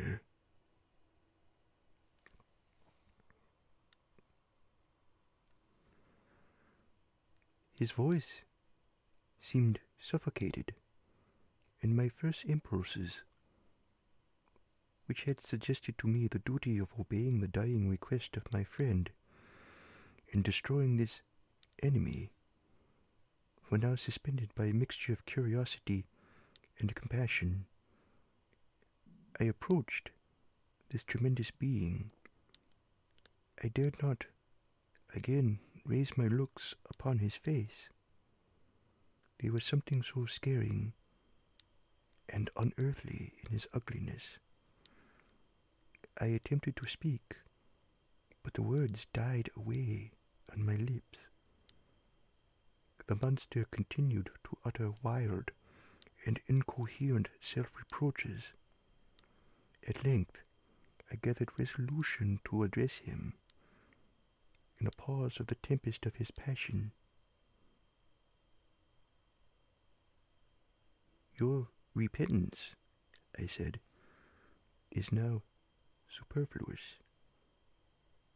If you had listened to the voice of conscience and heeded the stings of remorse before you had urged your diabolical vengeance to this extremity, Frankenstein would yet have lived. And do you dream? Said the demon. Do you think that I was then dead to agony and remorse? He continued, pointing to the corpse. He suffered not more in the consummation of the deed. Oh, not the 10,000th portion of the anguish that was mine during the lingering detail of its execution. A frightful selfishness hurried me on, while my heart was poisoned with remorse. Think ye that the groans of Clerval were music to my ears? My heart was fashioned to be susceptible of love and sympathy. And when wrenched by misery to vice and hatred, it did not endure the violence of the change without torture, such as you cannot even imagine. After the murder of Clerval, I returned to Switzerland, heartbroken and overcome. I pitied Frankenstein. My pity amounted to horror. I abhorred myself. But when I discovered that he, the author at once of my existence and of its unspeakable torments, dared to hope for happiness, that while he accumulated wretchedness and despair upon me, he sought his own enjoyment in feelings and passions from the indulgence of which I was forever barred, then impotent envy and bitter indignation filled me with an insatiable thirst for vengeance. I recollected my threat and resolved that it should be accomplished. I knew that I was preparing for myself a deadly torture, but I was the slave, not the master of an impulse, which I detested, yet could not disobey. Yet when she died, nay, then I was not miserable. I had cast off all feeling, subdued all anguish to riot in the excess of my despair. Evil thenceforth became my good. Urged thus far, I had no choice but to adapt my nature to an element which I had willingly chosen. The completion of my demoniacal design became an insatiable passion, and now it is ended. There is my last victim.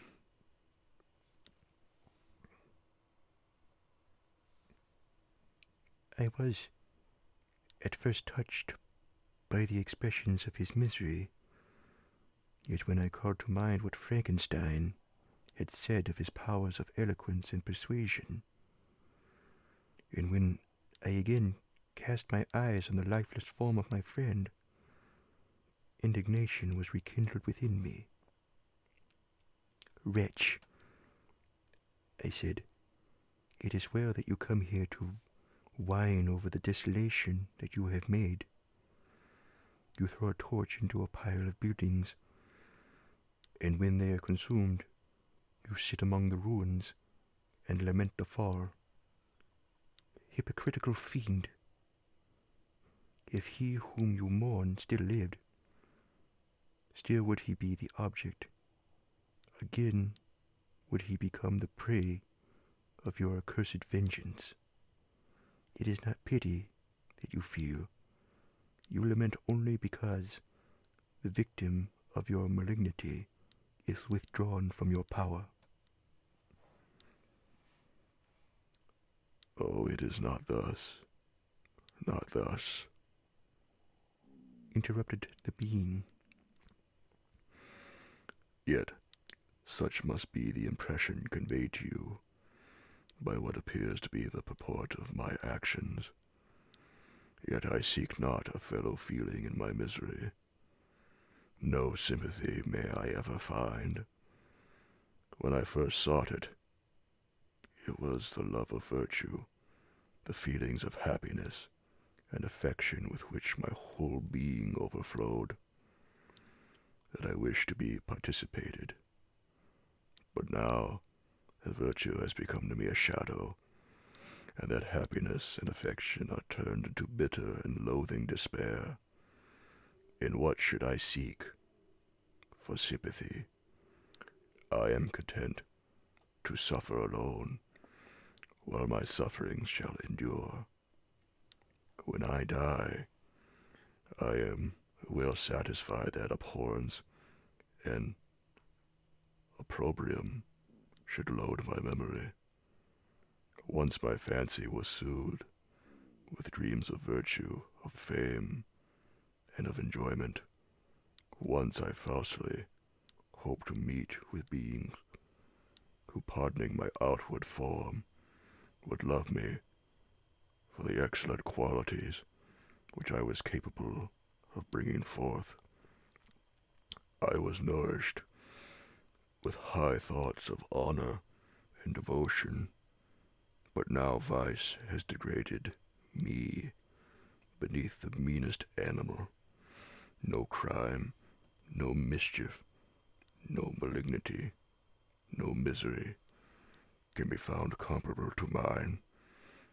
When I call over the frightful catalogue of my deeds, I cannot believe that I am he whose thoughts were once filled with sublime and transcendent visions of the beauty and the majesty of goodness. But it is even so. The fallen angel becomes a malignant devil, yet even that enemy of God and man had friends and associates in his desolation. I am quite alone. You, who call Frankenstein your friend, seem to have a knowledge of my crimes and his misfortunes, but in the detail which he gave you of them, he could not sum up the hours and months of misery which I endured, wasting in impotent passions. For whilst I destroyed his hopes, I did not satisfy my own desires. They were forever ardent and craving. Still I desired love and fellowship, and I was still spurned. Was there no injustice in this? Am I to be thought the only criminal, when all humankind sinned against me? Why do you not hate Felix, who drove his friend from his door with contumely? Why do you not execrate the rustic who sought to destroy the savior of his child? Nay, these are virtuous and immaculate beings. I, the miserable and the abandoned, am an abortion, to be spurned at and kicked and trampled on. Even now my blood boils at the recollection of this injustice. But it is true that I am a wretch. I have murdered the lovely and the helpless. I have strangled the innocent as they slept, and grasped to death his throat who never injured me or any other living thing. I have devoted my Creator, the select specimen of all that is worthy of love and admiration among men, to misery. I have pursued him even to that irremediable ruin. There he lies, white and cold in death. You hate me, but your abhorrence cannot equal that with which I regard myself. I look on the hands which executed the deed. I think on the heart in which the imagination of it was conceived, and long for the moment when they will meet my eyes, when it will haunt my thoughts no more. Fear not that I shall be the instrument of future mischief. My work is nearly complete. Neither yours nor any man's death is needed to consummate the series of my being and accomplish that which must be done, but it requires my own. Do not think that I shall be slow to perform this sacrifice. I shall quit your vessel on the ice raft which brought me hither, and shall seek the most northern extremity of the globe. I shall gather my funeral pile and consume to ashes this miserable frame. that its remains may afford no light to any curious unhallowed wretch who would create such another as I have been. I shall die.